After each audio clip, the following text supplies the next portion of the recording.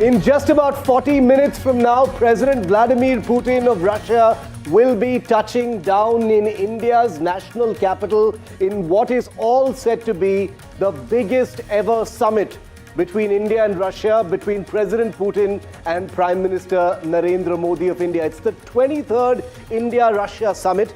The president is going to be in India for 27 hours. His aircraft will be landing in about 40 minutes. We're beginning our non-stop rolling coverage of the arrival of one of India's most time-tested friends, Russia, at a crucial time in global geopolitics. On NDTV, over the next 27 hours, I promise you a front row seat to what we're calling the big Putin parade, and that's what it's going to be, with ceremonials, agreements, and a huge dose of body language and bromance between these two leaders. But I'm not alone as we kick off our special rolling coverage here on NDTV. Always such a joy to be joined by my friends Padmaja and Vishnu, the three of us. Dramatic entry. Well, dramatic is how the arrival of Putin is going to be. So I'm just trying to set the mood, guys. We've got our teams out there at the IGI airport waiting to welcome Vladimir Putin. Let's begin by, you guys want to say something before we go to our breaking news? I think it's very significant that you said that, we are here, friends and colleagues, talking about it, because that one word, friendship, is pretty much going to define the next 27 hours. The fact that the Prime Minister himself is going to receive Putin at the airport when he touches down, the kind of bonhomie, the kind of body language, Vishnu, that we've seen between the two, the way they address each other, my friend Modi. That is not lost on anyone. He flies in an Ilyushin 96 aircraft, Shiv. The Ilyushin 96 is a big wide-body passenger jet. Vishnu, you asked me for my opinion, so I mean that's the first thing that came to my mind. We can talk about Putin later. Vishnu in a few minutes from now is going to have a flight radar screen up. He's going to show you the live arrival of President Putin. Flight radar has put the transponder off, so we are unable to actually.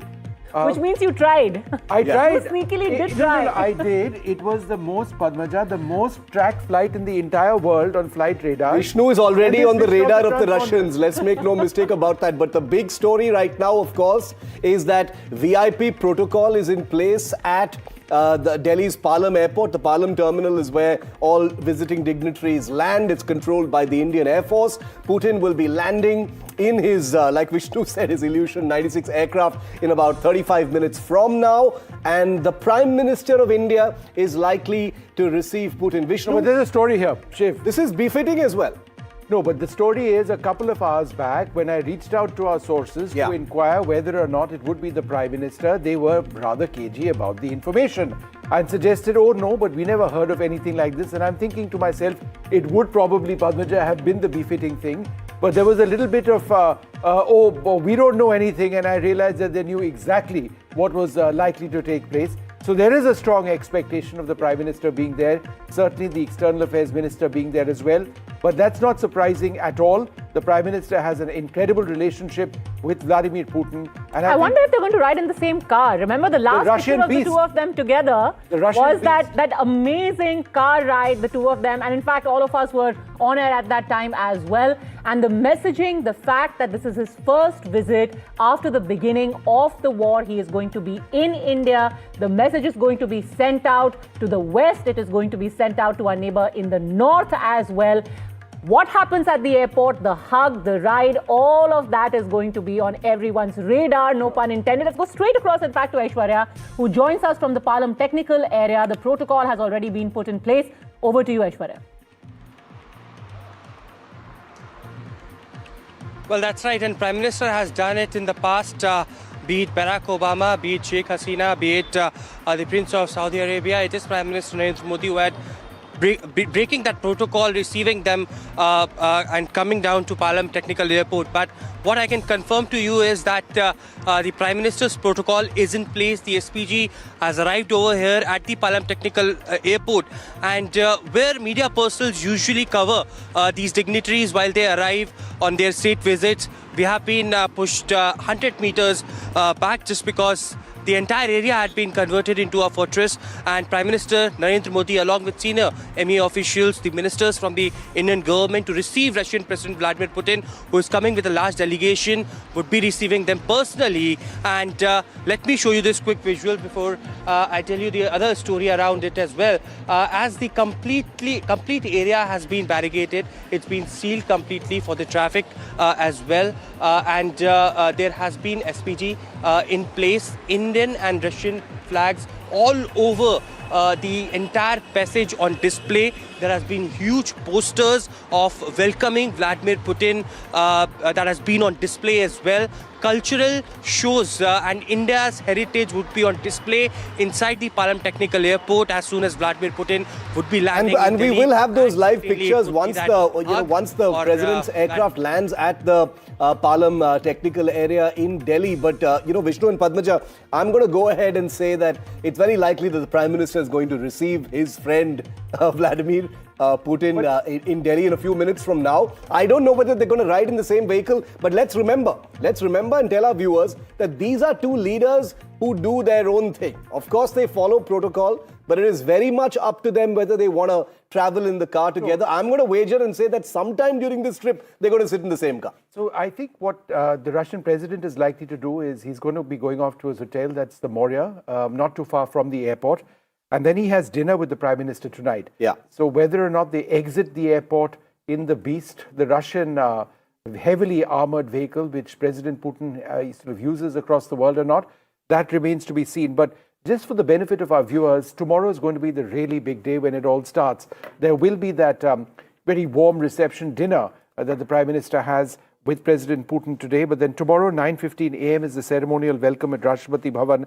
They'll be moving to Rajghat after that. There'll be Hyderabad House, where the India-Russia annual summit is going to take place. That's essentially what this visit is all about. They'll be going to the Bharat Mandapam later on in the day for the India-Russia Business Forum. And then at night, President Murmu will host a presidential banquet. The Russian president is, of course, chief guest before he departs for Russia. So it's a 27-hour trip to India. And in fact, on the agenda, whatever the government of India, the sources are indicating at this point, the biggest talking point is going to be business. At a time where the West has tried to isolate Russia, Putin's visit here making it absolutely clear that we have other channels open. We are talking to China, we are engaging with India, and we have plenty of options in front of us. The visit will go a long way in strengthening economic cooperation because of the large delegation of business people and very different avenues open before India. Would you like to talk through some of that? Because they're talking about how you've got Indian exports to Russia, exports in the field of pharmaceuticals, automobiles, agricultural products, marine products, but of course, defense. Shiv. Yeah, I mean, huge. Vishnu and I, in fact, right before this broadcast, we just locked up the latest episode of our defense podcast, which crystal ball gazes all the big things that are going to be on the table when Putin is here. And it's huge. The relationship between India and Russia, especially under these two leaders in the last 11 years, I would say, has in many ways amplified those sweeteners. Defense, military cooperation, weapons deals, all of those things are definitely on the table. But like you rightly said, that enormous CEO delegation that's traveling with Putin, we can't ignore that, Vishnu. That's the flavor of the day. I agree with Padmaja. Defense is there. Defense is the reliable layer of this relationship. Nothing can shake that. But the business, the trade, the agreements, the manufacturing, the partnerships, that is what is on the table here. Yeah, so there'll be no defense deals, Padmaja, which are going to be signed this time. There would be a little bit of an impetus to existing deals. For example, that deal for submarines, one submarine, a nuclear-powered submarine, which might, be pushed along because that's been signed and done. It's been delayed. And what will take place, as you mentioned, is a clear effort by India to push through pharma, auto. There is a trade deficit which exists between Russia and India. It is India's goal to step up our exports to Russia. When it comes to Russia, they've been exporting a lot of their weaponry to India. Crude oil, of course, which forms the large bulk of Russia's exports to India. That's gone down a little bit because of American sanctions. But India wants to ensure that this is business.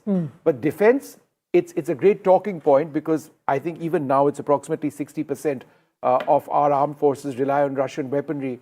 But Delhi's interest is, exactly as you mentioned.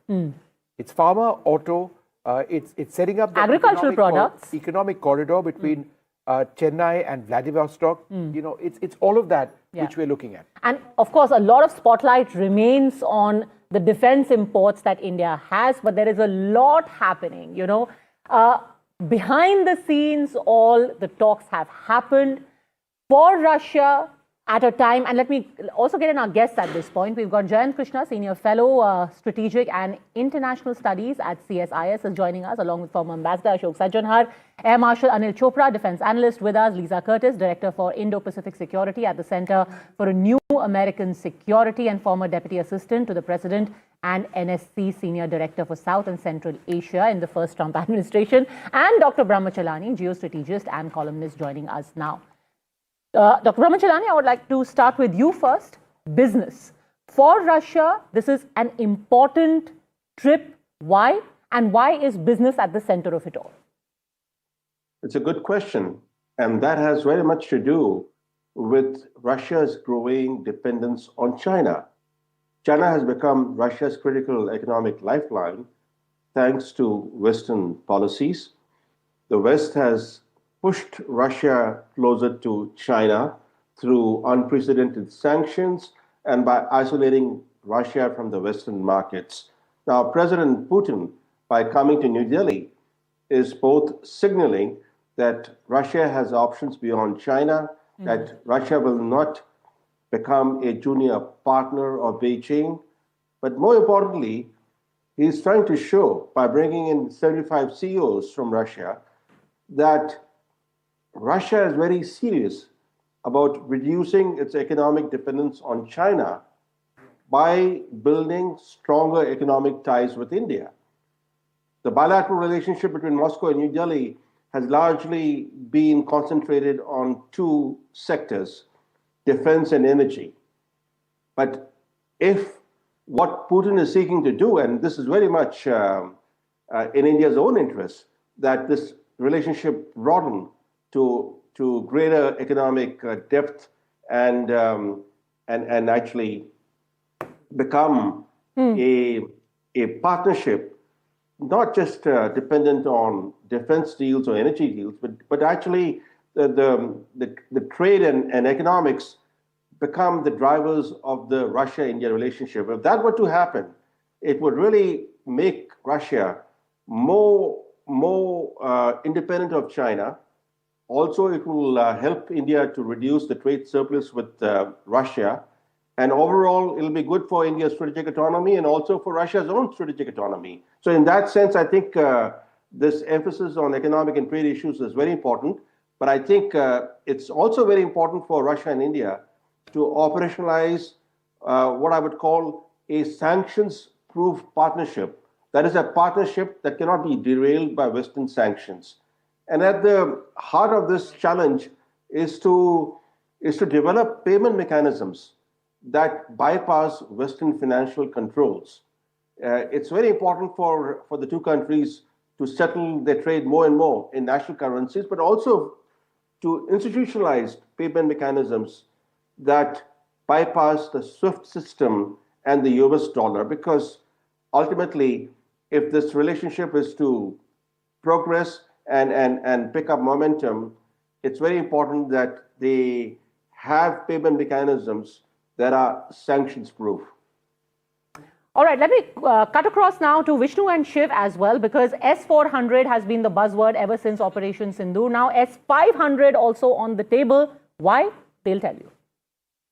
You know, this is an incredibly intricate relationship, but this is something that Vishnu and I have been looking at all year long. The S-400 is a missile system that's already in service with India, Vishnu, but the S-500 is something that Putin is pushing towards India. Tell us a little bit about both these systems and why they're so important. So I'm going to walk across to the S-400 that you've got on your side. And, you know, just for the benefit of our viewers, this is a system that's done incredibly well during Op Sindoor. You know, I mean, it was our first line of defense during Op Sindoor. It was the system which intercepted incoming Pakistani cruise missiles, some of which were incredibly fast. This is the system, Shiv, which knocked out that Pakistani AWACS aircraft at a range of 314 kilometers, which is a world record. Yeah. So in as much as the S-400 is able to do this extremely well, what you've got, or what we've got actually on this side, is the S-500, which is still in development, but it is a system which can intercept incoming intercontinental ballistic missiles. They look very similar. It's the missiles and the engagement radars and the long-range radars which are different. An intercontinental ballistic missile comes in at Mach 14 plus, 14 times the speed of sound. This system, the S-500, is able to launch its missiles to intercept incoming ICBMs in space. No, so that's what the S-400 that Vishnu was just talking about, remember, it was ordered by India in 2018 as part of the biggest deal, Vishnu, that India and Russia have signed so far, $5.5 billion. Those missile systems performed incredibly well. They were game changers, as Vishnu said, during Operation Sindoor. And that's the reason why India is about to order 5 more. We're going to double our order for S-400s. That'll happen after the Putin summit, of course. But the S-500 is that big game changer that the Russians are now trying to push, which could be a co-production where, unlike the S-400, which was bought off the shelf from Russia, the S-500 could actually be built as part of a joint venture between India and Russia. And talking about... Shiv, just a few, just a few details about the S-400 itself. What you see actually over here on our screens are the missile launchers, right? The S-400 has several missiles that it can actually fire, about 5 missiles. Some which can hit targets at about 40 kilometers, some going up to 400 kilometers. So it's got different missiles for different ranges. It's got very impressive long-range radars and an engagement radar. It's not just this, it's this plus various components, and they're all mobile. No, so, that's what's the big deal. $10 billion in terms of the S-400, many multiples of that for the S-500 mean that defense, needless to say, as Padmaja was saying as well, is the big sweetener of this relationship. But speaking of Operation Sindoor, where Russia actually affirmed what a reliable diplomatic ally it is, take a look at this.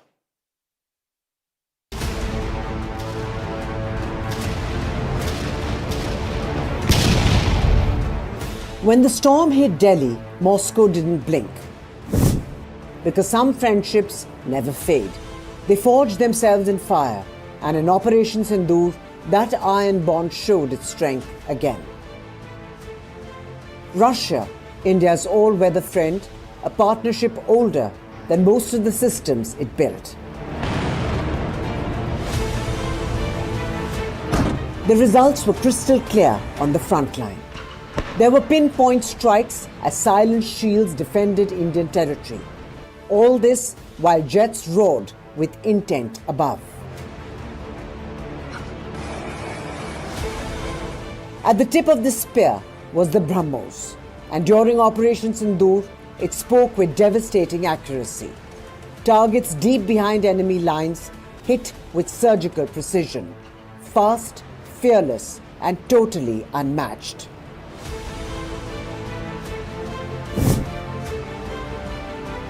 Above the battlefield, another giant stood guard. The S-400, a shield of radars, a wall of electronic eyes, drones and incoming threats intercepted, blinded, forced to turn back or be turned to scrap metal. And then came the Sukhois, the aircraft India knows as its own, Russian by origin and Indian by production. Their strikes were sharp and decisive. But the story runs deeper than one operation, from historically being buyer and seller to now becoming co-creators. Manuals have transformed into shared blueprints and imports into joint technology. BrahMos proved it, the S-400 underlined it, and Sukhoi has stamped it. New collaborations are reinforcing it. And now the leaders meet again in New Delhi with the message as clear as daylight. This bond is no fair weather friendship. It's tested, trusted, and has been hardened by the sands of time.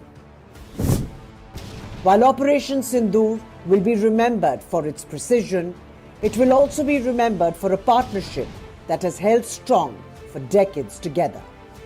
An unrivaled tale of two nations with one massive battlefield edge forged together.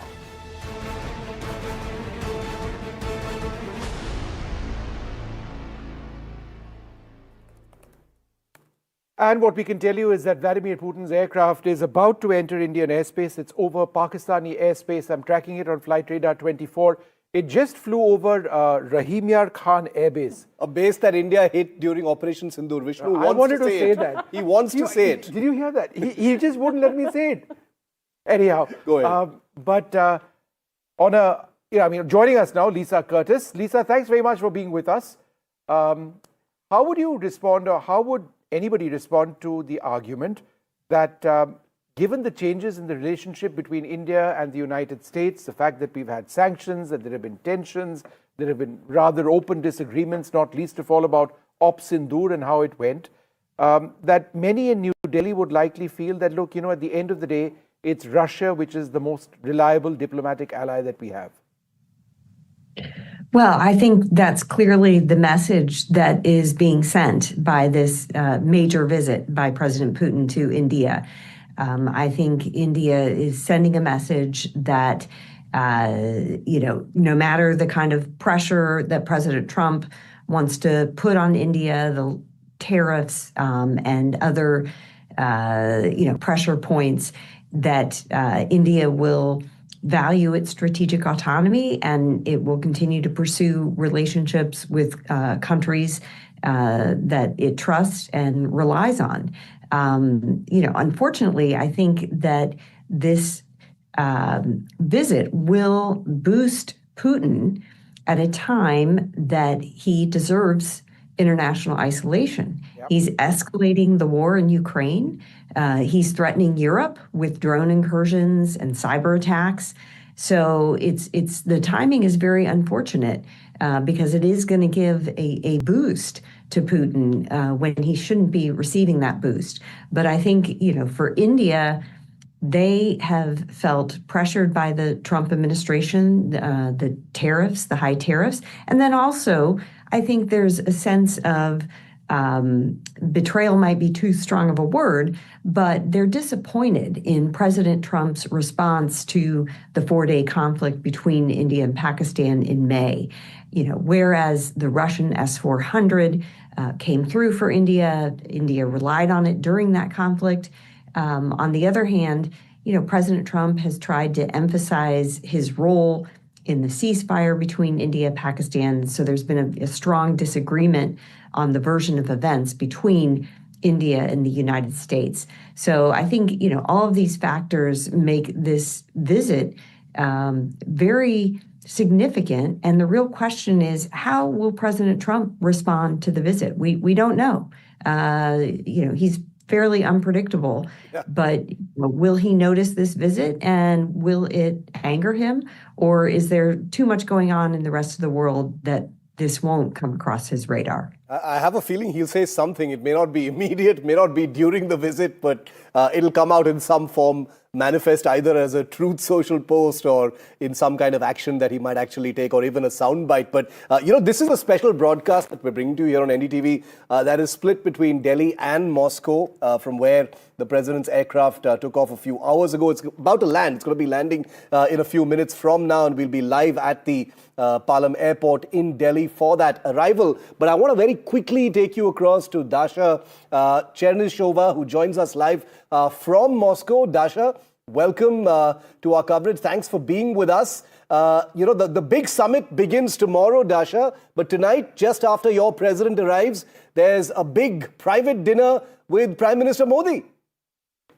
Absolutely, and we have heard the Russian president ahead of this trip telling the Indian media that there is some sort of personal bond between himself and Indian Prime Minister Narendra Modi. So certainly this is something that will be followed, and the Russian president is going to India with a very clear understanding that India is a long-standing partner of Russia, be it in the bilateral relationship or the international track. They are partners on numerous organizations, including including BRICS, something that has emerged to become even greater important over the past couple of years, since Russia has been finding itself in a different position from the West and looking for the partners elsewhere, especially in the countries of the global South. And this relationship is certainly something that will be only serving to boost the bilateral ties that these two countries have. You know, Dasha, it's been less than 4 months, and this is the second meeting that's going to take place between the two of them. Are they going to carry forward some of the momentum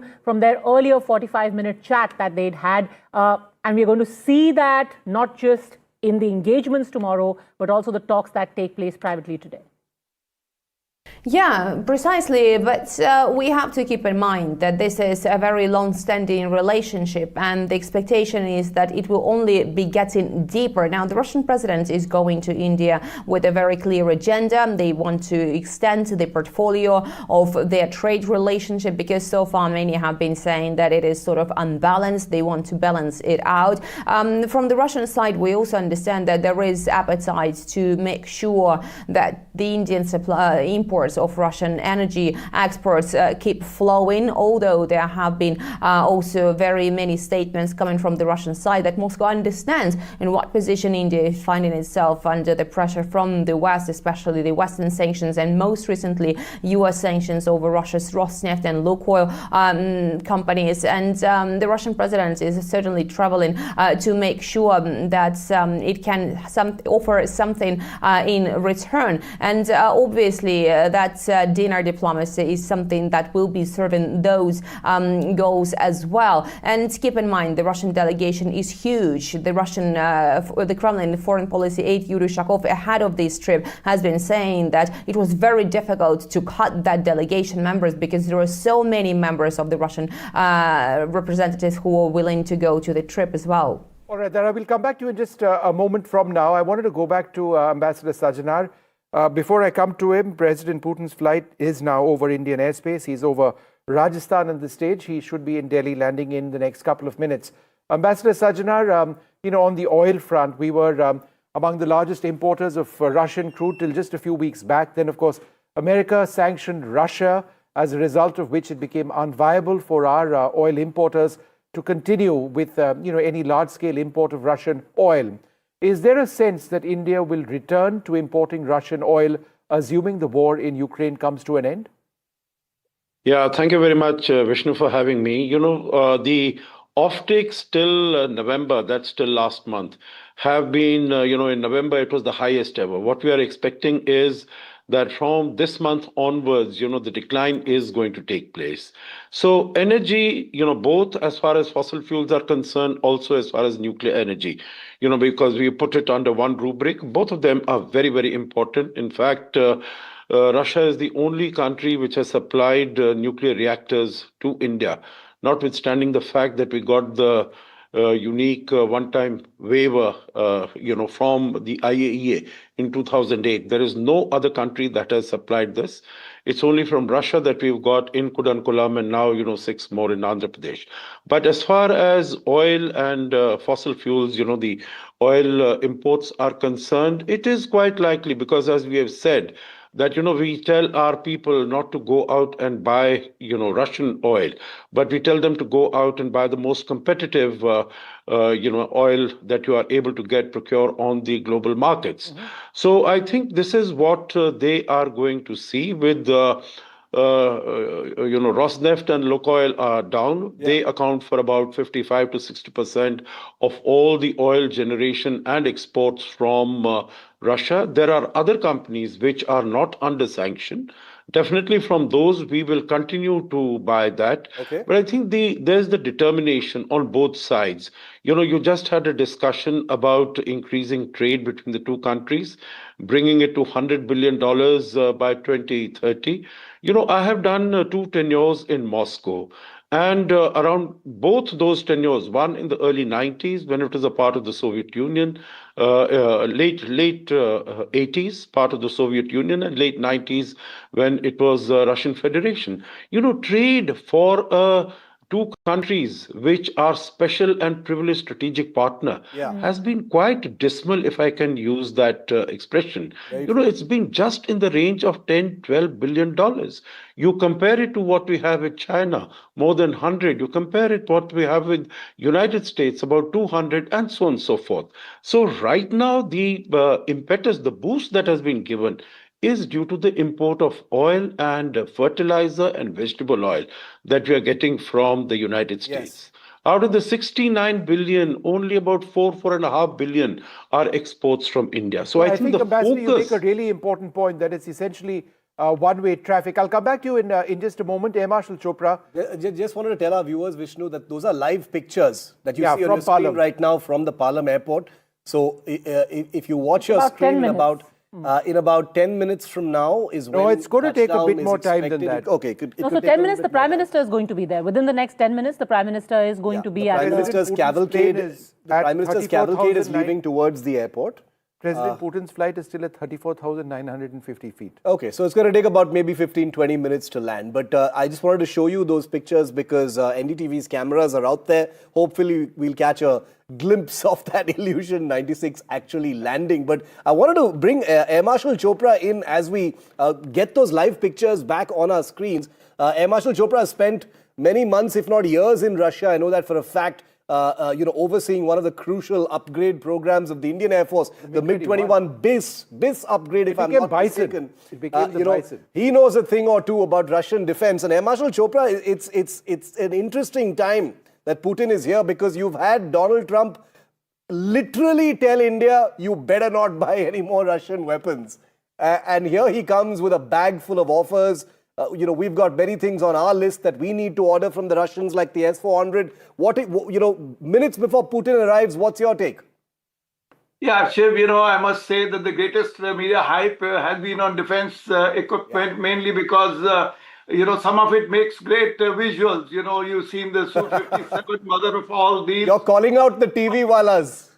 Yes, surely it is going to be spoken of, but nothing it can come off just like that. Yeah. So much of detailed discussion will have to take place, and we remember that we have come out of the FGFA program in 2018, which was the predecessor to the Su-57. But surely additional missiles, about 10,000 crores for the S-400 will be there, the S-400 deliveries, which is more related not so much to production, but more related to balance of payment issue will be discussed. Surely 5 additional S-400 we require, maybe actually we require 15 because we are a continental sized country. So this is surely going to be hot ticket. S-500 will be spoken of and they will request that such an offer. Mind you, only one system is operational as of today. It's around Moscow, and it'll be some distance away. If it comes, it'll be in 2030s. So, but there are other programs like the medium transport aircraft, which the Russians are trying to push. They are still wanting the Ka-260, which is the light utility helicopter. They very much know that our own LUH by HAL is still, is behind time. It's still at the technology demonstration stage, not even reached prototypes. So there are going to be issues. We are going to look for the R-37M, the long-range, missile, which is required for A-to-A. They may even mention about this Sukhoi Superjet SJ-100, for which HAL has recently signed an MOU in Russia. Of course, Chakra 3. The current timelines in public domain is 2028. Maybe India would want it to be, hastened. There are issues on the Indo-Russia rifles because... Air Marshal Chopra, what you've reminded us of is one thing that's very funny, which is that if we start listing every item on the defense and trade relationship between India and Russia, we will have to probably spend 27 hours actually doing that. Vishnu and I just did that a moment ago, and it's incredible how many things there actually are. Vishnu, nuclear is also on the table. There's also nuclear. Something we are looking at miniature. In fact, if Prime Minister's cavalcade, all right, Prime Minister's motorcade over there entering Palam. These images coming in to our viewers from Palam Airport. We can see those vehicles, one with the India flag. A couple of them. These are the armored vehicles that the Prime Minister uses. The Russian president should be landing in a couple of minutes from now. But Jan Krishna, if I can come across to you. I think Shiv raises an important point, energy cooperation. And we're now talking about modular and small-sized nuclear reactors. We've seen Russia lately have a big role in the Kudankulam nuclear plant. Do you expect to see any developments in energy cooperation? See, one thing is very clear, Vishnu, that, I think India has been the largest crude oil importer, perhaps second largest after China from Russia. But, after the American sanctions against a few Russian companies, this slowed down a bit, even though the overall offtake in November was higher than the earlier month. So I think, they need to figure out that, how to not to stop or not to slow down the crude oil import from Russia, these sanctions notwithstanding. I think that's very important. But I think more than the crude oil, I think it's the overall trade deficit which India has vis-a-vis the international trade between Russia and India. I think that's very important. This deficit in favor of Russia and against India was about $3.4 billion in 2020. Now, last year, full year that we have the data of, it rose to $63 billion. I think this in today's day and age, is not acceptable at all, because India typically imports, defense equipment, oil we just talked about, fertilizers, edible oils, and so on and so forth.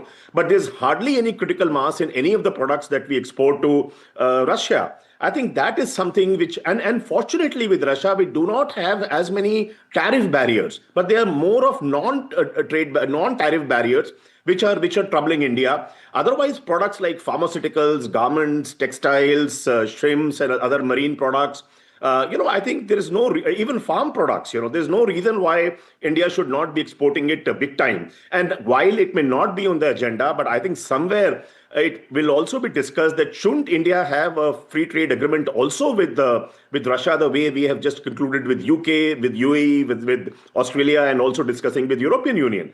I think this is very, very important. Otherwise, no matter how much we talk about the relationship, time-tested one, a historic one, a great one, but there's a complete imbalance. For half a second, just give me 1 second. Just want to edge in. Yeah, go ahead, we've been talking about how India is trying to bump up its trade with Russia. How is America going to take that? Because that really is going to be the next big question. India is unimpressed by any pressure that has been put on it so far. What kind of reaction do you foresee from America? Is that the question to me? Yeah, that's right. Yeah. So, one thing is very clear. India can't keep on laying all eggs in the American basket when it comes to exports from India to the US, right? It just can't happen, right? We have seen that, how unilateral and a partisan levy of, import of duty of tariff of 50% has been levied. And half of that is because of India continuing to import crude oil from Russia. So I think no matter what America feels, frankly, India should not care beyond a point. I'm not trying to say that our relationship with the US is not important. It is important. US is the second largest trade partner for India, and US is the country where we get the maximum amount of FDI. But it does not mean that we will develop that and further that relationship at the cost of our relationship with other countries. That cannot happen, just cannot happen. But I think areas more than the trade imbalance between India and Russia, another thing which is very important is there's hardly any foreign direct investment that we get from Russia. I think that is also very, very important. No, all of these things are going to most definitely be discussed. They are being discussed. Like you said, a trade agreement between India and Russia definitely on the table. Huge potential for what to achieve between these two countries. As Ambassador Sajjanar said, live pictures of the Prime Minister's motorcade reaching the Delhi Palam technical area. This is the VIP portion of the Indira Gandhi International Aerodrome, which is controlled by the Indian Air Force and the VIP squadron that operates from there. That's where VIP dignitaries land. It's a special arrival area where the Prime Minister of India, who has just arrived, as you can see in these pictures, Padmaja and Vishnu, he will be there. So, like we first reported earlier this afternoon, this is not disproportionate at all. This is a relationship that India takes, preeminently. It's an important personal relationship between the two leaders as well. So I'm not surprised even slightly that the Prime Minister... let me ask you this, Vishnu. How is this decided? Because it's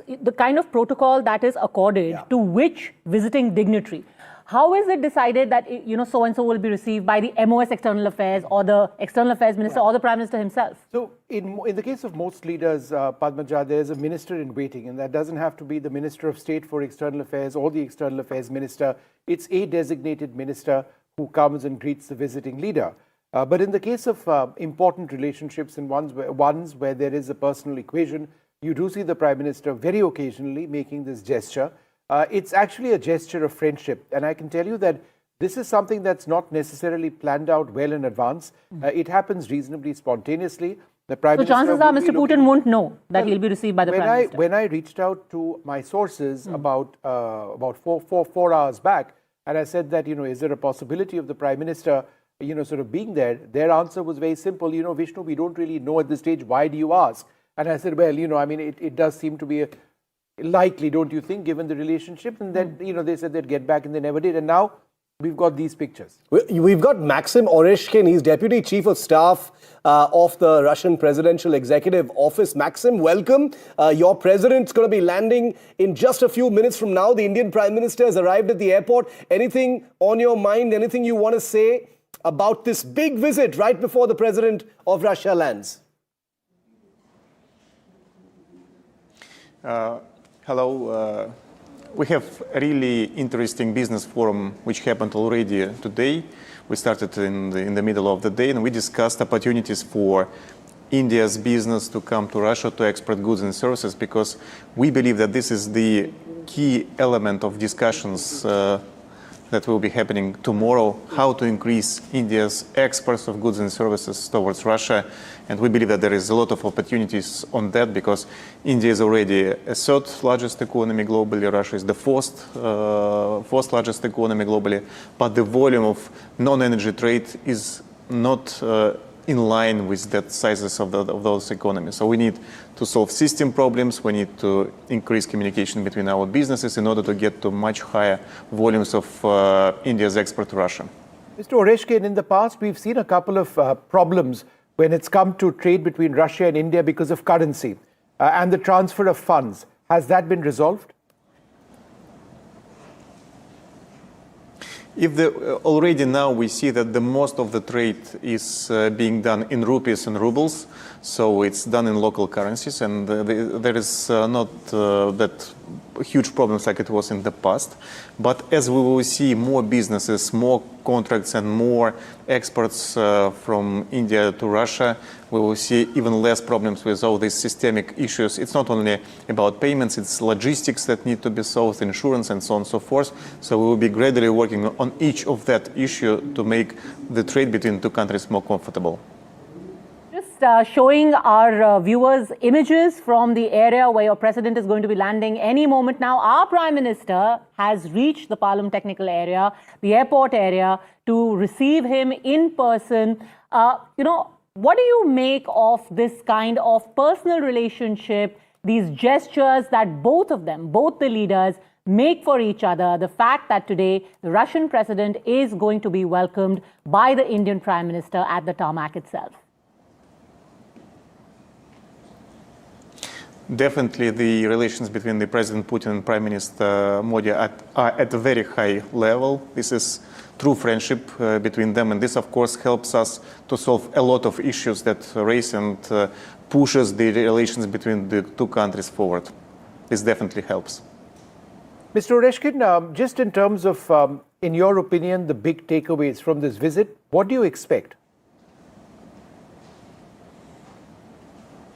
Well, another big step forward in terms of goods trade, step forward in services trade between the two countries, issues connected with the technological cooperation, especially on the artificial intelligence, and also of more free access of labor force of one country to another jobs market.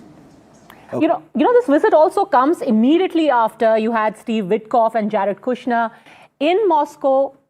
What is the messaging from there? That you had that meeting, of course, any of us would have loved to be a fly on the wall for that rather long meeting, but soon after, Mr. Putin is in India.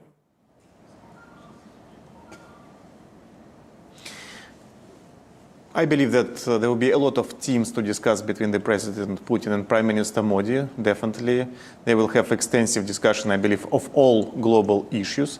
But I'm here to discuss business opportunities between our countries, and we are doing a substantial progress in that area. Okay, Maxim Oreshkin, appreciate you giving us your time right before the President of Russia lands. We've got these live pictures on our screens, and I'm going to stay with these pictures. There's a tri-service ceremonial welcome. As you can see, the soldiers have all lined up there to receive the President of Russia. They're there, right there on that apron. You can see a few aircraft landing and taking off, Vishnu. That's far in the background. But the Russian president's aircraft, of course, is going to be unmistakable. So I want to stay with these pictures and nothing else right now. Vishnu, a tri-service welcome for the president. The Prime Minister will, of course, also be there on that carpet to receive his friend Vladimir. No, absolutely. And if I can just request our PCR to bring up flight radar so that, our viewers know where exactly this aircraft is, just a couple of minutes away. It's the most tracked flight in the world, which is why we want to track it as well. But yes, it's a tri-services guard of honor. The national anthems of both sides, I presume, would be played out. Prime Minister Modi will be, sort of greeting Vladimir Putin. I think Shiv raised an interesting point earlier on. I think it was Padmaja who raised this point earlier on that, will Prime Minister Modi get into the vehicle of the Russian president? The Russian president usually travels in his own vehicle. It's called, well, like the American president's car, it's called the Beast in a sense, but it's a Russian vehicle, heavily armored. It's got, it's blast proof. It's got secure communications, etc., etc. And has been delivered here ahead as well. Right. I would suspect more than one of them. Yeah. So would that be done for a while, or would they go their own ways? I would suggest that they would actually travel, their own ways, because there is a dinner which the Prime Minister is hosting for President Putin later. And the reason why we talk about all of this is, remember, this visit also has ramifications on the kind of politics that we see here. We're right in the middle of the winter session of the Indian Parliament as well. And again, one of the long-standing allegations against the government has been that right now you've got nobody in your corner. Everyone, did not stand up for you, did not stick up for you, especially during Operation Sindoor. And all of these countries were put in that same block. In fact, we've had the Congress saying that your friends like America, like Russia, they did not apparently call out Pakistan. They did not vocally put Pakistan on the mat, as it were, for what happened in Pahalgam and thereafter in Operation Sindoor. But these images tell a different story. He's landed. The president of Russia has landed. We can confirm to you. Pictures just in. These are live pictures from the Palam airport. The president of Russia has landed. Prime Minister Modi there in his motorcade on the apron. So it is going to be a big Kodak moment tonight. The Prime Minister is there in person. These are the first pictures of Prime Minister Modi at the Palam technical area. So that settles that. Vishnu and Padmaja, he's going to be there on the apron. Expect hugs and handshakes as well on the red carpet as the Russian president gets out from his Ilyushin 96 aircraft. I'm still wondering whether they're going to travel in the same vehicle. You never know with these two leaders. Let me put it out there. You never know with the both of them, because they share a bond that is quite rare, quite unique. So there's every possibility that may happen. But like Vishnu rightly pointed out, I think the Russian president goes to his hotel first and then... But can I just say, Shiv, if he has landed, then there's another aircraft in the air, which is also from the Russian Special Flight Squadron, decoy, which is on its way. And that would possibly be a decoy aircraft, right?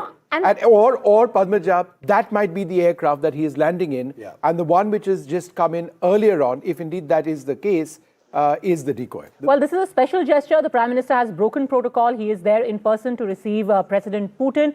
But what I do want to, ask both of you, the fact that all this while you've got Europe, you've got America in particular, asking India that you must try and isolate Russia. Despite all of that, this personal gesture, going out of your way and saying, not only am I not going to isolate him, I am going to accord him a special welcome in person. No, but I think this is the most important point in all of this. India's foreign policy has been entirely independent.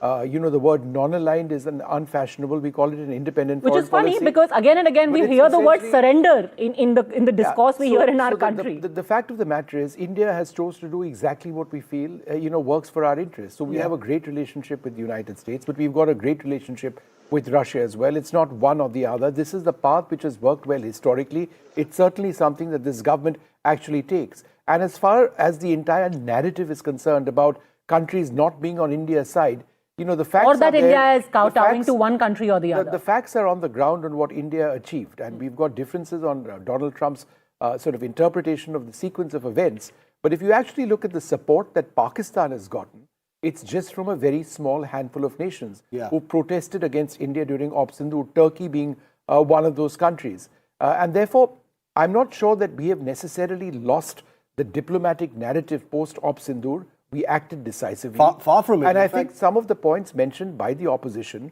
quite frankly, are ludicrous. In fact, what the Prime Minister said that, earlier we used to talk about having strategic distance. Now we have strategic closeness with everyone, and depending purely on our own interests. We are not going to listen to X person's concerns or say that, we are going to bow before somebody else's pressure. We are going to see where our ends are met. And exactly. The man on your screen, just to add to what Vishnu said and to answer you, Padmaja, is Narendra Modi is perhaps the only leader in the world. In fact, I'm sure he's the only leader in the world who in the last 18 months has met and hugged both Vladimir Putin and Volodymyr Zelensky.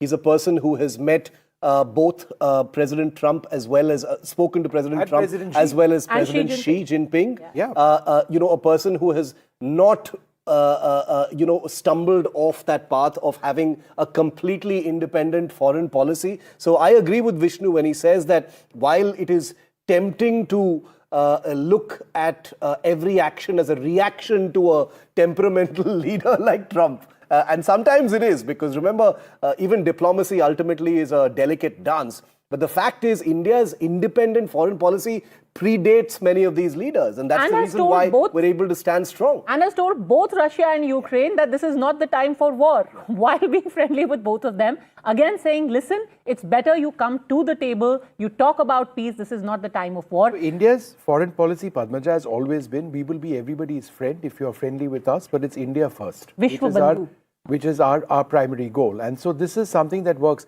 I think the point on oil, and this was mentioned earlier on, is that, look, we've got relationships with oil all over the world. We wanted to import from Russia. We couldn't at the present moment, but because we've got great relationships elsewhere, we continue to sort of fill that void for the moment. But Brahmachalani, what do you make of people who still are wondering, how do we trust or how much do we trust? It had happened when we were engaging with China that fine, you're going ahead, you're having those hugs and handshakes, but can you really trust China? How much can we trust Russia? Because one of the factors quoted there is they also have a working relationship with Pakistan. They do trade with Pakistan as well. And with China, of course. Language ko kaise Bharat ke... All right, we don't seem to have his audio now. But can I just say... think Dr. Chelani is with us. I think the other point, Padmaja, is that, and you make a great point, is that the Pakistan Air Force's JF-17s have Russian engines. No, the same ones as but it's a fraction, right? I mean, if we look at the kind of trade they have. It's a problem. India doesn't appreciate Russia. But Russia will also look out for themselves. Their transport, let's look at it from an India standpoint. Pakistan's transport fleet of China is Russian. Russia provides Pakistan with jet engines. So that's a bit of a problem. Guys, I want to zoom in for a moment to these pictures. Let's just dwell on these pictures in a bit. Once the leaders are here, we'll talk about the trade and other things. Vishnu, the officials you see around the Prime Minister's vehicle right now, because our viewers are very interested in this stuff, are the Special Protection Group, right? Yeah, who are the agencies that will be arriving with the Russian president? So it's there's a special group which protects the Russian president. There is the KGB as well. There are his inner line of bodyguards who would be sort of coming in at this stage. These images from just a little while earlier on, Prime Minister Modi over there. He's of course protected by the SPG, which is his inner line of protection. So there's a great deal of security over here at this particular time. Remember, this visit does come not too long after the horrific Red Fort blasts which took place, and the plot against India at so many levels, which is a cause of concern. But President Putin has chosen to come over here. He operates under extremely high security conditions, not least of all because of the ongoing war between Russia and Ukraine. If you look at the flight path of his aircraft, he was flying in east of the Black Sea, not too far away from, the center of the conflict between Russia and Ukraine, before his aircraft entered Afghan airspace, Pakistani airspace, and I think in just a little while from now, he will be landing. So a couple of aircraft likely landing, either one of which would have him. One might be a decoy aircraft. But the Prime Minister, in this very rare gesture, it is quite rare, it's infrequent, it's not that he's not done it before, sort of sending out a strong message of friendship, sending out a message where he sort of lets everybody know about the warmth of this gesture. Now, how will America look at this? How will certainly European countries? That's interesting because Shiv and Padmaja, as you know, just day before yesterday, we had 3 ambassadors of European nations writing in the Times of India in a joint article that they had serious concerns about Vladimir Putin and the way that he's been dealing with Europe, to which the External Affairs Ministry and sources over there seem to indicate that, look, you're in our country now, so this third-party interference in the name of freedoms to write what you want, let's be respectful of one another. I think that was the basic message. Padmaja? Absolutely, but it was interesting. You can also look at it from the prism of, well, in India, you do have the right to free speech because you had a very, cogent rebuttal or a response to that coming from Russia as well. Despite what is said about India, the fact is that we are standing up for ourselves. We are engaging with everyone on our own terms, and everyone gets to say their piece as well, respectfully. However, red lines should not be crossed. I think that has been made very, very apparent. Ambassador Sajjan. Excellent discussion. And if you permit, I will make 2 very quick points. I think one, we need to, both between the United States, that is the one that has been pushing against India. The United States, Mr. Trump told EU also to levy the same penalty tariffs that he had imposed. He said no. As far as these countries are concerned, maybe we need to differentiate between what Europe is doing, because Europe has said that fine, we recognize what India's position is with respect to Russia and Putin, but we will continue to do business and, we are looking at signing an FTA with the EU. For all, we might have the President All right, of the Ambassador, I'm just Commission. interrupting you now. We do appear to have some images which are coming in at this stage of an aircraft. This is at the Palam airport, as I understand it, that we've got these videos coming in. This is an older. Ignore that, ladies and gentlemen. I think that was the French president's aircraft. Yeah, we're just going to ignore that for a while. I think this is a mixed feed, which is actually coming in over here. But this is the live images from Palam. But Ambassador Sajjanar, carry on with the point you were mentioning. Yeah, so that was one point. Second thing, the point that was made by, I think Padmaja or you, Vishnu, that Russia is having good relations with Pakistan. I think this is not an era of exclusivity in relationship. That way, even Russia could tell India that you have such excellent relations with the United States. You have such excellent relations with Europe. So, we are following that policy of multi-alignment, that we will work with those countries with whom we can work. We will continue to take that partnership forward. And of course, the most important thing is make ourselves very, very strong, very, very capable to deal with any of the challenges that might emanate, whether it is from a Western neighbor or it is from a Northern neighbor. The second point that I was making was, or let me mention about, Prime Minister going to receive Mr. Putin. Mr. Putin has been here 3-4 times earlier. The Prime Minister never went to receive him earlier. So, we have to see it in the context of the changed circumstances that were taken place. He has gone, I did my research work, he's gone to receive just about 6 or 7 leaders. Barack Obama in 2015, Trump in 2020, Sheikh Hasina in 2017, Emir of Qatar earlier this year, and MBS, some time back, and also the president of Abu Dhabi, and Shinzo Abe, Netanyahu. These are all the leaders that he's gone. But Putin has come here 4 or 5 times earlier. Yeah. So I think we need to really see what has changed now. I think this is time to pay back what Mr. Putin, the manner in which he conducted himself in Tianjin, and he was able to create that moment. I think that is, one of the very significant reasons. And the last point that I was making was earlier, that was we really need to differentiate between Europe and the United States. We club them together in the West. But I think, as I was saying, we might have the president of the European Commission as our chief guest at the Republic Day next month. So, our relations with Europe also continue to be. They are also mindful of India's interest, that India has long. What shots are these? All right, Ambassador Sajjanar, one other key point which I think we need to reflect on slightly is BRICS. Now, that's something that irritates the United States to no end, but Brazil, Russia, India, China, and South Africa, that's a formation which is absolutely huge.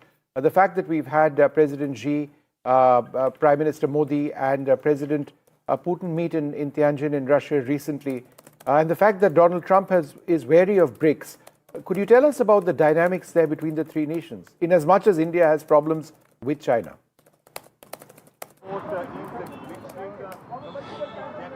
The expansion of BRICS, as China has been, and Russia has really had not much, it has gone along with China, let me put it this way. It has gone along with China in terms of the expansion of BRICS. But whether it is India or it is Brazil or it is South Africa, they are not happy with the expansion of BRICS because they thought that when we are just 5 of them, then they have a certain clout, they have a certain preeminence, they have a certain profile. But when the club gets expanded to 15 or 20, then of course the preeminence of China will remain. Preeminence of China will remain, but the importance of the other members like India, Brazil, etc., that will come down. So that is the internal dynamics. But as far as Mr. Trump is concerned, I think we have told very clearly that BRICS for us is a non-Western organization. It is not an anti-Western. Interrupting you now, Ambassador, I'm sorry to do this, but we've got some breaking news coming in. President Putin's aircraft, assuming that this is the one that Flight Radar is tracking, it's going to be landing in about 2 or 3 minutes, maybe 4 minutes from now. It's just flying over South Delhi at this stage. So, ladies and gentlemen, in case you've just joined us now, what you are seeing are images from Indira Gandhi, from the Palam Technical Area, which is a part of the Indira Gandhi International Airport. That's where the Russian President's special aircraft, an Ilyushin 96-300 PU of the Special Flight Squadron of the Russian Air Force, will be landing in a little while from now. Prime Minister Modi, you can see, is there to greet him. It's uncommon for the Prime Minister. Okay, he's landed over there. This appears to be one of the aircraft which has landed. That is an Ilyushin aircraft 96, IL-96-300 aircraft which has landed. We are waiting to see if that is the primary aircraft which is carrying Vladimir Putin, or there is another one as well. There is a decoy aircraft. It's not decoy. It's actually a backup aircraft in case one is non-functional for whatever the reason. But I think it is safe to say that it's likely now that the Russian president has landed in India. He was expected to land at about this time. I would suggest that about 20 minutes later than what was expected. Shiv. That is Putin's Ilyushin 96 wide-body aircraft. It is the aircraft that the Russian president uses. It's a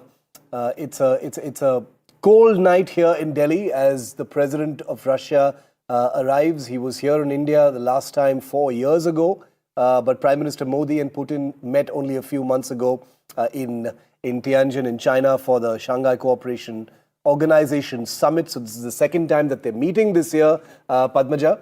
And the president has only 2 items on his agenda tonight. There's that ceremonial welcome that we'll be seeing live here. And I can't wait for those pictures for the Prime Minister and Putin. I think we just have to wait a few more minutes now. And a lot of people talk about the kind of chemistry they have shared since 2014, but it goes far, far beyond that. In fact, some very interesting pictures that had emerged of when, as the Chief Minister of Gujarat, Mr. Modi had met with the Russian president in Moscow. He was at that time, of course, a junior figure. He was representing what many would later call a small state. But when the Prime Minister spoke about that meeting in 2001, when Mr. Modi had accompanied Atal Bihari Vajpayee, he said that President Putin treated me with great respect and honor even at that time. And that established the foundation for our enduring friendship. It was incidentally during that visit, almost 24 years ago, that Mr. Modi, as Chief Minister, had signed a historic protocol agreement for cooperation between the state of Gujarat and the Russian province of Astrakhan. So these two men have a relationship which goes back quarter of a century, 25 years they've known each other, and they still say that that's what has deepened the bond. So irrespective of whether Mr. Trump is happy or unhappy with the kind of relationship that two of them enjoy, at least it's a strong one, it's an enduring one, and it seems to be only getting better. Vasudha, our political editor, is also live with us. Vasudha, very quickly, Well, we'll come back to Vasudha in a moment, but just for our viewers, the aircraft on your screen, an Illusion 96, that's the Russian presidential flight which has just landed. There is another aircraft, I can tell you, also on short finals at this stage. We have to wait and see if this is actually the aircraft which has Putin, or whether there's another plane which the one that's about to land, which has him. And if you see a lift being taken up to the aircraft, staircases rather, the official one, with a red carpet being taken up to the aircraft, then this would be the likely aircraft. But we've got it. Journalists around the world have gotten it wrong in the past. We'll have to wait and see whether indeed this is the aircraft. But the presidential visit is beginning at this stage. It's a critical visit at this stage, one where we're going to see the president of Russia, Vladimir Putin, come out of one of two aircraft. This is the first one on the ground in a little while from now. And he's going to be having a meal with the Prime Minister tonight before a very busy day tomorrow before he flies out. It's been an approximately 6-hour, 12-minute flight, is what I can tell you. The president has a busy schedule tomorrow. There's the India-Russia official talks which take place, the summit as it were.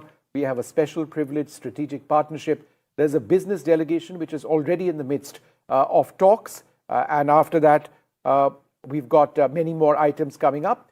Well, I'm joined now by our political editor, Vasudha, who has a lot more at this stage. Vasudha, what's happening? Where exactly are you? What's happening? And what's going to happen at that dinner? And are they going to travel together in a car, Vasudha?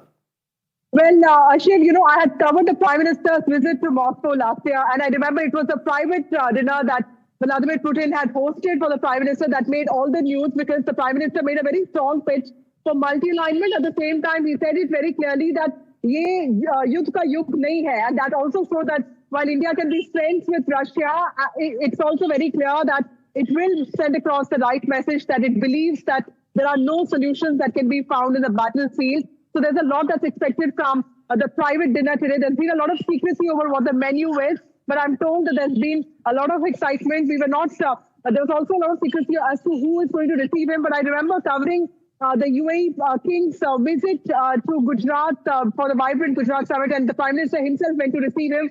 This is his way of reaching out to his old friends, old allies, diplomacy at its best, Modi style. So we can expect a lot of desi tadka to this.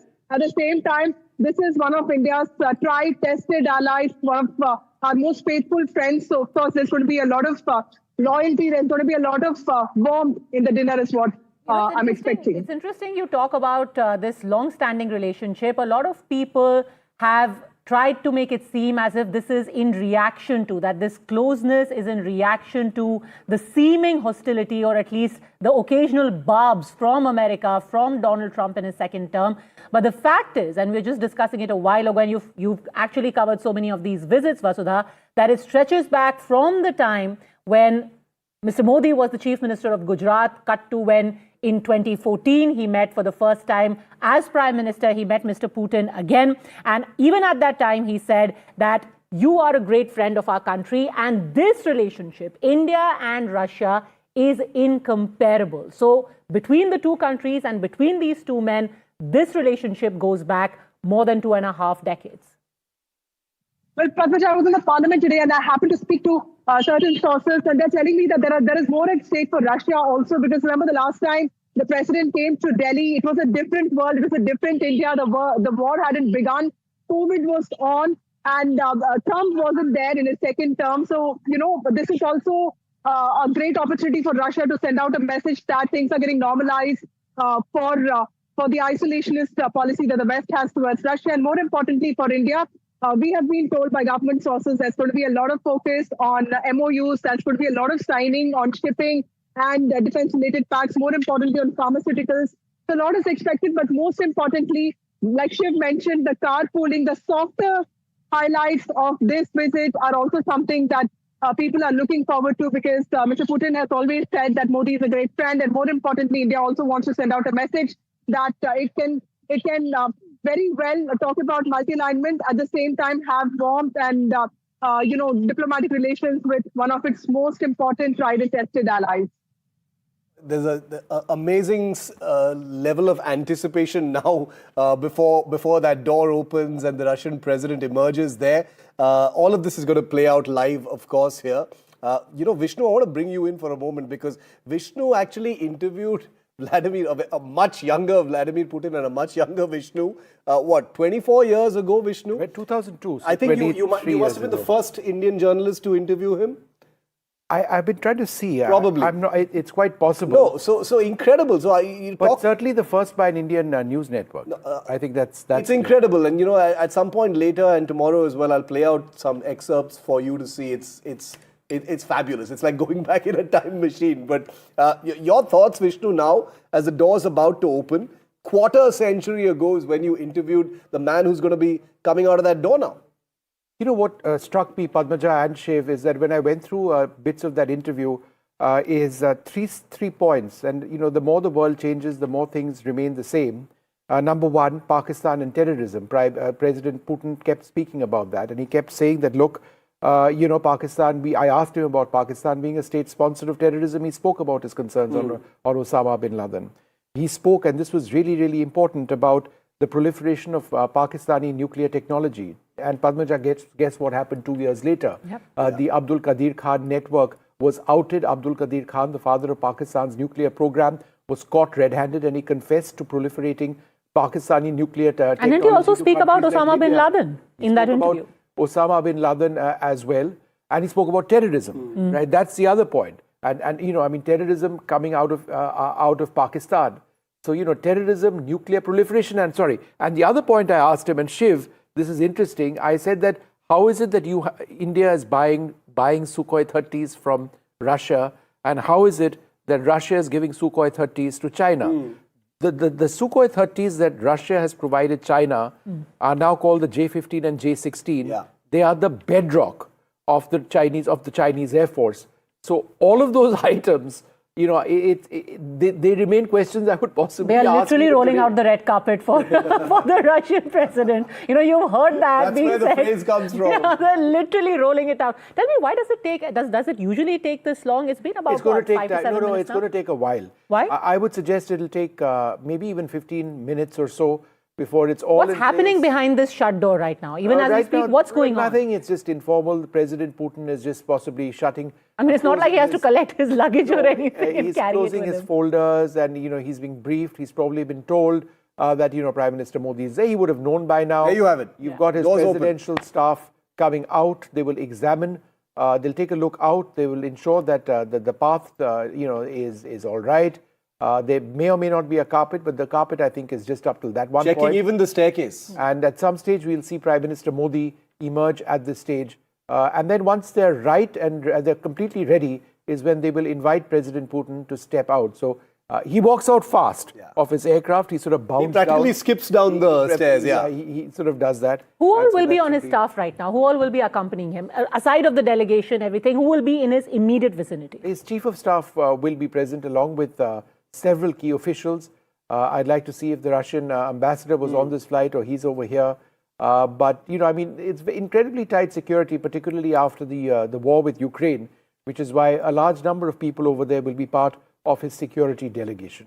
Yeah, and everyone was enamored when there was a detail about how there is a poo briefcase, apparently, which also accompanies him wherever he goes. Oh, if we get into the details of the kinds of things that accompany leaders like Putin, that's a completely separate. In fact, we've got a story on that, Padmaja, which we'll play out a little later. But I think the scary thing... He's one of the most protected world leaders. He also carries what?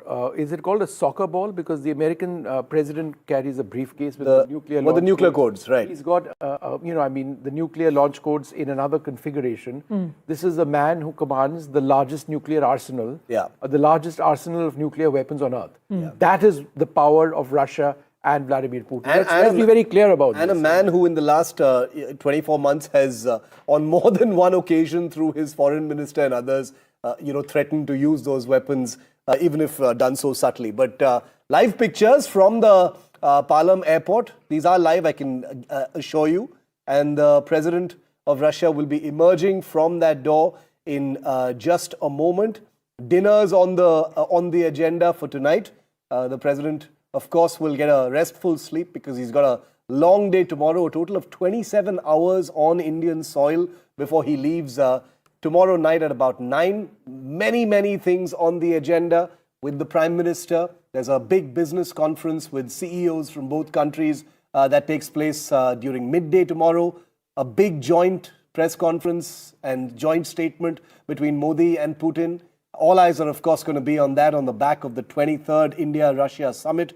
And all of it is topped off with a banquet hosted by the President of India, Draupadi Murmu, in the evening before the president then leaves back for Russia. So this is the beginning of the next chapter of India-Russia ties. They've been a story in motion for the longest time. But this year, particularly, Vishnu and Padmaja, the interest factor in what's next, the suspense over where this relationship goes from here, given how it has been buffeted, how it has been tested, how it has been threatened, how it has been, described by those who'd much rather have India not be so committed to this alliance with Russia, is going to be very interesting to see, because the body language, the bromance, those things are given. Of course, we're going to see a hug and a handshake in the next few minutes on that red carpet, right? But beyond that, what the relationship is going to be between these two countries, what next beyond what is obvious, is, I think, really, really key. The next 27 hours that you spoke of, he's going to, of course, have multiple engagements. What is the nature of meetings that are held between members who are not a part of government? Because today we'd had Leader of Opposition Rahul Gandhi, for example, say, are we actively being denied an audience with the visiting president? Is this being done deliberately? Who decides it? Later, of course, we also had a response from the MEA. Sources suggested that this is to be done on a personal basis. His staff should have possibly done it. Somebody within the Congress could have organized it. And there have been leaders, right, in the past that Rahul Gandhi has met. Yeah, so I think to a certain extent there is a point. Very often Russian leaders or international leaders do meet the leader of the opposition at their initiative. It works both ways, Shiv. In fact, Sheikh Hasina, I remember, before the coup, she met with the entire family. And but it's not happened this time, and I think that's an important point. It is an interesting point that's being raised. But in just a few moments from now, we'll see the Russian president step down in just a little while. And I've got a message from the Russian embassy. Russian President Vladimir Putin has arrived in India. We've got those images up on our screen as well, and he's going to be stepping off that aircraft in just a little while from now. So again, as I mentioned, Padmaja, it does take some time. We've been sitting here for the last couple of hours with this huge sense of anticipation about when Putin would emerge from his aircraft, but it is going to take a little while. And Prime Minister Modi, who is over there at the Palam technical area, would also sort of come up to the aircraft, wait for him to come down the steps. Then there'll be a small ceremony. There'll be the national anthems, I think, which would be played. There would be a guard of honor, a small one. The main one will be tomorrow. The main one will be tomorrow at Rashtrapati Bhavan at about 9:30 in the morning. That's the formal reception. This is not considered the formal reception to the President of Russia. And then President Putin would go off to the Moria where he's staying, perhaps, get fresh and then go to the Prime Minister's house, which is, with his VIP traffic just about 3 to 4 minutes away. And the Prime Minister, of course, is going to receive him there. Who all will be accompanying him? So as I mentioned, members of the inner coterie of President Putin, his chief of staff will be there. Okay. There'll be interpreters who will also be there. Members of his closest security detail will be there. There may be a few diplomats of the Russian embassy in New Delhi. I'm still unclear whether India's or Russia's ambassador to New Delhi is accompanying. They'll be probably part of the welcome committee on the ground. Who is on the aircraft. He might be on the ground over there, Mr. Alipov. So we're just waiting for this to all take place. It is a short visit, one that technically the business end of which begins tomorrow. It's all about camaraderie today and that dinner being hosted by Prime Minister Narendra Modi. This is one of the most important relationships. We are looking at economic trade being the primary agenda over here. There's a Russia-India business summit which is happening at the Bharat Mandapam. President Putin will be going over there at approximately 3 p.m. in the afternoon. He'll be going to the Rajghat prior to that. Before that, there will be the primary summit between India and Russia before the evening. And in the evening, there'll be that banquet at Rashtrapati Bhavan before he departs. You know, the last time we had a frame, okay, the Prime Minister, I think that there was the Prime Minister walking towards that red carpet. We'll keep an eye on those pictures. But, you know, Vishnu and Padmaja, the last time we had a frame of this kind, live pictures of a VIP aircraft and expecting someone to come out. You remember it was that viral picture of President Macron and his wife, and you know what happened. Okay, that's the Prime Minister who's on the red carpet now. That's the Prime Minister on the red carpet. So he is going to be there, like we correctly told you, that the Prime Minister is right there. There he is. All right. There he is, skipping down the stairs off that IL-76 towards his friend Narendra Modi. Okay, let these pictures play out. And the President is on Indian soil now. There's no sound. I just want to tell our viewers there's no sound in these pictures in case you're wondering. But there you have it. Okay, there's the money shot. You have the handshake followed by the hug. Prime Minister Modi there in person, breaking protocol, right there at the red carpet to welcome Mr. Putin as he touches down on Indian soil. I think at this level, there is no real protocol. He decides it. Pretty much. The two leaders are on the red carpet over there. Yeah.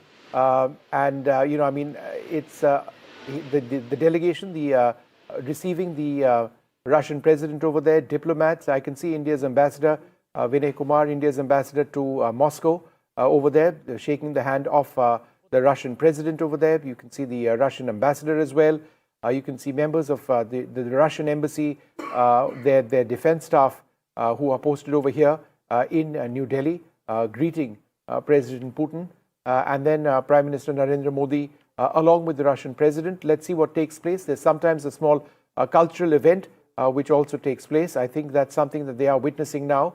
We'll just see what happens over there. We've got these images up full screen, and then we'll have to see if there is a small guard of honor. If that is the cultural event I was talking to you about, a small dance. He'll spend a few minutes over here before you know, he proceeds to perhaps taking the salute and then getting onto his vehicle and leaving. So there's not very much formality. These pictures are very, very important, Vishnu and Padmaja, with the dance. A lot of people will be wondering, you know, why the dancers there. You know, is this really necessary? The soft diplomacy relationship between India and Russia is enormously significant. And it's something that Putin has mentioned over and over again. The dance culture, the connect between people of India and Russia goes back decades and decades. You know, there are a huge number of Russians who learn Indian dance here in India and vice versa. So these things are not, you know, just cosmetic little embellishments. They're traveling in the same car. They are about to travel in the same car. Did they get into the same car? Yeah, I think President Putin got into that car, and you can see Prime Minister Modi getting into the same vehicle. So this is that vehicle of the PMO, which the two leaders are in. You can see President Putin in the back. So we can confirm that both the leaders are in the same car. So Padmaja, you were right. You asked that question first. Are they going to ride in the same car? Here you have your answer. Unlikely. Here you have your answer. It's over to you. Well, it's wonderful. You know, talking about the soft diplomacy, it's interesting. About 10, 11 years ago, when Prime Minister Modi had gone to Ufa, at that time in a very small... I was there in Ufa, yes. Well, yeah. So in Ufa, you had an entire community of Indians who were teaching yoga. And you had about 50 to 60 Russians who used to wake up every day at 5 a.m. and at 6 a.m. they used to all assemble for yoga. And I was like, of all the places in the world, I hadn't expected people to wake up at 5 a.m. to do yoga in Ufa. But you're right. That's what soft diplomacy is all about. And That is why we keep analyzing these small gestures, the cultural exchanges, the cultural shows. This gesture of traveling in the same car, we will very likely get that picture of the two of them smiling at each other. This is very important in diplomacy. It's not only about what you say, but also what you are seen to be doing. These pictures are going to be splashed on the front page of every newspaper across the world. Okay, Prime Minister Modi and the Russian president in the same car, leaving now for, where will they be going? Where will this car go though? It could be just Prime Minister. Will they be going to drop him to his hotel or going straight to the Prime Minister's house? I mean, to be fair, Maurya is on the way to Lok Kalyan Marg. So, but is it as informal as that? I mean, it's just unbelievable. No, but Vishnu, I think we can agree that this is Modi-Putin protocol. That's the Russian beast. Okay. The Russian beast, that black car, the Russian president's limo, is following the two leaders. That poor beast has been told, "Hamara picha karo." That beast was brought in for the journey from Moscow, all the way flown across over here. Follow this car. President Putin gets into Prime Minister Modi's vehicle, and the two go off, and the beast follows. I think this is such a beautiful symbol of how these two leaders, who of course respect protocol and the agencies that protect them and serve them, but are manifesting how there is a degree of spontaneity to this relationship. The fact that they are so easy with each other in their physical space, they're traveling in the same car. I don't even know what car that is. That's a PMO vehicle, I'm guessing. So either they're headed SUV towards the hotel. I'm guessing they must be headed towards 7 Lok Kalyan Marg right now. That my guess would be that they're headed straight for dinner. That probably makes sense. Because it's 7:20 in the evening now. Yeah. And if whenever there's a visit, early dinner and at a hotel, there's a bit of a ceremony over there. It takes time, this, that, and the other. But I noticed that those armed forces soldiers who were there, the tri-services sort of contingent, they didn't have any role. I mean, there was no small salute over here. The playing of the national anthems. I'm guessing that'll be tomorrow at Rashtrapati Bhavan. I'm just trying to understand whether this was abbreviated. It could well be that this, because there is usually a bit of a salute that takes place as you get off the steps. The president would likely salute, Indian soldiers, and there was a contingent that didn't take place. So there will be a guard of honor tomorrow presented in the forecourt of the Rashtrapati Bhavan. That's when the formal welcome begins. This is more personal, which is taking place now. And let's wait and see. This is outside Palam Technical Area, and that's right next to the Air Force Museum, when this motorcade is exiting. And we'll see the Prime Minister and President Putin in a white Toyota Fortuner SUV.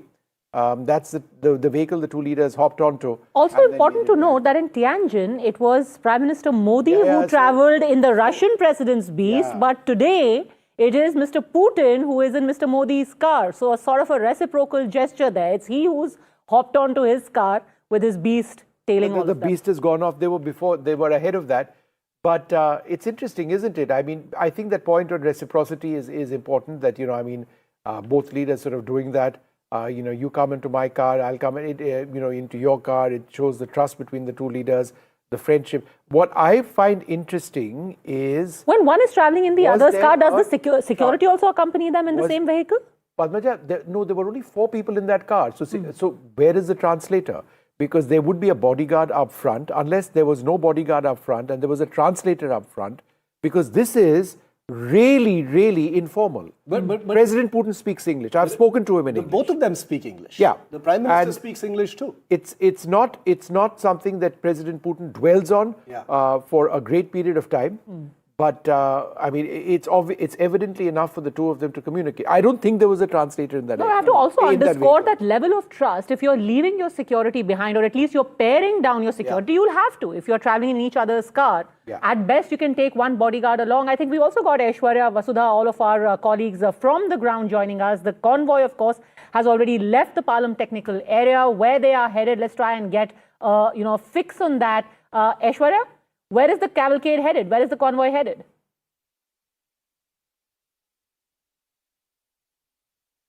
All right, we'll just try and get back to our reporters. You would imagine that there is quite a lot of movement in that entire area. We will try and fix that connection and go back to them. But a very, very Okay, Vishal Vivek is joining us now from Bharat Mandapam. Any fix yet on where both the leaders go next, Vishal? Well, as you guys have been rightly discussing that it could be either the PM house or, it could be the ITC Moria where Vladimir Putin is expected to be living. But the dinner is supposed to happen, that we've heard from sources, that the big dinner between both the leaders will happen. So all eyes will be on that, whether there are discussions that we have all been talking about, whether it's defense, whether it's AI, whether it's, cooperation when it comes to, exchange of personnel, because Russia has been wanting at least 500,000 skilled workers from the Indian side only. So that is one of the biggest points of discussions that both the sides will have. So all of that will be coming into play in the next hours, few hours or so. But the main, the main gist of the whole the visit, that will be tomorrow, because tomorrow the Russian president will be meeting officially the Prime Minister of India and also the President of India, and also there will be meetings with the business leaders of both the sides. That will be at 3 p.m. in Bharat Mandapam, where I am right now. There was a big conference here today as well. Some senior ministers of the Russian side were here. We're trying to get a fix for our viewers on where the cavalcade is headed right now. Akhilesh Sharma, managing editor, is also with us. Akhilesh, both the leaders are in the car making their way towards, I'm presuming, the Prime Minister's residence. What are you hearing?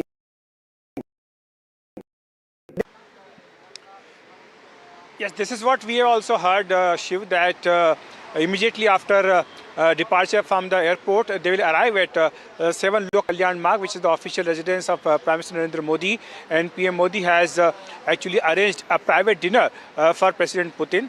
And though the details of private dinner are not disclosed so far, that those who are invited, but it is believed that those who are close to President Putin, like Deputy Prime Minister is already here, he will be part of the official dinner, which is being hosted by PM Modi at 7 Lok Kalyan Marg. And apart from that, PM Modi has also invited a few senior cabinet colleagues for this meeting. And there will be informal discussion as far as this dinner is concerned, and because this is unusual. First, Prime Minister breaks the protocol to receive President Putin at the airport, and now without being given the guard of honor, which will actually happen tomorrow at the President House, the private dinner is being hosted right now, and they are traveling in the same car. That is also a signal about the bond and the friendship both the leaders share. Sure. Let's also go across to Himanshu, joining us live from Sardar Patel Marg. I believe the security has been set up there. The Prime Minister's route is going to pass through that area. Over to you, Himanshu. Well, I'm standing a few meters from the SP Marg, and on my left side you can see the PM security protocol, and this is the cavalcade. We can see perhaps the first car in the cavalcade, which has just crossed our television screen now. This is SP Marg. This is the route which is just a few meters from ITC Moria, where President Putin will stay. His entire delegation will stay. In fact, you can see one by one the vehicles are crossing this area, and on my right side you can see the barricades have been put in place, and this happens when Prime Minister Modi travels within the city. So all the vehicle has been stopped on this road, and any time now on the screen that you see, the Prime Minister with President Putin will cross this road just in next few minutes. And interestingly, this ITC Moria is just a few meters from where I'm standing now, and this is also the route that Prime Minister takes to go home to 7 Kalyan Marg. So I think we'll have to wait for perhaps a few more minutes. But as you can see, the PM security protocol has been activated on SP Marg. This is exactly the route that Prime Minister Modi had taken when he had gone to Palam technical area to receive President Putin. And this is exactly the route Prime Minister Modi will take to come back with President Putin. Of course, you've been talking about the political significance, the diplomatic symbolism of Prime Minister Modi going to receive Putin. And now You can see the security vehicles are gradually crossing this area. It's a long cavalcade, we have been told, because there are Russian security agencies also, along with the SPG and the Delhi police, and that's why there is very tough security. The entire road has been sealed from here till Palam Technical Area. There are hundreds of paramilitary forces who have been deployed along this route, and we have seen last 2 hours extremely high security. The ITC Moria Hotel, in fact, has been sealed from all sides. No outsider is being allowed to go inside except the Russian delegation. And I can see the sirens now on my right side. There is a movement of VIP vehicles along this route, and we are getting this indication that any time the cavalcade will cross this area. You can see another security vehicle has crossed this. This is a long stretch. Now you can see the number of vehicles, and I think we are now watching live the cavalcade of Prime Minister Modi and President Putin crossing the SP Marg here. These are live visuals we are giving. It's a long cavalcade. You can see these are SPG vehicles and also vehicles belonging to Russian security agencies who have escorted Putin to India. And this cavalcade now has passed, and from here the distance to 7 Kalyan Marg, Lok Kalyan Marg, I think is just a couple of kilometers. So in the next few minutes, both the leaders will be at PM residence, and the private dinner that Prime Minister Modi is hosting. He's going to stop off at the ITC Moria, where Himanshu is reporting from, but he's going to go straight across. Let's go quickly across to Professor Andrew Latham, who's been waiting very patiently, and Daniel Block. Daniel, let me come to you first. How would the United States, specifically President Trump, see this visit? Well, I'd say first, I'm not sure how much Trump himself is paying attention to this visit, given how scatterbrained he can be and erratic. That said, I think not terribly well. And, I don't know if he's aware that this is a visit that happens every year, but certainly it is happening, or not every year, excuse me, that the two leaders meet relatively frequently. But certainly this is something that's happening in the context of deteriorating U.S.-India relations. We know that Trump has been very harsh on India for a variety of reasons. And one of his stated reasons, I don't know how much this is actually motivating him, is that India continues to maintain warm ties with Russia. So I think that this might irritate him, again, to the extent that he's paying attention to it. And I think his reaction to it will ultimately depend in some ways on what, if anything, the two leaders say about the United States coming out of it. Is this an opportunity for Modi to double down on kind of the trade conflict with the United States, or does it lead to some softening, or do they say nothing about the United States at all? My guess is the final is going to be what happens, and perhaps that's the wisest option in some ways, because again, I really don't know how much Trump himself is paying attention to this visit. Sure. Let me just quickly go across to Professor Andrew Latham, Professor of International Relations at Macalester College. Professor Latham, India has a stake, obviously, like so many countries in the peace process. In Europe, we've had Prime Minister Modi visit both Kiev and Moscow in the past, speak to President Zelensky and President Putin. Do you believe this is something that's likely to come up? I think so. India's strategic posture of multi-alignment and strategic autonomy means that, yes, Prime Minister Modi can be friendly towards President Putin, and the two countries can have close and perhaps growing economic, military, and diplomatic relations. But on the other hand, India also has to strike, not just a pose, but it has to be serious about promoting peace between Russia and Ukraine, and has done so since the beginning of this conflict. And so it's a balancing act of sorts. On the one hand, yes, we are close friends, not allies, but close friends and partners with Russia. On the other hand, we have an interest in advancing and promoting the peace process between Russia and Ukraine.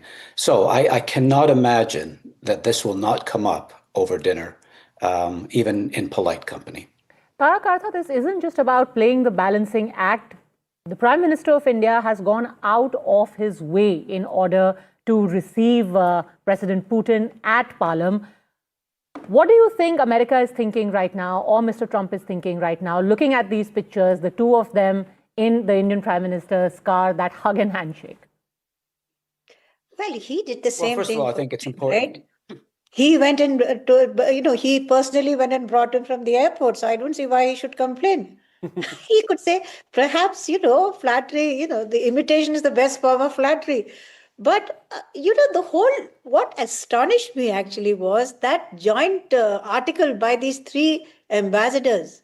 I don't know whether you saw that. Yeah, we did. Who didn't? What did they hope to achieve? You're not going to bother me. You don't bother me. You don't bother Putin at all.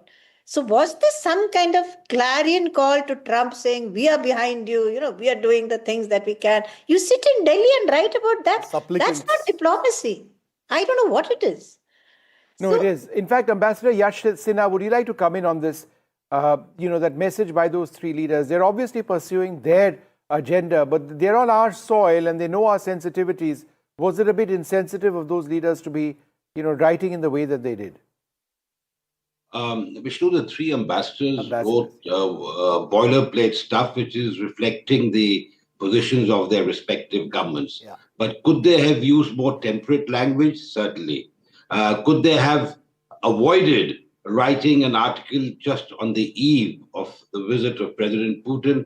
I would think so. And I think today, if I'm not mistaken, or yesterday, there was a response by the Russian ambassador, Denis Alipov. So I think if you need to fight your battles, fight them in your own capitals. Do not export them to a third country. And that also a friendly country to all the three countries whose ambassadors wrote, and of course, a very friendly country to Russia. But what I'm struck by is the playing out of these special or the privileged strategic partnership. It is unprecedented. I know it's for the seventh time that Prime Minister Modi has gone to the airport to receive a foreign leader, but then for them to travel together in the same car to Lok Kalyan Marg is again a gesture that the whole world will be watching. And this is India's strategic autonomy at play, multi-alignment, hedging, whatever you call it. But India cannot be taken lightly. And this is the message that is going out to the world. Lieutenant General Saha, do you think in that sense this is a response? Not to say that the Prime Minister should be troubled by what's written in a newspaper, but in a sense saying, look, you may be trying to pressure India, far from it. We're going to do exactly what we want and we are going to underscore it. Yeah, thanks. You see, I think the most important point, apart from a whole lot which has been covered really, I think India is seeing great opportunity in the larger reorientation that Russia is up to, from Greater Europe to Greater Eurasia. In that, if you see geographically and otherwise, for multiple reasons, economics and so on, India has got a far greater significant role. And I think that is exactly what the Prime Minister is trying to bring out, apart from all the other issues that we have talked about, Trump, US, so on and so forth. And hence this, added importance of going out, receiving President Putin, and also it helps, in a sense, he is helping Russia to balance China actually. And that balance between China and Russia, again, helps India. So I think he is playing the game exceedingly well, if you ask me, the way the things are unfolding. But you don't think the shadow of that editorial at all hangs over this visit or anyone's concerned about it? I wouldn't give it so much significance, fine. They have written, and we just heard what the ambassador had to say. I completely endorse what he's saying. No, and also I think the overall sense is also that these ambassadors represent countries that India has very close relations with, and even though it was unsavory from a diplomatic perspective, the message that goes out is that they were able to do that here in India. This is an incredible democracy, isn't it? Nandan Unnikrishnan is also with our coverage tonight. He is arguably India's leading expert on the Soviet space, India-Russia relations and Russia itself. Nandan, good to see you. Big night for India-Russia. What are you making of, beyond just the hugs and the handshakes, which are a given with these two leaders? They're traveling in the same car together. What does all of this tell you tonight? Well, traveling in the same car is becoming a habit for them. They seem to have a genuine romance going, as far as I can see. But at a more serious level, I think we are at a juncture in geopolitics where India needs to have close consultations with leaders of all the major powers. And Russia is no exception.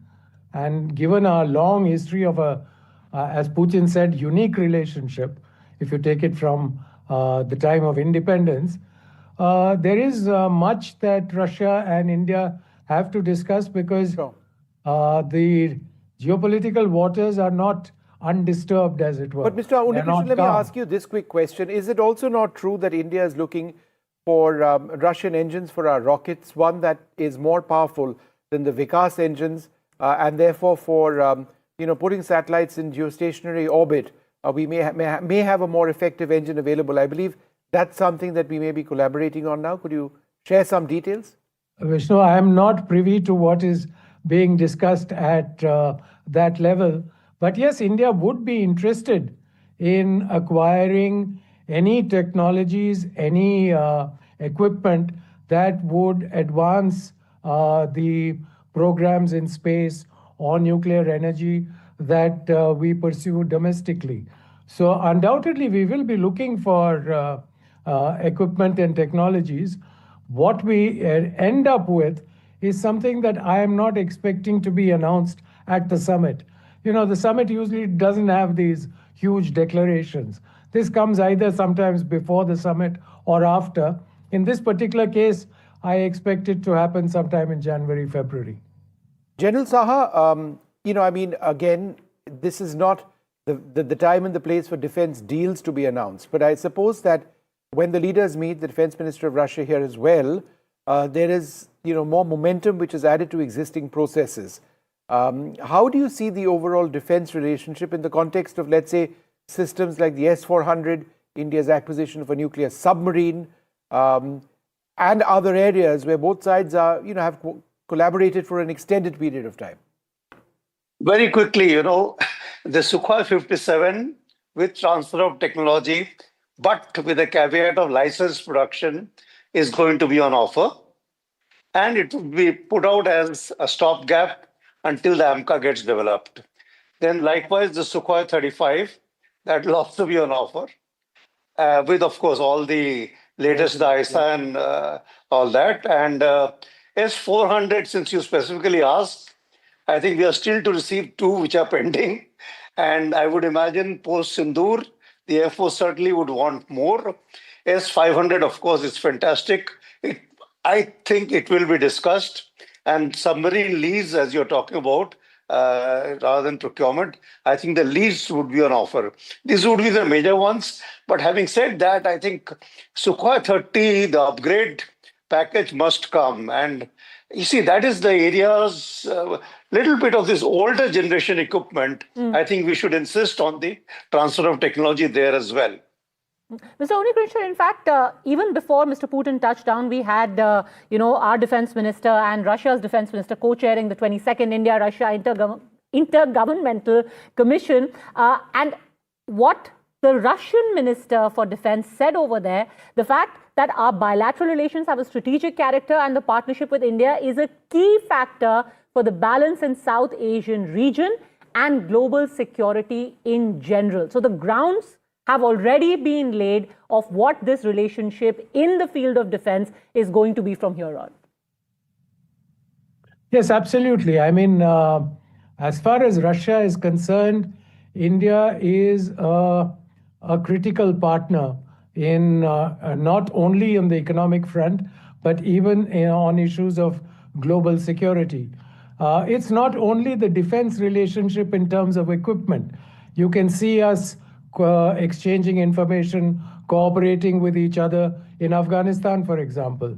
There are many other areas in which we exchange information and keep ourselves sort of abreast of the moves of the other nation. So in that sense, I think there is a strong historical relationship which Russian leadership and the Indian leadership want to take forward without sort of irritating the geopolitical situation as it exists today.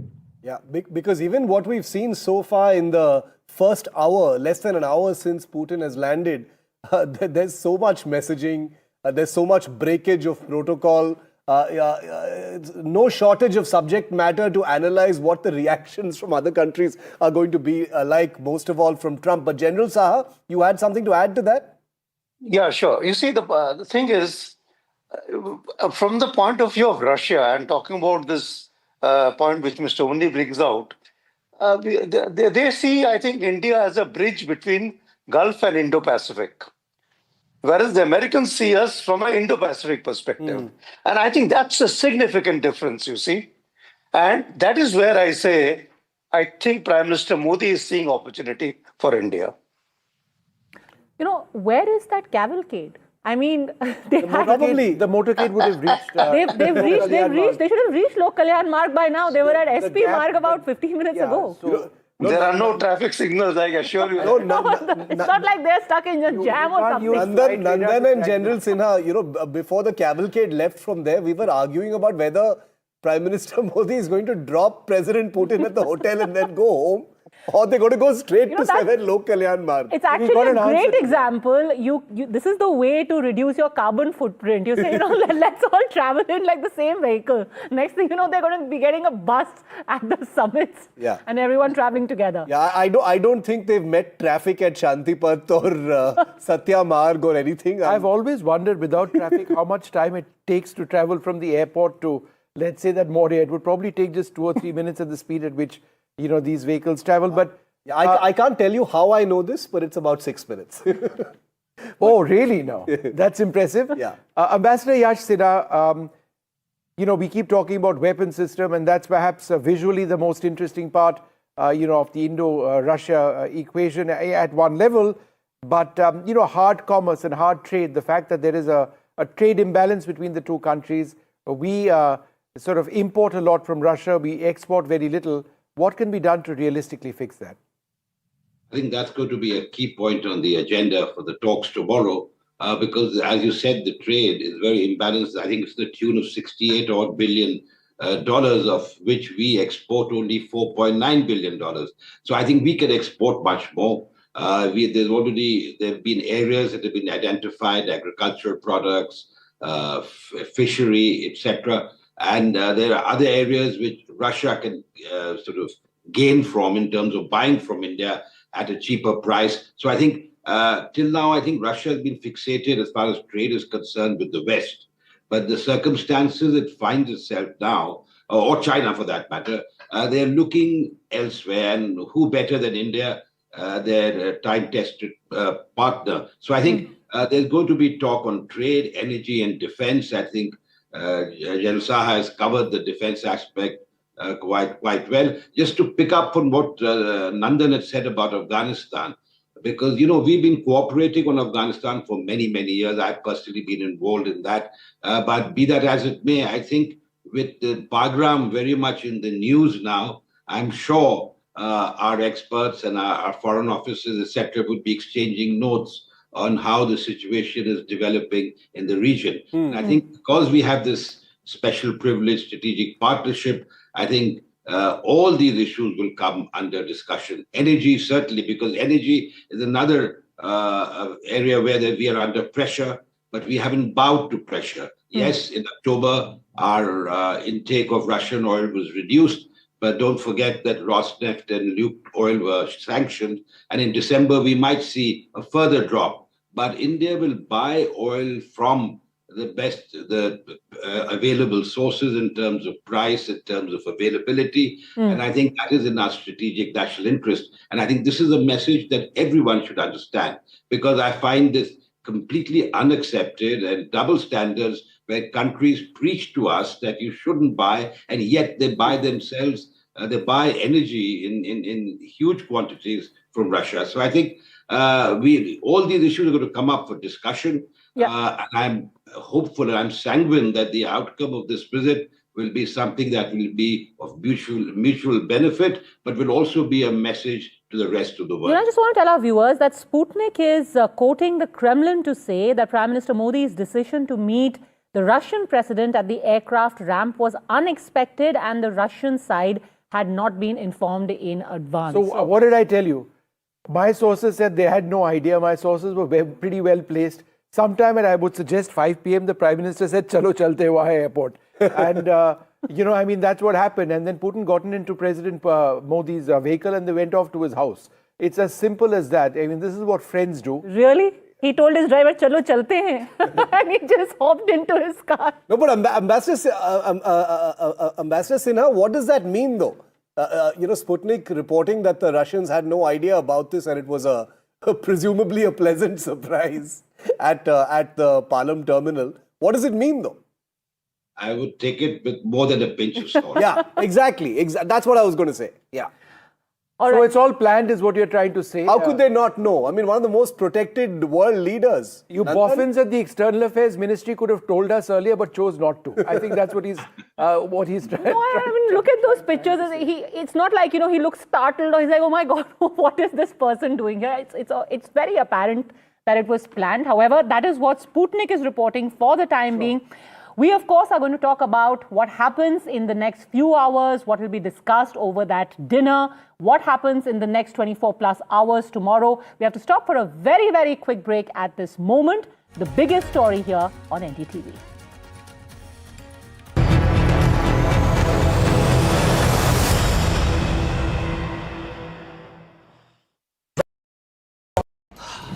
Salute है जी, आप देश की रक्षा में जान लगा देते हैं और आप घर घर में तार लगाते हैं जी। ई बीम टेक्नोलॉजी से बनी, न जले न पिघले, सबकी रक्षा करे। हम सरहद पर लोगों की रक्षा करते हैं और आप देश के अंदर। सैल्यूट तो बनता है जी। अपार अणुशक्ति फायर प्रोटेक्ट वायर, अपार देश का तार। Two world leaders, one crucial meet. Putin says Namaste India. The bonhomie, the Big Bang deals.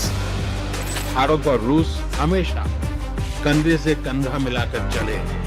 Strategic shifts and the global impact. NDTV tracks the high-stakes handshake. Modi-Putin summit on NDTV 24/7.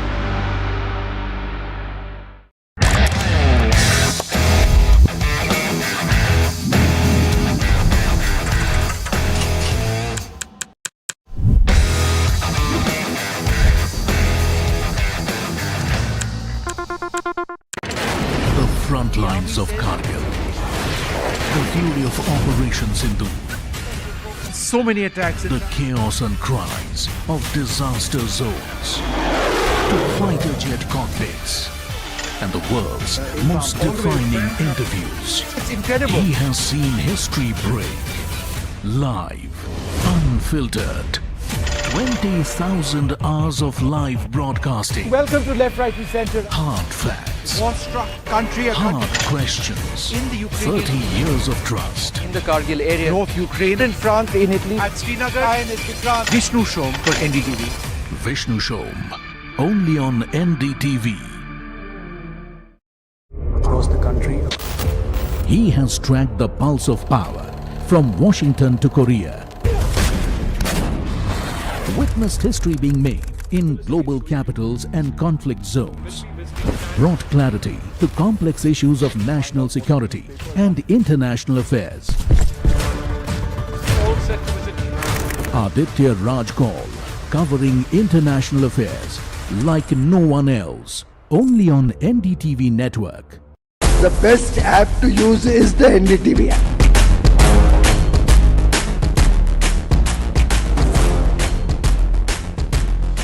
दुनिया भर में जब भी भारतीय media की चर्चा होती तो एनडीटीवी सबसे पहले जिक्र में आता है। मैं आपका बात से सहमत हूं, उल्टे हम भी जब विदेश जाते हैं, the best app to use is the NDTV app. 21 days in Kashmir. People have bombarded me, friends, with requests for an unfiltered list of things I saw and observed on the ground. Very special ground report from the line of control. There were some children who've lost limbs in the shelling. They're now India's smallest but possibly the most powerful crime family. Cough syrup has killed at least 25 children. Gaikwad साहब, ऐसे मत कीजिए। Suddenly, people are wondering about the weaponization of India-Pakistan cricket. We live and breathe elections. You will not believe your eyes or ears when I show you what I'm about to. And for a country that has fought so many wars in the mountains and at high altitude, we're standing on the Indian Navy's newest warship. The line of control, Shiv Arun, NDTV.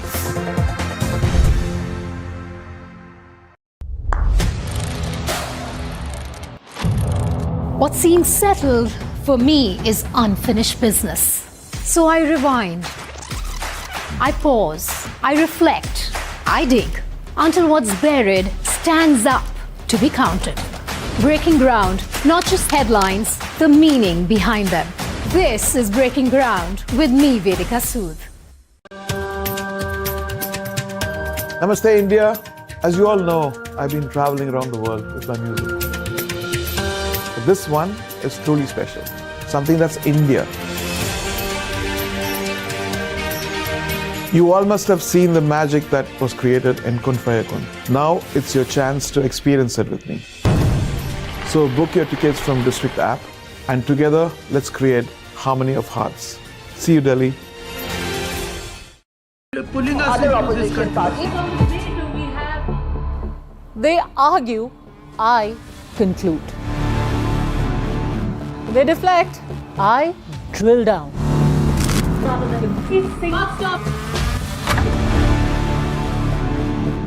This isn't a free-for-all. It's a reckoning. No filler, no fog. Only the facts and where they lead.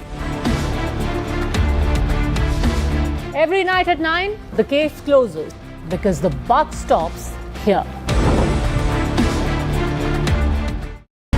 I don't sugarcoat. I shoot straight and tell you stories.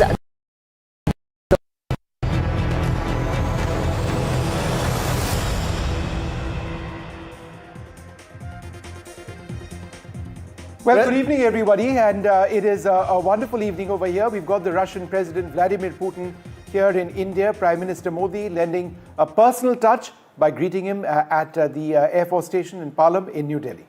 Incredible, the list of protocols that have been broken by Prime Minister Modi as he welcomes his friend, the President of Russia, Vladimir Putin. These pictures from just a few minutes ago as the President arrived in the national capital. It's a cold December night here in Delhi as the two leaders then got into the same vehicle as NDTV first told you they likely would.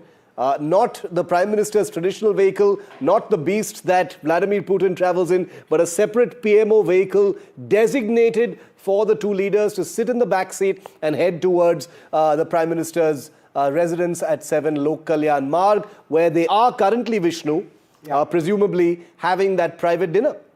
That's right. Well, joining us now, Ambassador Yash Sinha, General Subroto Saha also with us, and Nandan Unikrishnan. I'd like to thank you all very much for being with us.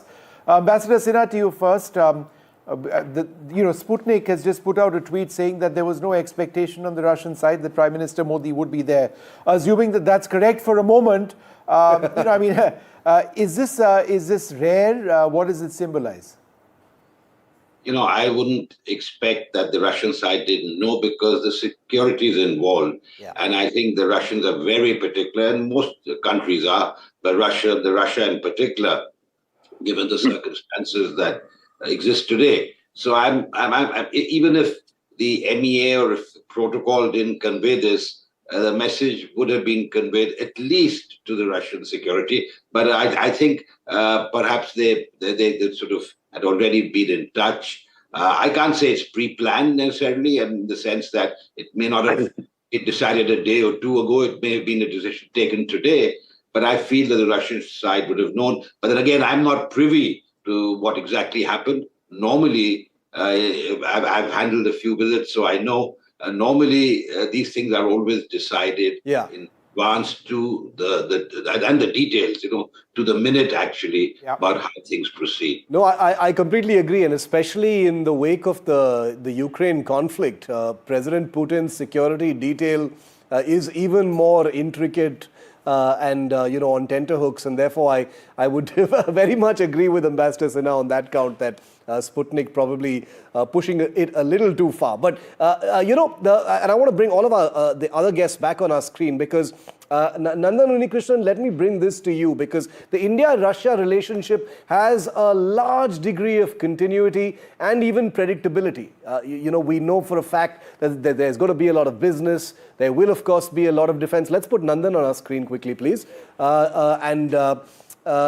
Energy, nuclear, all of these things are you're presumably going to be on the table when those talks happen tomorrow, and probably part of the joint statement as well from Hyderabad House. But it's the little things. It is the gestures. It is the bromance, as you rightly called it.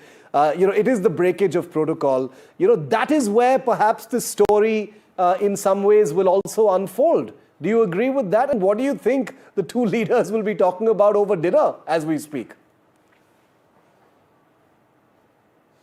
I think you're on mute, sir. Can you unmute yourself? Oh, I'm so sorry. I think they have a rich sort of panoply of topics to discuss. So, starting with global and coming down to regional, there are issues which both Russia and India are interested in. And I do agree with you that it's these little breakages of protocol and personal touches that imbue a freshness to the relationship, which some people used to think was drifting and was, there was a distance growing between Russia and India. But clearly what we are seeing today indicates that that is not true. Sure. But I think what the two will focus on... I'll just go across quickly to General Dhillon, who also joins us. General Dhillon, I was seeing an old interview that I had done with President Putin way back in 2002, and it just seemed that nothing has changed. I was asking him a question on Pakistan as a state sponsor of terrorism. Pakistan remains a state sponsor of terrorism. But I suppose the question I'm asking you is this: how has Russia been consistent for India in our fight against terrorism, not just now, but for decades, which is why that remains one of the bedrocks of the bilateral relationship? Good evening, Shiv. Good evening, Vishnu, and good evening to Ambassador Sinha and the fellow panelists and all your viewers. Yes, not only on terrorism, Russia has been a trusted ally, very dear friend since ages, since the times of Soviet Union, ever since our independence. Russia has always stood by us. In the international diplomacy, Ambassador Sinha knows it better. International diplomacy, no one can be trusted. There are no permanent friends, there are no permanent enemies, there are only permanent interests. But with Russia, there's a very special bond. As a citizen, we can feel it. I'm very sure the diplomatic community feels it much more. But as a citizen, I can say, जैसे हिंदी में बोलते हैं ना, ये बंदा भरोसे वाला है. You can count on him. That is the type of feeling you get when you talk about Russia. Unfortunately, that feeling doesn't come when you talk about any other country. And India and Russia, not only on terrorism, we have been great friends in 1971 war. Everyone is aware when US 6th Fleet came, how Russia intervened. And after independence, our defense forces, what we are today, the strength, the mighty military which we are today, is all because Soviet Union supplied us all the weaponry, all the equipment. And it was not in dollar terms, it was on barter system. And that is how Russia built us militarily. The defense ties go back to 75 years. And Russia has always been a very trusted ally, may it be in terms of joint ventures, may it be BrahMos, may it be Sukhoi, or may it be aircraft, anti-aircraft weaponry and aircrafts, and even the maintenance of the legacy equipment. Very important, because India, we cannot afford to have 100% state-of-the-art equipment in our inventory. No, General Dhillon makes a very important point that, ये भरोसे वाला आदमी है at a time when there's not a lot of bharosa going around, geopolitically speaking. I think that's an important point that you make. But, the two leaders, like Nandan was saying, there's no shortage of topics for the two leaders to talk about, even at this quiet private dinner that the Prime Minister is hosting with the Russian leader right now at 7 Lok Kalyan Marg. Vishnu, I'm wondering whether they're going to talk about Trump. Well, I'm wondering whether Trump would speak about them. But let's bring in Shishir Priyadarshi, president of the Chintan Research Foundation. Mr. Priyadarshi, I think one of the things that they will be speaking about is Ukraine. And I think that's important. From India, we want the war to end, obviously, but we also want a resumption, for example, of the oil trade. I mean, it's going to come down now because there are more American sanctions. The moment the war goes away, presumably American sanctions on us will also end. So there are economic interests tied up to this entire business. So do you believe that that's going to be discussed very closely? Good evening, Vishnu, and good evening to others too. Before I answer that, let me just give a second on this spontaneity, lovely discussions you've been having. You know, when one was exposed to diplomacy first, you learned that spontaneity is a well-rehearsed art. And you know, you probably rehearse it well before expressing it. But on that, you know, just two quick points. One is, even if it was communicated, and I'm certain it was communicated to President Putin's entourage a few hours before, it has a much greater impact than something that you've done, you know, 3 or 4 days ago as part of the plan. The other thing I think is very important, and this must have been very well thought out, that he will be there and it will be projected by media as something done very spontaneously. It sends a big signal. Yeah. This is something that will be picked up globally. It'll be picked up, you know, whether it's President Trump pretending not to be, you know, looking at this visit, but this is something which will go down, that, you know, he went there. But coming to Ukraine, Vishnu, I think India has a huge interest in the matter being settled. And I think it is also true that the sanctions, which both indirectly and directly we are facing or are likely to face, will ease if there is a decision. But India also, my feeling is, doesn't want a decision which comes about, which in a way sidelines, you know, India, or which, you know, gets Russia to, as part of the deal, not to continue with the kind of relationship we have. Yeah. But more importantly, I think, you know, what also, you know, President Modi is a world figure, and he wants to really kind of build on that. And if he can play even a small part in getting this, you know, kind of deal done as a consequence or partially in consequence of this visit, I think it'll go a long way. We've got the latest pictures coming in from Lok Kalyan Marg of Prime Minister Modi and President Putin. So obviously, as we reported, they've gone straight to the Prime Minister's estate in central Delhi. And these are pictures first on NDTV, as always, of the two leaders walking through that archway adorned with the Russian and Indian flags and making their way towards the site where they are currently having their private dinner. These are pictures, as you can imagine, from a few minutes ago. They're deferred. Beautifully lit up. Yeah, beautiful. I haven't seen that lighting on the walls with the Russian and Indian flags or any flag before this. So it's a bit different. If you just look at that beam atop the structure, I found that to be quite interesting. So they're very relaxed looking, you know, Shiv, at this stage. Yeah. The two leaders, you know, they're friends. They've got into the same car, as we've been saying. The real work begins tomorrow, and just for the benefit of our viewers joining in, there'll be a formal reception on the forecourt of the Rashtrapati Bhavan that takes place shortly after 9 a.m. tomorrow morning. There'll be the formal Russia-India annual summit that will be held at Hyderabad House.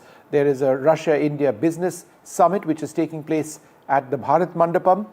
President Putin will be going there at some stage tomorrow, and he will be going to Rajghat as well. But later on in the evening, there'll be a formal banquet hosted by the President of India at Rashtrapati Bhavan before President Putin flies back. So a short visit, 27, 28 odd hours before the Russian president ends his visit and goes back to Russia. But Nandan Unikrishnan, as you know, somebody who follows the space program very closely, and we should discuss this a little bit, Gaganyaan, India's space program, that's something that we track so very closely, has very close links with Russia, right? Yes, we had sent our future cosmonauts, astronauts, whatever we want to call them. We had sent them for training there. And Russia has tremendous experience of manned space flight. So it is something that we would like to share with them. I mean, they could share with us, and we could learn a lot. So I'm sure ISRO is well aware of it, much better than I am, and are doing whatever is necessary in that direction.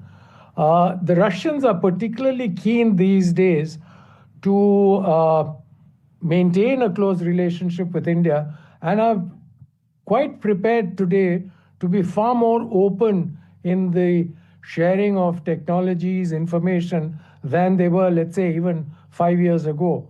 So it's an interesting juncture in our relationship, and we should not miss this opportunity. All right. Dr. Peter Hansler, founder and chief editor of forum Geopolitical.com, joins us. Dr. Hansler, how is Russia looking at this visit? Besides affirming or reaffirming a close relationship, what are Moscow's expectations? I think the expectations are very high. I think that there will be talks about a lot of trades. I assume that a lot of contracts will be signed at the occasion of this visit. And it's also an appreciation. I think the Russians show a lot of appreciations towards India, because India stood strong with Russia. Dr. Hansler, just give me 1 second. I'll come back to you. The image that you see on the screen is of President Putin, Prime Minister Modi in Prime Minister Modi's vehicle, a Toyota Fortuner, which President Putin hopped onto on his way back to the Prime Minister's residence. So again, the bonhomie of the two leaders.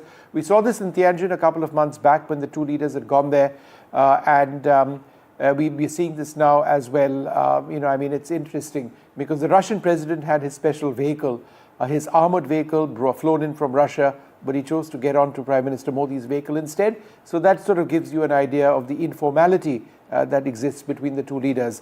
Dr. Hansler, go ahead with the point you were mentioning.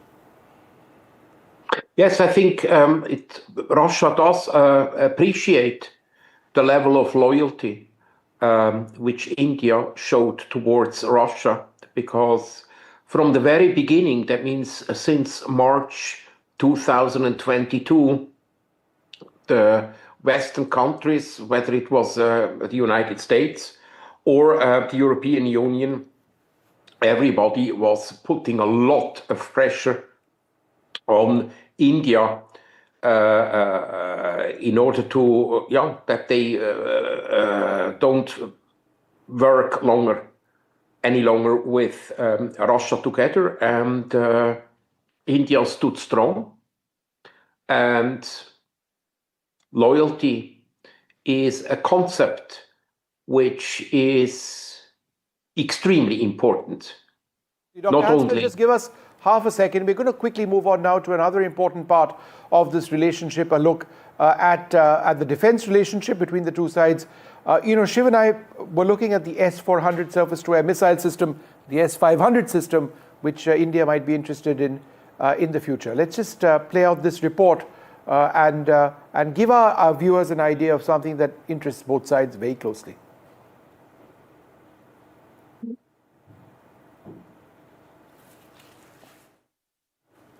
So let's stay with these pictures. Let's stay with these pictures because I want to put that picture of the two leaders in their car on our screen again for a moment, because it's the second time that President Putin and Modi have ridden in the same car together. It is a breakage of protocol, but it's happened for the second time this year after the Tianjin. This is a picture from Tianjin at the Shanghai Cooperation Organization summit earlier this year. And here's the other one, that's tonight. So the two leaders have shared a ride twice this year. This is the money shot, Vishnu. I'm going to go ahead and say this is the money shot, even though we've got a whole day of photo opportunities tomorrow lined up as well. And I imagine there's going to be a lot of such things to see tomorrow as well. But two big pictures, important pictures. The one on your left side of your screen is tonight.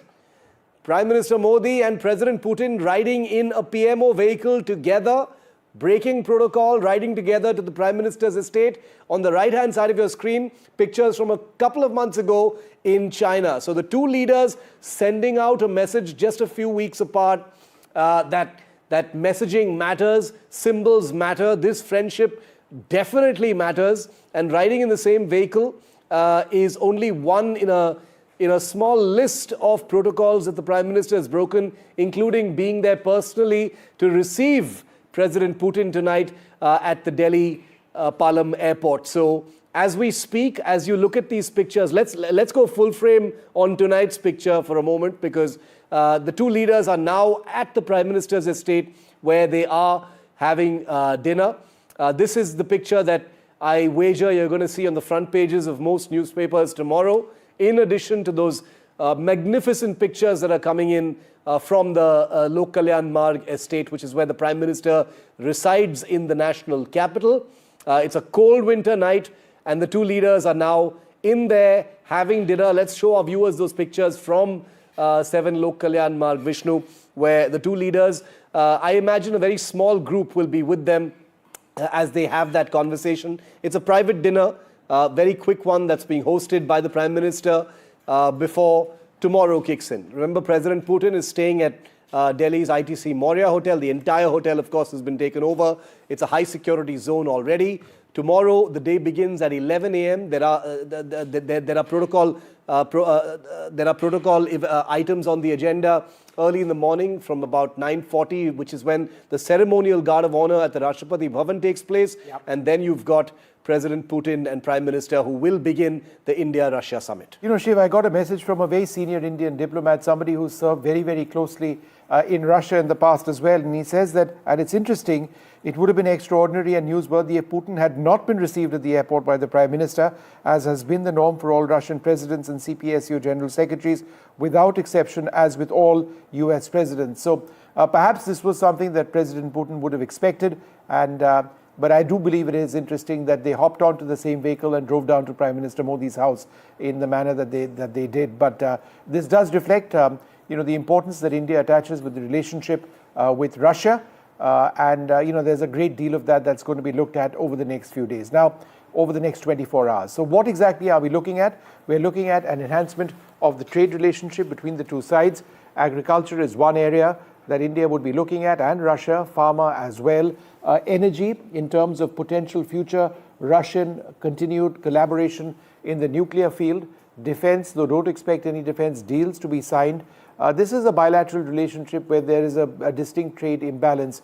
India imports a lot more of Russian products that primarily by Russian oil supplies than the other way around. And both sides are interested in righting that, which is why tomorrow at the Bharat Mandapam, in the heart of New Delhi, we expect leaders of both sides, along with business leaders, and there is a massive Russian delegation, I believe 400 strong, Shiv, who are over here and who will be talking business as well, and looking to engage Indian industry. Russia at this stage is a war economy. A lot of their economy is progressing, but it is being driven into fueling that war against Ukraine at this juncture. What the world expects, and India certainly does, is that the war must end. That enables India to restart oil imports from Russia, and it enables trade between both sides to actually get to that level that both India and Russia seek. Ambassador Ajay Malhotra, former Indian envoy to Russia, is also joining our rolling coverage tonight. A very big night. Ambassador, welcome. Your word on how the Prime Minister received the Russian president. It's a big day tomorrow. We've discussed in a fair amount of detail what's on the table. But this very special relationship, especially amidst all this geopolitical churn, we know who's watching. But the small gestures, what do they mean? Your take, sir.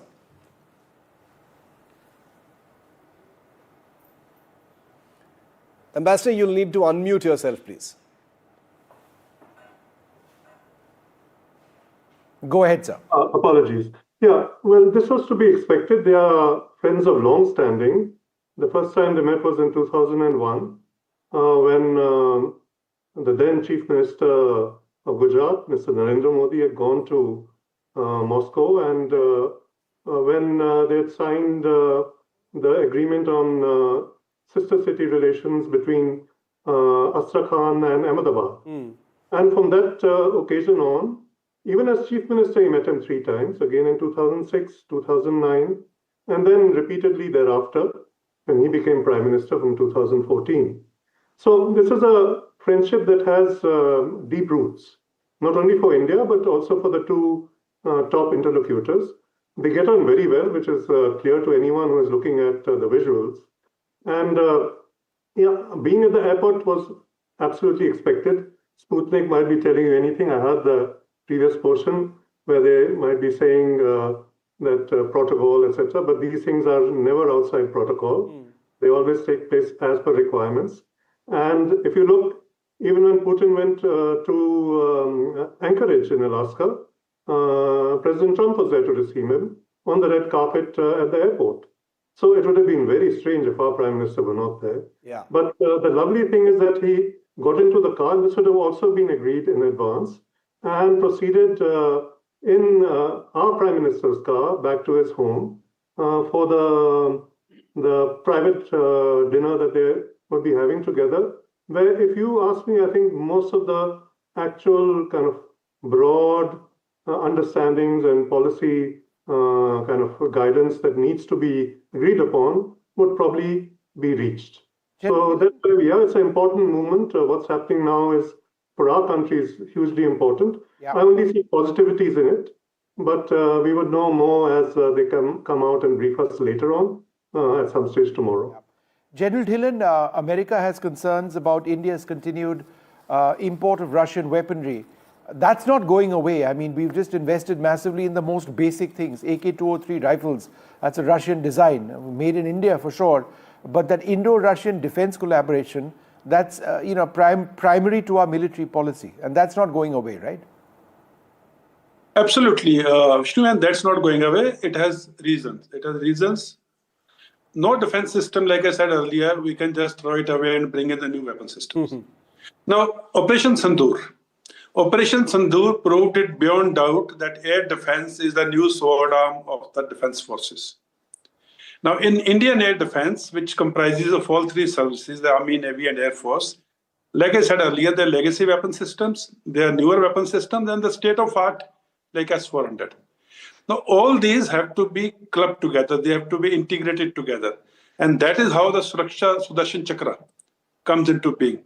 So older weapon systems, if they are of Russian origin or Soviet origin, and you bring in a Western bloc weapon systems now, how will they talk to each other? How will they integrate each other? In air defense, there is a designation. You pick up which weapon, which projectile is coming towards you, then you designate it to the target, and then the target engages it. Now, all these three things, that is the radar, the communication systems, and the weapon, they have to be integrated. Like that is what is the Agni Tir, which proved successful in Operation Sindoor. So we have to continue to deal with Russia, at least in air defense and in the aircrafts. Like, just to give you an example for the benefit of our viewers, we have BrahMos, which proved so successful during Operation Sindoor.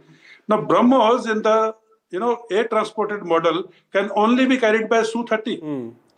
It cannot be. Now, we cannot bring in a new aircraft and then try and do jugaad to fit in our existing weapons, the missiles like BrahMos.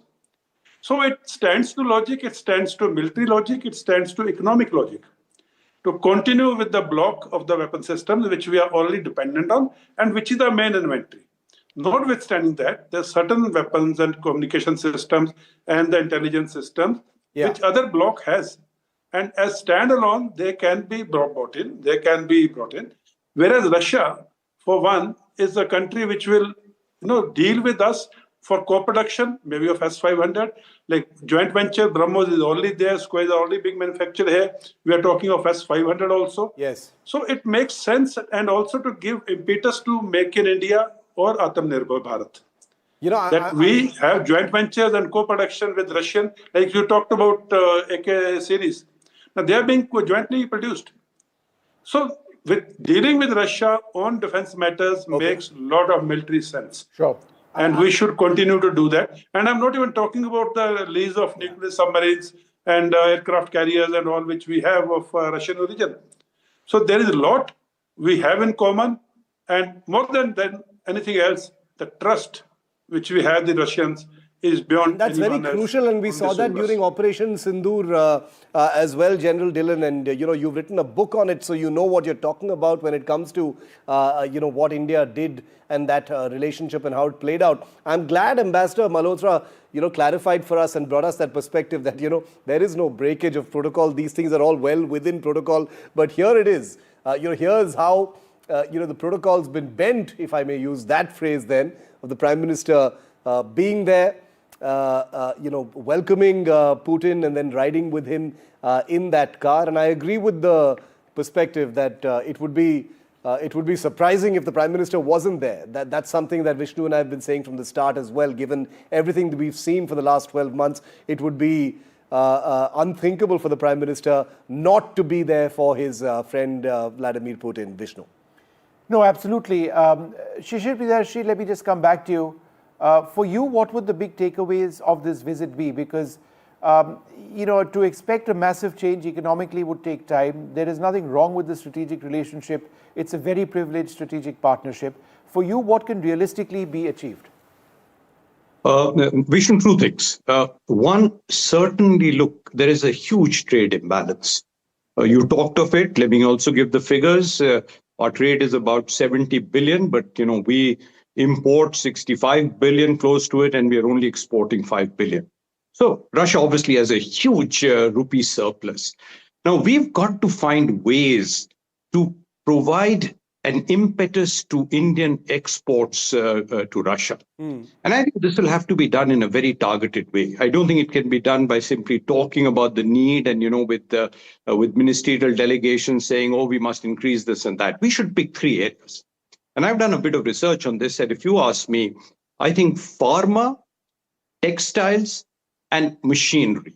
Focus on these 3. It's not an exclusive list, but to begin with, let the people in commerce, let the people in MEA just focus on these 3 things.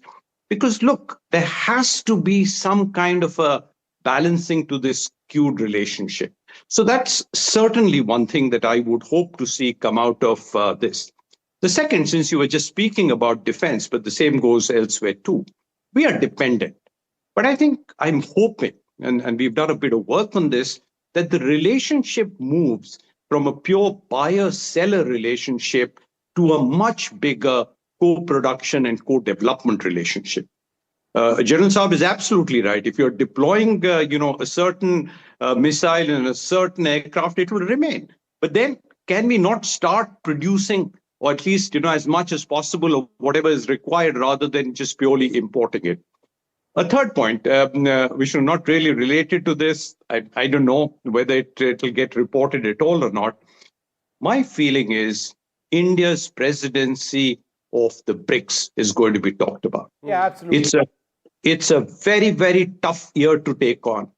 And, BRICS is going to be in the limelight. President Trump will, show all guns across to the BRICS.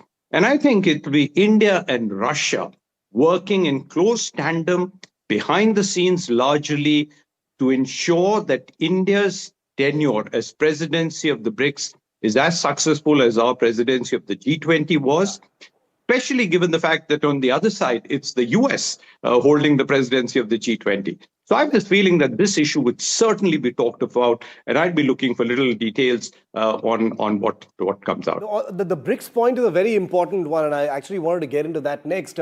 Ambassador Malhotra, to you first, your perspective on that, talking BRICS and India's presidency. What's your view on that? And then I'll go to Dr. Hansler. Ambassador Malhotra first. Well, it starts on the 1st of January. Yeah. And I do know that we have been preparing for it. Consultations have been held and preparatory meetings, also with our Russian friends. And in fact, the point worth noting is that in every sector, our Foreign Office consults with the Russian Foreign Office in every division, every political division, whether it's Latin America, West Africa, ASEAN, etc. The counterpart divisions do consult. And so similarly, with BRICS Plus, as it is now known, we need to see that we act in a way that very successfully moves it forward. India is definitely up to speed on that, and we have the capabilities. So I don't see any problem in that happening. Outside pressures might be there to kind of trip us up or disturb things. But again, within BRICS itself, I don't think there are any serious differences at the moment, or any issues which might be so divisive that they cannot be got over by quiet and serious diplomacy. So I would say, good days ahead. India would have another cap in its feather as we move ahead on BRICS Plus. Dr. Peter Hansler, would you like to share a little bit more on your thoughts on BRICS? The fact that this represents at one level a huge challenge to what the United States and Donald Trump believes in. I mean, there's been very strong criticism of that. And yet all the leaders of the BRICS nations appear fairly committed, to sort of BRICS being a primary international forum. Is the question to me? Yes. Oh, I'm sorry. Because I do not. I didn't receive the sound very well from the Mr. Ambassador. But I do believe that for Russia, it's not only a bilateral issue with India, notwithstanding the fact that the relations are deep, very deep and friendly, as I mentioned before.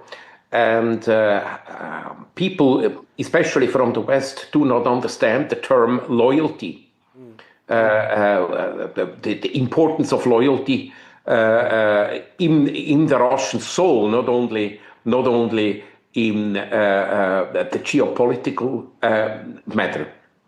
That means it is extremely important, and among the BRICS members.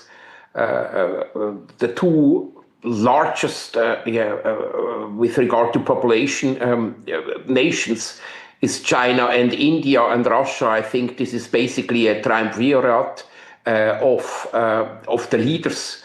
And next year we will have India as with the presidency, and it will bring, in my opinion, these organizations a big step ahead. No, absolutely. And, as far as the India-Russia relationship is concerned, we've gone over many of the different elements that are front and center. Defense is oftentimes talked about a lot because it's the most visible, it's high value, it's something that's constantly on the table. Operation Sindoor just happened, as General Dillon just reminded us. But the S-400 is a system that everyone's talking about. It is one of India's largest, if not the biggest deal that India signed with Russia in 2018. There are reports now, and Vishnu knows this, that India plans to repeat its order for another 5 regiments of the S-400 system. So just a moment ago, Vishnu and I kind of talked about this. Let's just play that out. This is an incredibly intricate relationship, but this is something that Vishnu and I have been looking at all year long. The S-400 is a missile system that's already in service with India, Vishnu, but the S-500 is something that Putin is pushing towards India. Tell us a little bit about both these systems and why they're so important. So I'm going to walk across to the S-400 that you've got on your side, and just for the benefit of our viewers, this is a system that's done incredibly well during Op Sindoor, it was our first line of defense during Op Sindoor. It was the system which intercepted incoming Pakistani cruise missiles, some of which were incredibly fast. This is the system, Shiv, which knocked out that Pakistani AWACS aircraft at a range of 314 kilometers, which is a world record. So in as much as the S-400 is able to do this extremely well, what you've got, or what we've got actually on this side, is the S-500, which is still in development, but it is a system which can intercept incoming intercontinental ballistic missiles. They look very similar. It's the missiles and the engagement radars and the long-range radars which are different. An intercontinental ballistic missile comes in at Mach 14 plus, 14 times the speed of sound. This system, the S-500, is able to launch its missiles to intercept incoming ICBM in space. No, so that's what it's the S-400 that Vishnu was just talking about, remember, it was ordered by India in 2018 as part of the biggest deal, Vishnu, that India and Russia have signed so far, $5.5 billion. Those missile systems, performed incredibly well. They were game changers, as Vishnu said, during Operation Sindoor. And that's the reason why India is about to order 5 more. We're going to double our order for S-400s. That'll happen after the Putin summit, of course. But the S-500 is that big game changer that the Russians are now trying to push, which could be a co-production where, unlike the S-400, which was bought off the shelf from Russia, the S-500 could actually be built as part of a joint venture between India and Russia. And talking about... Shiv, just a few, just a few details about the S-400 itself. What you see actually over here on our screens are the missile launchers, right? The S-400 has several missiles that it can actually fire, 5 missiles, some which can hit targets at about 40 kilometers, some going up to 400 kilometers. So it's got different missiles for different ranges. It's got very impressive long-range radars and an engagement radar. It's not just this, it's this plus various components, and they're all mobile. No, so, that's what's the big deal. $10 billion in terms of the S-400, many multiples of that for the S-500 mean that defense, needless to say, as Padmaja was saying as well, is the big sweetener of this relationship. Now, to be clear, no defense deals as such, are expected to be announced during this summit, but delegations that join both the leaders have been steadily pushing many ongoing negotiations forward, delayed deals for a nuclear attack submarine, warships, many other items that are on the agenda. Like you just said, repeat orders for the S-400. The S-500 is likely to be a kind of crown jewel for a partnership or a joint venture between India and Russia going forward. Welcoming Dr. Alexei Zakharov, Fellow Strategic Studies Program at the Observer Research Foundation, onto our coverage tonight. Dr. Zakharov, welcome. It's a cold night in Delhi, but a lot of warmth in the relationship, clearly. Sorry to be so cliched and cheesy, but it is true, because these two leaders enjoy a fantastic personal rapport. It's very clear to see. It's not something you can stage or choreograph. And the two are having dinner right now at the Prime Minister's residence. It's a big day tomorrow. You study this stuff very closely. What are you expecting to see tomorrow? Well, thanks for having me, first of all. Indeed, there are many visuals confirming that President Putin and Prime Minister Modi have good personal relations. I think the main agenda will be tomorrow, and there are many expectations about the outcomes of this summit. I think that mainly, at least for me, I'm looking at the developments in trade and economic sphere. I think it will be a major focus of this summit, and it's also manifested in the fact that both leaders will attend the Russia-India Business Forum, which is a very large event. It attracted a lot of business people and companies from both countries. And I think that it's like the major focus of this particular summit. Of course, deals in energy, and you've discussed a lot the defense sphere. I think these are important. We have seen the meeting between the two defense ministers today. And I think there are many items on agenda. Some of them are not announced, and some of them will be just follow-ups of these engagements and exchanges during this summit. But to my mind, what will be announced will be concerning the trade, will be concerning commercial agreements in different economic sectors between the two countries, in attempt to, reinvent and to boost economic relationship. Ambassador Malhotra, very quickly, these are two leaders. The two leaders we're talking about in this relationship, are individually wildly popular. There's a sort of viral quality about everything they do. They've got enormous, individual followings among the citizenry of both countries. And they have this amazing relationship. But they're also individually not known to be easy customers when it comes to administration. They're hard taskmasters. They work very hard, not easy to bargain with. From a diplomatic standpoint, Ambassador Malhotra, how does this easy relationship and this bromance help the larger relationship? Does it act as a lubricant to do more things between two countries, the personal relationship? I think it does in this case, simply because if you see, our bureaucracy and the Russian bureaucracy are well entrenched. Yeah. And you need somebody who has a different mindset, like our Prime Minister, who's willing to go all the way, and somebody like President Putin, who also is very effective in his leadership qualities. So when they two meet, it gives a certain synergy, and which is why this summit is most important in my viewpoint, because otherwise decisions that have been, kind of progressed and progressing slowly will continue to progress slowly till the matter of the summit is brought up, and then everyone says, okay, what can we clear? How many agreements can we sign? This is important. Our Prime Minister is watching us, or our President is watching us. And then things start moving a little more actively. If you see even the meetings that take place, the defense ministers meeting the night before, and it all kind of comes up to a crescendo. And that's where the fact of the two leaders being close friends also helps sort out issues, because they can then understand, they know how their systems work. And through their interaction, that's why the dinner tonight, the private dinner, is the most important. They would be able to take decisions which will move things along. Otherwise, it all gets stuck in paperwork, in bureaucracy, and, like many other countries, the Indians and Russians are pretty good at all of that. Yeah. No, absolutely. And this is something that we're all very curious about. The diplomats and the scholars have had a ringside view of some of these conversations. But, us TV walas like to focus on some of these softer aspects because, in many ways, the story is there. The relationship is a very steady one. It's got a lot of continuity. But it's in these small little dinners and private conversations and riding in a car together that things sort of indicate what the future might bring. Shishir, do you want to add to that?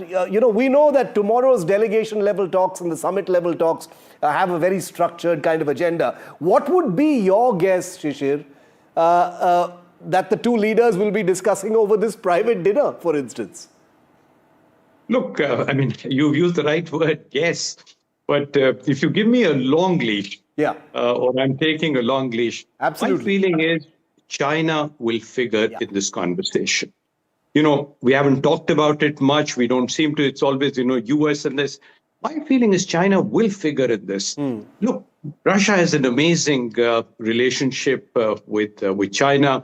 Just today I was told there are about 200 flights a week between China and Russia, whereas, I think India is still probably in single figures.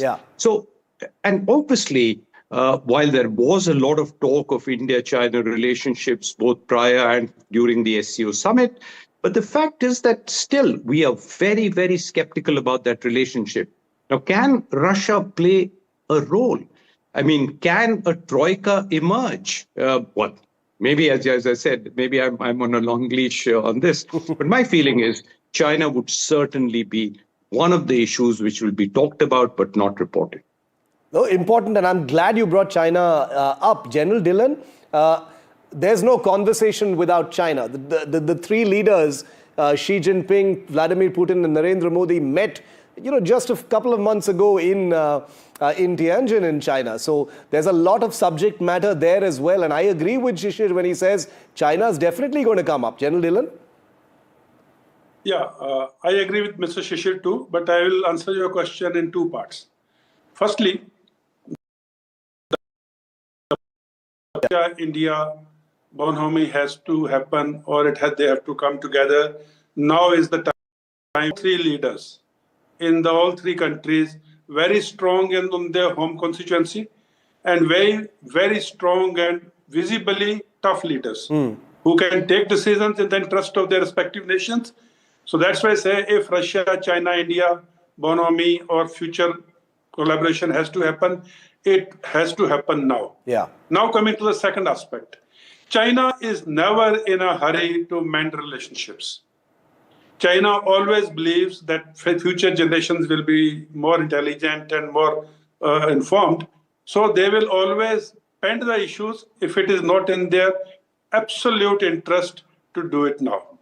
Now to bring it in India, China's absolute interest to deal with India on a level ground is what is most important. Unlike other neighbors of China, with whom China has mended their border areas, fences, and all the claims and counterclaims, India is a different country. We are equally powerful in economy or in military and other things. We are 1/6 of the world, they are 1/6 of the world. None of us would like to negotiate with the face having been lost. Yeah. So that is most important. We must respect each other's sovereignty, we must respect each other's strength, and then negotiate. And again, I will say, as a positive person, now is the time for these three countries to come together because of the respective leadership being very strong in their respective home constituency.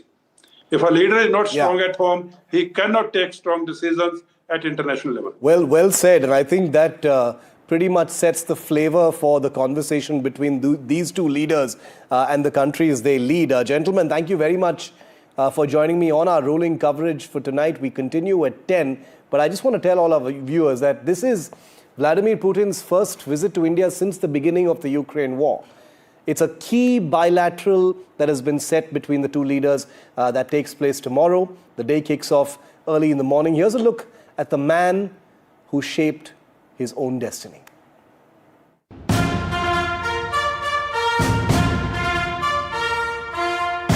Торжественная церемония вступления Владимира Владимировича Путина. He emerged from obscurity to become the undisputed leader of the largest country in the world.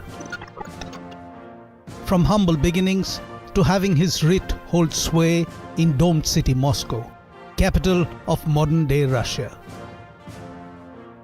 Vladimir Vladimirovich Putin never missed an opportunity to mold destiny to his advantage.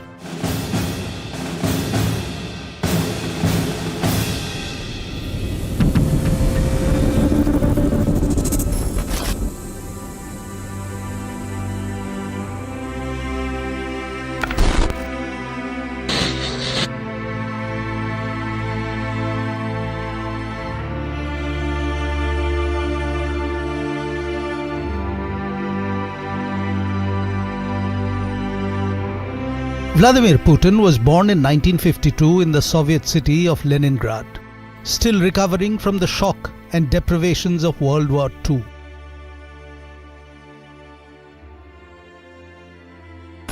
Most of the population had died, 1 million of them starved to death.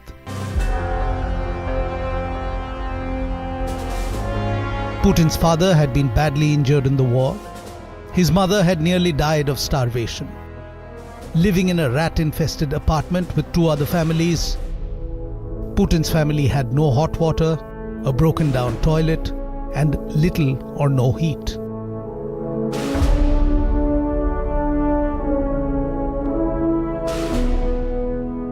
Putin's early life was spent in the Russian Dvor, the tough-working communal courtyard where he learned how to survive by becoming street smart.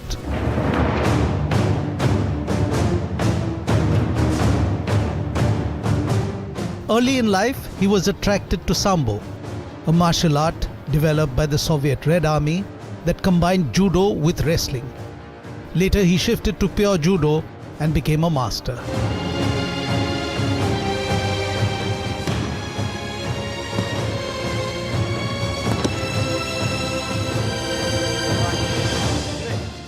On his 60th birthday, he was awarded the 8th Dan Black Belt, the highest rank in the sport, becoming the first Russian to have the honor.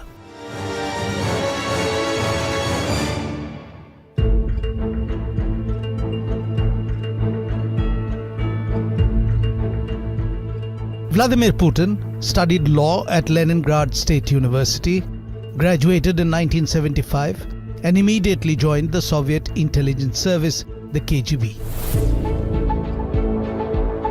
He served as a foreign intelligence officer for 15 years before Lieutenant Colonel Putin retired from active KGB service in 1990.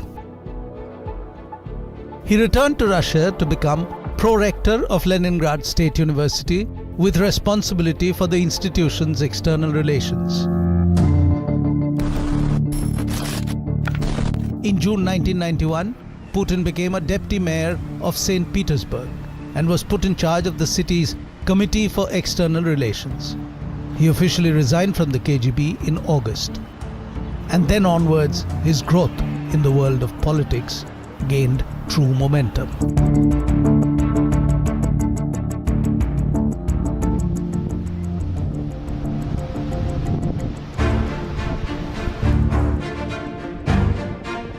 Vladimir Putin moved to Moscow to work in the Kremlin in the department that managed presidential property. In March 1997, Putin was elevated to Deputy Chief of the Presidential Staff.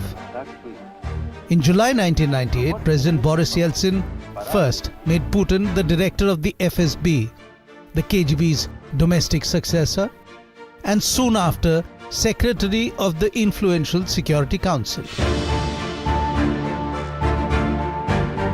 Yeltsin, who was searching for an heir to assume his mantle, appointed Putin Prime Minister in 1999. The street kid from Leningrad, who had learned judo to hold his own, was now well on his way to becoming the world player that he was destined to be. Within months of Vladimir Putin becoming Prime Minister, Boris Yeltsin resigned as President of the Russian Federation, and Putin became the acting president in his place on December 31st, 1999. При осуществлении полномочий президента Российской Федерации.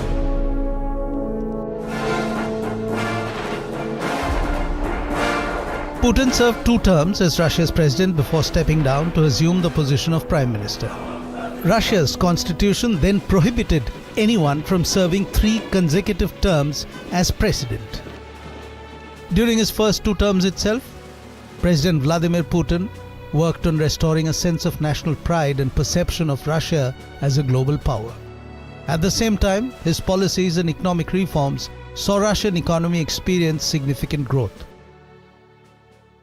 More than 23,000 sanctions levied by the Euro-Atlantic Alliance against Russia. You can sanction a country to bring it to its knees so that the population becomes so dissatisfied that the population achieves the regime change.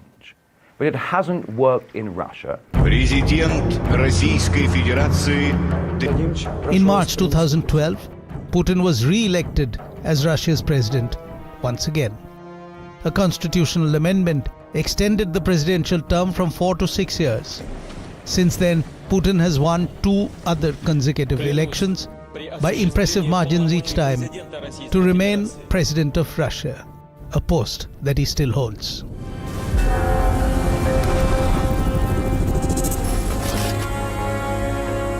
Strong and decisive, Putin has endeared himself to his supporters, within Russia and across the global south, as someone ever willing to challenge the hegemony of Western influence and globalism. Vladimir Putin, the boy from an impoverished background, has by his own efforts today become the ultimate symbol of Russian national sovereignty.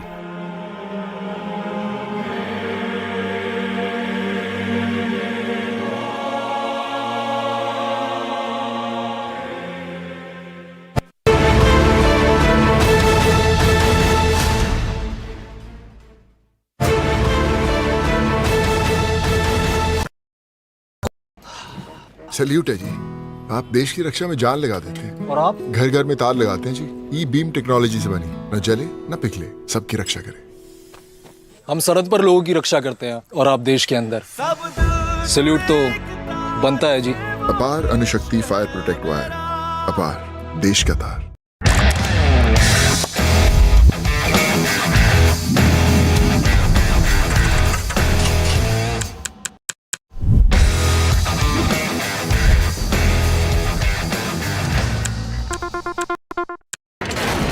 Front lines of Kargil, the fury of Operation Sindhu, so many attacks, the chaos and cries of disaster zones, to fighter jet cockpits, and the world's most defining interviews. It's incredible. He has seen history break, live, unfiltered. 20,000 hours of live broadcasting. Welcome to Left, Right, Centre. Hard facts. War-struck country. Hard questions. In the Ukraine. 30 years of trust. In the Kargil area. North Ukraine. In France, in Italy. At Srinagar. Vishnu Shom for NDTV. Vishnu Shom. Only on NDTV. He has tracked the pulse of power from Washington to Korea. Witnessed history being made in global capitals and conflict zones. Brought clarity to complex issues of national security and international affairs. Aditya Raj Kaul, covering international affairs like no one else. Only on NDTV network. The best app to use is the NDTV app.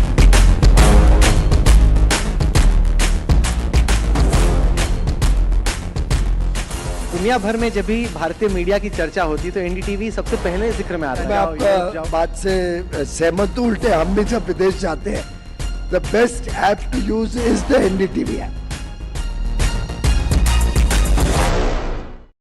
21 days in Kashmir. People have bombarded me, friends, with requests for an unfiltered list of things I saw and observed on the ground. Very special ground report from the line of control. There were some children who've lost limbs in the shelling. They are now India's smallest but possibly the most powerful crime family. Cough syrup has killed at least 25 children. Gaikwad sahab, aise mat kijiye. Suddenly people are wondering about the weaponization of India-Pakistan cricket. We live and breathe elections. You will not believe your eyes or ears when I show you what I'm about to. And for a country that has fought so many wars in the mountains and at high altitude. We're standing on the Indian Navy's newest warship. The line of control, Shiv Arun, NDTV.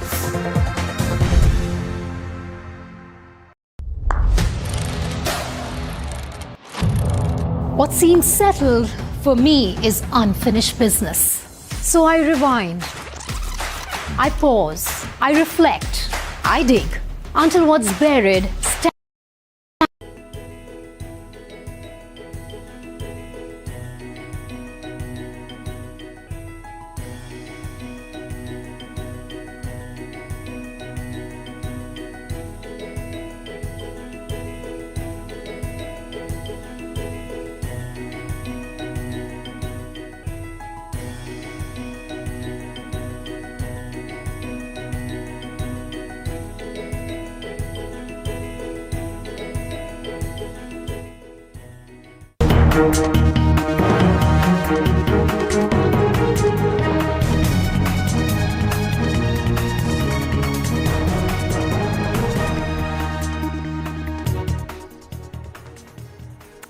Good evening and welcome. Thanks very much for tuning in to NDTV. I'm Padmaja Joshi, and on every story that matters, the buck stops here. And our top focus today, even as the entire world is talking about that big Trump-Modi meeting that is to happen tomorrow, a shocking story is unfolding right here in our country, under our noses, in Tamil Nadu. It's a fight for the right to pray. And it has put devotees at the Lord Subramanya Swami temple and the DMK government in Tamil Nadu eyeball to eyeball. And today came a massive vindication for these devotees who simply wanted their right to light the Kartigai Deepam festival lamp at the Deepathun stone pillar on the Tiruparan Kundaram hill. The Madras High Court dismissed the Tamil Nadu government's appeal against the order that had allowed devotees to light lamps at the hilltop and called the plea itself one that had been filed with an ulterior motive. But the question is, what is that ulterior motive? Why would someone be stopped purely from lighting lamps at their temple? For that, you need to understand the background and the politics of this controversy. This Tiruparan Kundaram Hill has been a site contested by the Hindu devotees and the adjoining Muslim Dargah. The hill houses the temple dedicated to Lord Subramanya Swami and the Sikandar Badusha Dargah. On Monday, though, the Madurai bench of the Madras High Court ordered that the temple administration should light the lamp at the Deepathun on Wednesday, and yet it did not happen. The temple administration was told by the court, light that lamp. Come 6 p.m., it did not happen. It simply did not happen. It did not happen despite a court order.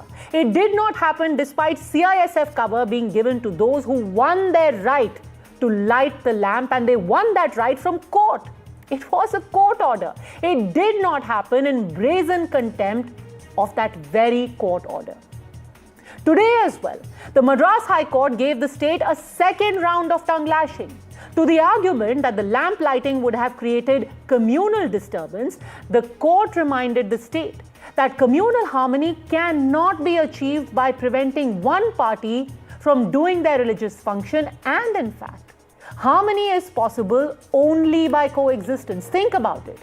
Despite two orders of the court, in fact now 3 orders of the court, why did devotees not get the simple the right to light a lamp? Even the court was forced to ask, once a year, if believers are lighting this sacred flame without affecting anyone, why is there any difficulty? Why should it be made so hard? But despite all of this, even as we speak, the state government has remained defiant. It has argued in court that not only did some people try to create a law and order situation, but the court's order itself was one of judicial overreach. They asked, how could the court allow for the CISF or ask for the CISF to be deployed there in order to give security for those who are going to light the lamp? All of these arguments were struck down. The plea itself was dismissed. The plea was called one with an ulterior motive. Ultimately, it was the devotees who had a ruling in their favor. But despite all of this, imagine the courts have intervened. They have again and again questioned the intent of the government. But despite all of that, even as we speak, that lamp has not been lit. Now, the simple question you must ask yourself, what is the concern here? Is the concern really for upholding the law? And is that concern going to be fulfilled by being in contempt of the law, by actually defying the court, or is there something far more sinister, in the words of the court, far more ulterior at play? You decide. செயல்படுது போலி மத சார்பின்மைக்காகவும் தேர்தலுக்காகவும் இந்த அரசாங்கம் தேவையில்லாத ஒரு பதட்டமான சூழ்நிலையை இந்த பெரும்பான்மை சமுதாய மக்கள் மீது ஏவி விடப்பட்டிருக்கிறது. இதில் இஸ்லாமிய அமைப்புகள் எல்லோரும் மிக வருத்தப்படுகிறார்கள். எனக்கு வேண்டிய எல்லோருமே இஸ்லாமியர்கள்லாம் தேவையில்லாத விஷயத்தை பண்ணிட்டு இருக்காங்க அப்படின்னு சொல்றாங்க. இன்னைக்கு தர்கா பக்கத்தில் இருக்கு, எந்த விதமான பிரச்சனையும் இல்லை. யாரும் அங்கே போய் எந்த தொந்தரவு பண்ண மாட்டாங்க, அவசியமும் இல்லை. இது தீபத்தூண். ஆனால் அரசு வழங்கி நினைச்சிருக்கோம்னா எல்லை தூண் அப்படின்றாங்க. எல்லை தூணுன்னா அரசு வழக்கறிஞர் படிச்சிருக்காரு, அவருக்கு அறிவு இருக்காங்கிறது எனக்கு தெரியல. எல்லைக்கல்னா 4 பக்கத்துலையும் இருக்கும், தீபத்தூண்னாலும் ஒரு பக்கத்தில் இருக்கும். பேராசிரியர் இருக்கார், அவர் இன்னும் என்ன விட நல்ல விளக்கமாக சொல்லுவார். ஆக போலி மத சார்பின்மையில் தான் இன்னைக்கு இந்த அரசாங்கம் வாழ்ந்துட்டு இருக்கு. ஆயுள் காலம் நெருங்கிட்டு இருக்கு, கவுண்ட் டவுன் ஸ்டார்ட் ஆயிடுச்சு. No, this is the mischief played by the BJP and its alliance. The problem here is the local people are not happy with this, the entry of these people.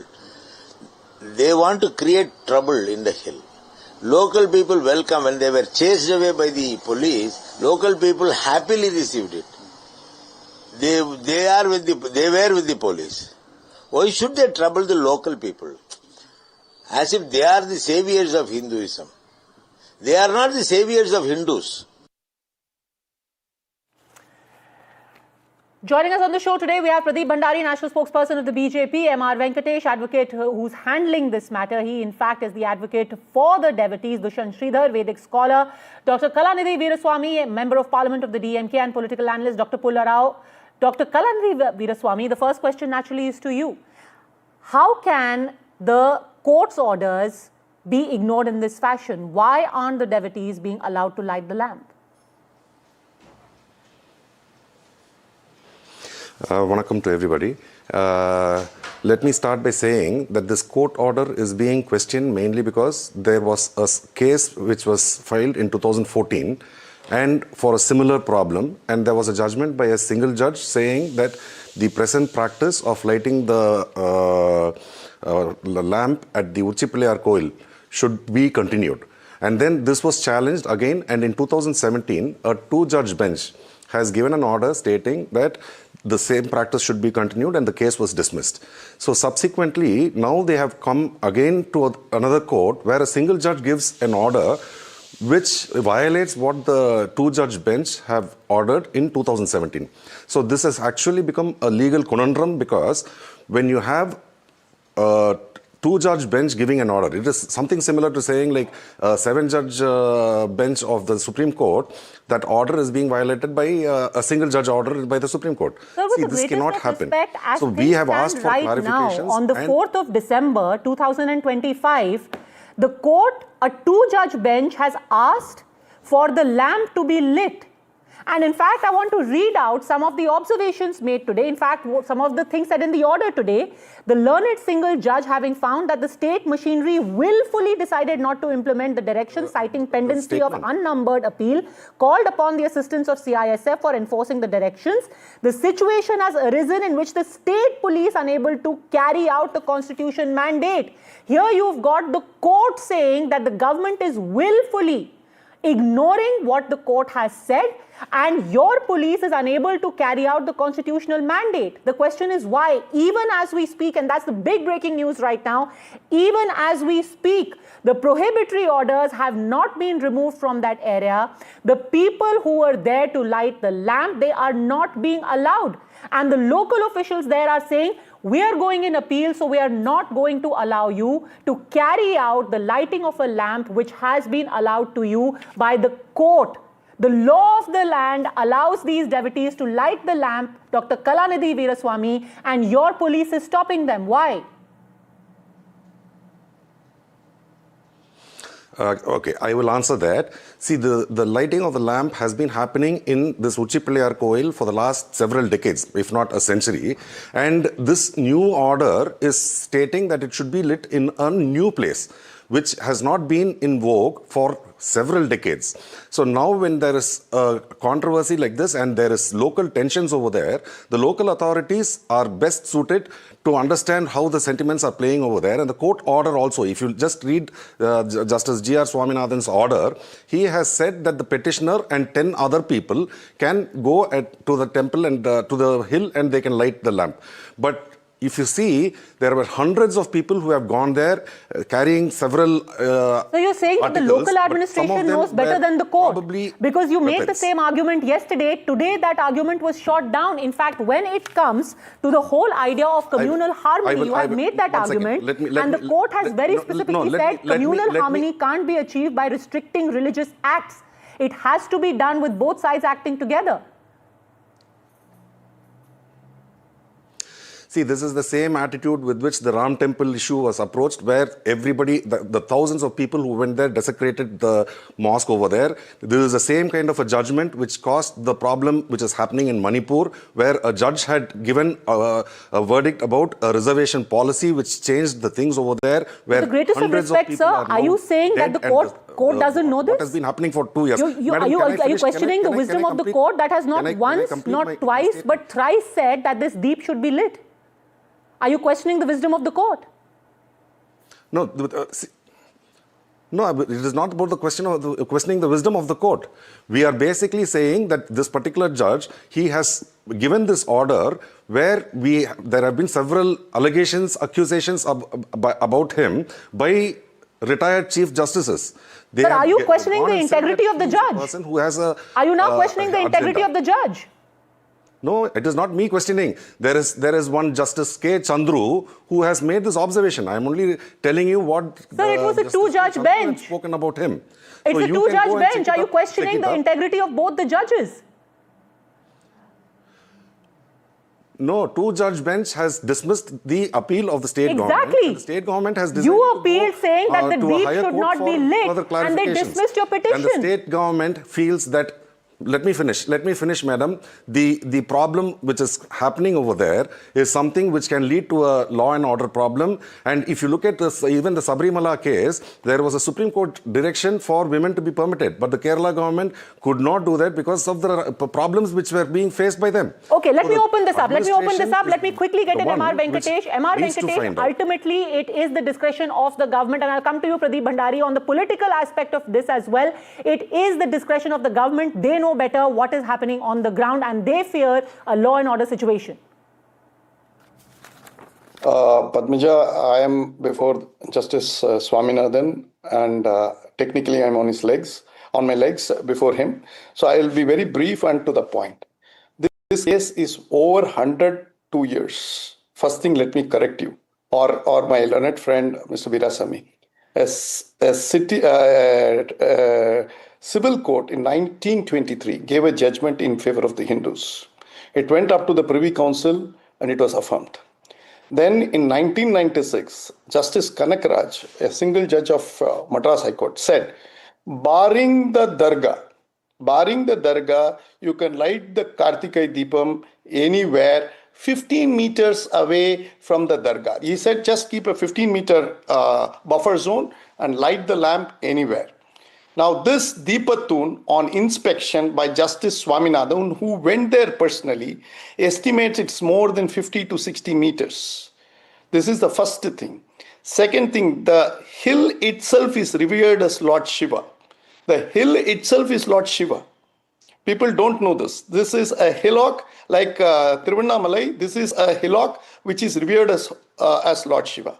The third point, as far as law and order is concerned, yesterday 144 was section 163 BNSS, which corresponds to 144 CRPC, was invoked by the collector, and that was quashed today when the police commissioner of Madurai appeared before his lordship Justice Swaminathan. And yesterday on that order of Justice Swaminathan, Justice Jayachandran's bench agreed with Justice Swaminathan's assessment that law and order will not break down. Please understand this. And why it will not break down is 1994 as well as in 2013, the Dargah committee has given an assurance in writing that they welcome the lighting of the lamp at the Deepatun. It is not the Muslim, there is no Hindu-Muslim problem. The problem is with these secularists. The problem is with Dravidian parties who care two hoots about the constitution, who care two hoots about courts, care two hoots about the law and order situation, and they think it is their fundamental right to trample on the Hindu sentiments.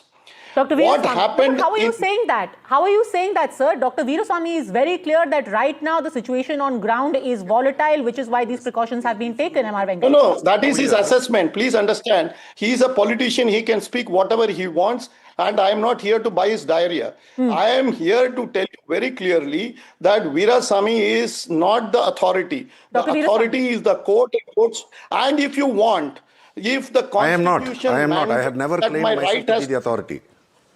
No, please keep quiet, sir. I didn't interfere. You please keep quiet. You will listen to me. If it requires that a constitutional order of the court, that is what Justice Jayachandran observes, that tomorrow if you have to say that if I have to do something which is intra-vires the constitution, it is the responsibility of the state government to ensure that. Otherwise, my advice to Mr. Veerasamy's party is resign and go. Say that you are not able to uphold the law and order. Dr. Veerasamy, the intent is not about law and order, it's about politics. It is not about politics, and they are saying that we are people absolutely about politics. It is only about pandering to the Muslim votes. Hinduism. But one second. Sir, now I am talking. You can kindly keep quiet. You kindly keep quiet. No. You cannot bullshit. Interrupted upon when you had the liberty to ask me to keep quiet. You cannot intervene when I am replying. I will also demand that. Let's keep it parliamentary. You are intervening when I am replying, and if this is how you are going to be conducting your debate, I don't think there is any point in even having a discussion about this. This is not called a debate. You are shouting over me. The court order has to be followed. Please understand. If this is what you want, I will leave the floor to you where you can talk the whole point. You can throw all kinds of rubbish on the DMK party and the government over here, and I will keep listening. If that is what you want, I can keep quiet for the whole period of this time. Dr. Veerasamy, intent is political. The charge against you is you are doing it for appeasement of politics. Kindly ask the gentleman to complete whatever accusations or whatever he was leveling. Yes, go on. Respond. There is no accusation against you. It's only contempt against you for the type of politics and branding that you do. You bring down the stature of Tamil Nadu. That is the charge. Dr. Veerasamy. You don't respect court orders. Dr. Veerasamy, respond. Can I respond now? Yes. So you are talking about a government which for the last 4.5 years, the temples are all under the protection of the government of Tamil Nadu. And the government of Tamil Nadu is being headed by the DMK party. And the amount of work which has been done in the temples, especially our HRNC minister, Mr. Shega Babu, who is an ardent devotee of Lord Muruga and Lord Ayyappa, he has done yeoman amount of work where not even any BJP ruled states, they would have had that amount of work which is being done for the temples in Tamil Nadu.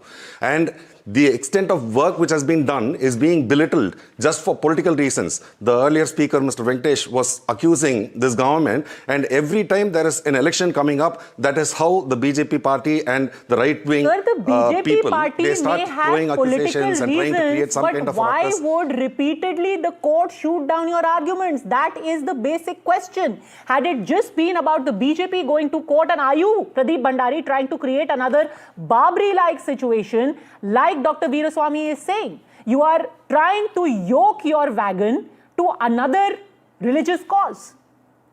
He's mentioned the Babri.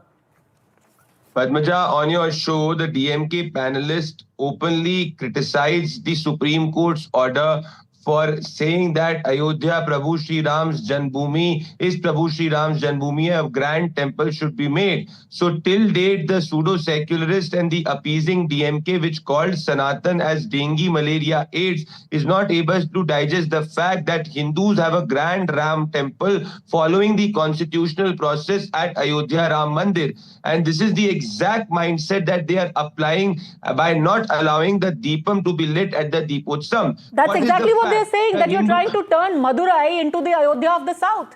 That is exactly the allegation. Well, the truth of the matter is, Padmaja, that Hindus have submitted themselves to the writ of the law. And what did the DMK government give them in return is a lathi. Can you please tell me which court, what is the law? What does the constitution say? That a Supreme Court or a High Court order has to be implemented in letter and spirit by the state government. The duty of the state government is to ensure that law and order situation is maintained. But there is a larger conspiracy here. DMK government purposely ensured that the law and order situation was not maintained so that they could impose Section 144 and prevent the Hindu devotees from following their faith after the order of the Madras High Court. So what the DMK government here has done is they have imposed a cost. They have imposed a cost on the Hindus for practicing their constitutional right under Article 25. Because if yesterday 1,000 Hindus were going there to light the Deepam, by lathi charging and imposing Section 144, they are ensuring that not 1,000 but 900 go. Now please tell me that had they practiced the same barometer, had it to do with another faith? No. Did the Hindus not follow the law? They followed the law. Did the Hindus not follow the constitutional process? They followed the constitutional process. Whose responsibility was it to maintain this law and order in 10 seconds? This exact mindset of sensitive areas, not able to apply the law, it was followed by the Congress party. That is why you could not have an Ayodhya Ram Mandir for decades. The same anti-Hindu mindset is followed by the DMK, where the Hindus are treated as second-grade citizens. Despite the court order, they are not able to practice their faith. This is the breakdown of the constitutional machinery. Dr. Pulara. Have they applied the same principles for any other faith? After Mr. Sridhar, because they know that I can comment on each one. No, Dr. Pulara, you please respond to this, that this is trying to do vote bank politics. It's as simple as that. Well, let me tell you, all legacy issues are very painful. You know, many of us who are very faithful, who believe in the Hindu faith, these are legacy issues which we have to tread very carefully. I appreciate Mr. Venkatesh's fight, and also I have nothing against it. He has done a great fight. He has won a court battle. That's the way things should be. But this is, I may say, with some experience or something, this is a legacy issue. We should handle it very carefully. Sir, it is not a legacy issue. Now it is a legal issue. It is a legal issue. Let's be absolutely clear. And let's keep Pradeep Bhandari, M.R. Venkatesh on screen, please. Let's be absolutely clear. And this bogey that is being perpetuated right now, the court in its order has said, and I think it's important for the viewers to know this, the court has said clearly, lighting the lamp at the lower peak will not affect the rights of the Dargah or Muslims in any manner. So whoever is saying that a communal cauldron is bubbling over there, the court is clear. There is no communal danger over there. The court is not going by press reports. The court is going by that law. The court is not competent to decide what's going on the ground. They're given the law. The court is not competent? Fair enough. The court is not competent. Pradeep Bhandari, the court is not competent. Agency that the police has to ensure. 1 minute. The DMK government is creating situation on the ground so that they get an alibi to not implement the court order. This is exactly what the Congress party did for decades by not allowing the Ram Mandir to come. I don't. You see, it is a sensitive you have area. some manners. This is exactly the same mindset. I don't want to hear your voice. Sir, I will not. Enough. No. You spoke enough. What do you know? You cannot. You speak the law. Let me talk. You speak the law. What are you lecturing me for? What are you lecturing me for? I will lecture you because of you. You're not competent. You know what the court said when I quote the court. Harmony doesn't mean blocking rituals. No, you can't interrupt. You know, Dr. Pullar Rao, the reason why this needs to be called out, and it needs to be called out in all stark detail, is because the way things have happened since the beginning of this week, it just reeks of impunity. Let me give a little bit of background to the viewers. First, you had one court order come on Monday. This entire ritual was supposed to take place at 6 p.m. yesterday. It didn't happen at 6 p.m. Then suddenly the deputy said, what's going on? There is no preparation that has been done. Then they said, the court said, okay, you go, 10 people should go and light it, we will give you CISF cover. Then the government said, oh, this seems to be judicial overreach, we are not going to allow this, we are going to appeal against it. That appeal was struck down today. Separately, the court again said, please go and light the Deepam today. We want it lit today. The court was absolutely clear that there is no communal harmony that is going to be disturbed, that in the name of communal harmony, people cannot be stopped, one side cannot be stopped from the practice of their religion. And more importantly, because the 6 p.m. deadline yesterday was missed, and in what way possible? When the court asked, why did the Deepam not get lit at 6 p.m., the Temple's Council actually said, we were unable to reach the executive officer responsible for carrying out the directive. That is the impunity with which people have functioned. You simply said, we couldn't reach him. Why? Was he in the jungles of the Amazon? Could he not be reached? Could you not call him? Could you not send a fax? Could you not call one of his associates? You simply cannot reach him, and you basically cocked a snook at the law, and that's not us saying it, it's the court which has used those words. Now let's come to the point, Dushyant Sridhar, of the larger legacy issues that are being made. It's being argued if for 100 years you had no problem of this particular contested area having the Deepam lit, why are you waking up suddenly? Are you trying to create trouble? Are you trying to foment passions in Tamil Nadu? Dushyant Sridhar. Namaskaram Padmaja, and namaskaram to all my fellow panelists, and namaskaram to the viewers who are watching this show.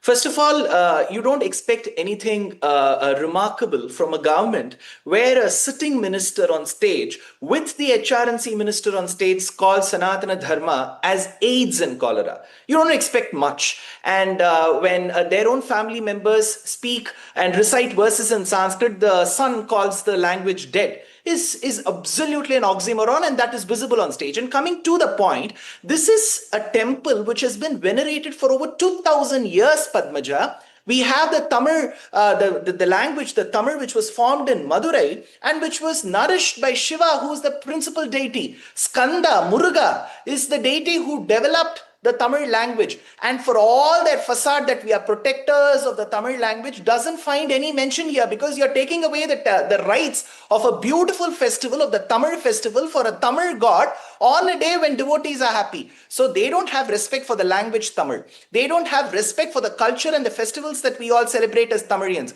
They don't have any respect or any knowledge of the literature. People who call legacy issues cannot even tell what is the name of the deity in the temple, what is the name assigned by the poets, and they will just keep rambling because of their age. Age has nothing to do with wisdom. It's just pure expertise in the scriptures and the literature with which you talk. And to me, as a Hindu, I feel not belonging to any political party. I can tell you this is a big setback for the Hindus, because they have elected a government which is absolutely against their rights. Why? That's their motive. That's their motive. This language protection, Tamil culture, all the shields that they use is not true at all. Principally against, because when you have a festival for the Tamil god Murugan, that is not celebrated, and what you do as a protection is to Sikandar Alauddin Shah, who for 30 years between 1336 and 1378 massacred the Tamilians, and all of this is recorded in history. And you are there to protect that, who has no connection with the Tamil language, and you don't have the audacity to celebrate a Tamil festival which is meant for the Tamil people. Dr. Veeraswamy. Absolutely a double edge. No, it is actually shameful that the person is spitting so much of venom about this government. But anyway, I will answer this. This government, like I had told earlier, that they have the ones who have done the... Sir, if you want to keep talking, I will keep quiet, and I will keep quiet the whole show, sir. No problem at all. We have no problems. You can rant and rave how much ever you want. You want me to keep quiet? I will stay quiet. You conduct the show with only the other three people talking about DMK party and blaming us. I have absolutely no problem. Can you speak about the verses in Tamil that were quoted by Jnana Sambandar about the Devi? Because you don't believe in the literature. Quote. Dr. Veeraswamy. Please quote.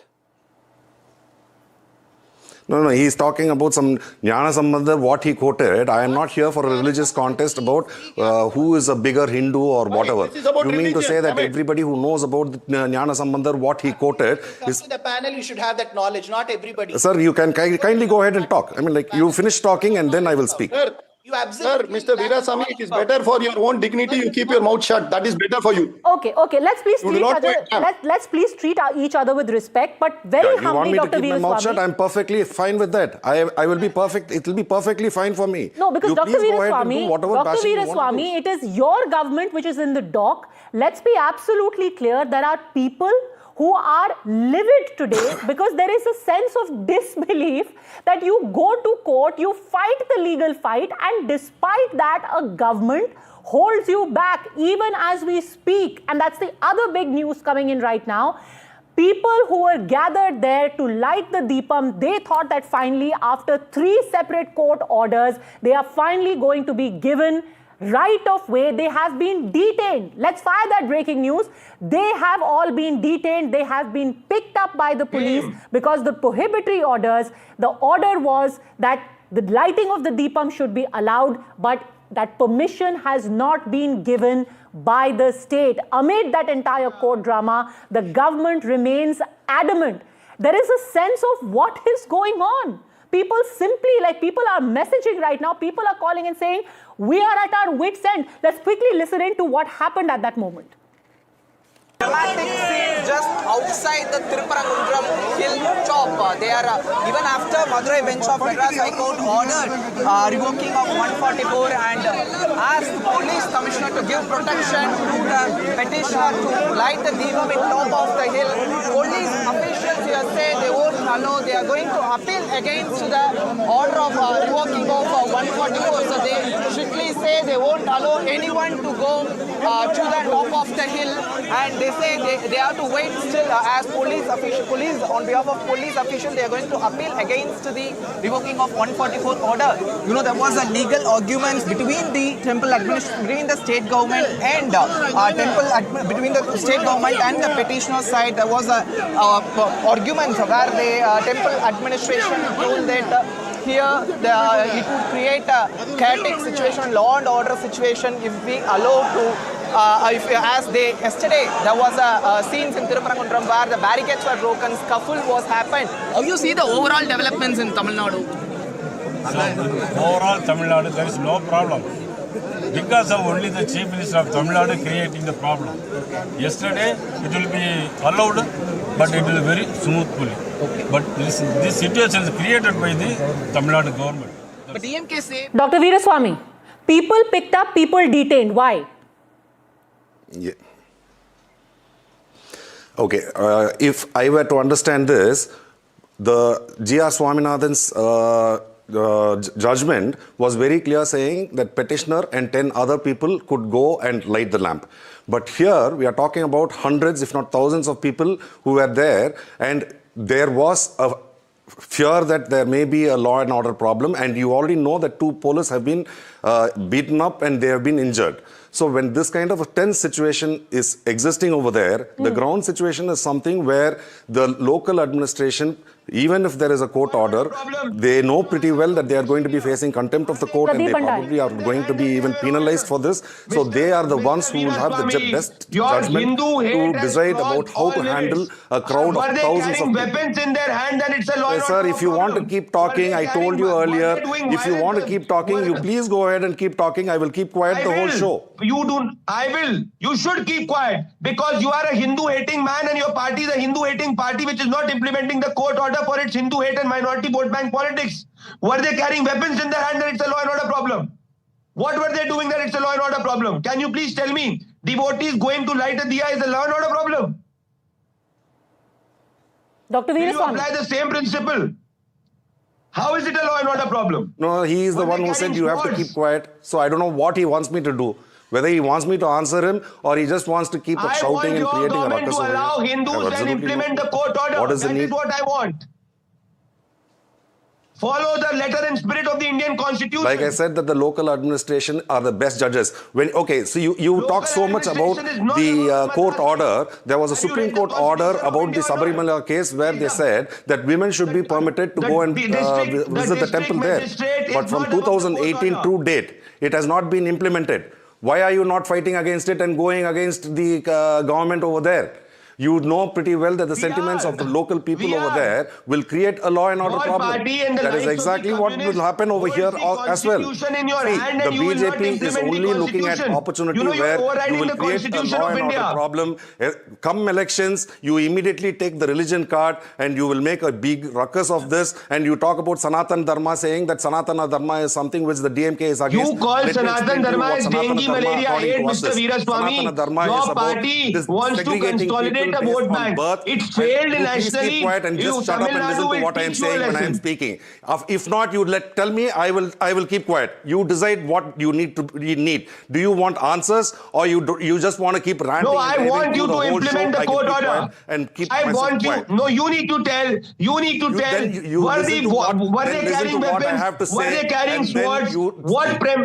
What was the initial evidence and the investigation that you had that it's a law and order problem? Conducting your debate, I see no point in having this kind of a debate with a person who jumps in every word I speak. He wants to jump in and create a ruckus, and they want to talk about religion. Hindus there also were following the law, sir. In another 6 months they have elections. They are looking at this as an opportunity to make a big issue out of this kind of a problem. And they are thinking that they will score brownie points, but let me tell you that people of Tamil Nadu are much wiser than what you are.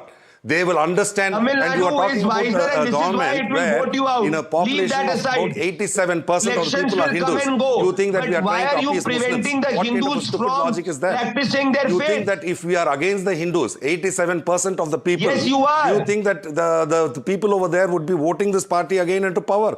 Come 2026, you see what will happen. Congress also used to be voted into India. That did not make Congress a pro-Hindu party. Place where they can win even a single seat over here. Fair. Because the people of Tamil Nadu are aware about BJP's treachery and the things that they are doing, wherever they go, they end up with riots, they end up with mayhem, and they end up in violences. This is what has happened throughout wherever you are. You create such religious tensions and create disharmony among the people. This is what BJP does. Dr. Veeraswamy, that in the upcoming assembly elections in Tamil Nadu next year, you win, you sweep, you form the government. After the results, will you allow for the Deepam to be lit at that spot? Madam, you have to understand this court proceedings is something I'm not even talking about till after the elections. I am talking about, see, if there is going to be a Supreme Court, this case has to have its logical conclusion. A political issue for the I'm BJP, sure that you have to exhaust all your legal recourse. I am asking and then we will, best of luck to you. The government will take a decision on that. Let your party sweep the elections. Will you allow the Hindus of Tamil Nadu, the devotees of that area, to light the lamp? Will you allow them then? With your party back in power, no, it has already been an election issue for the BJP you are making party, it sound as will you allow them? Can I respond on that? Yes.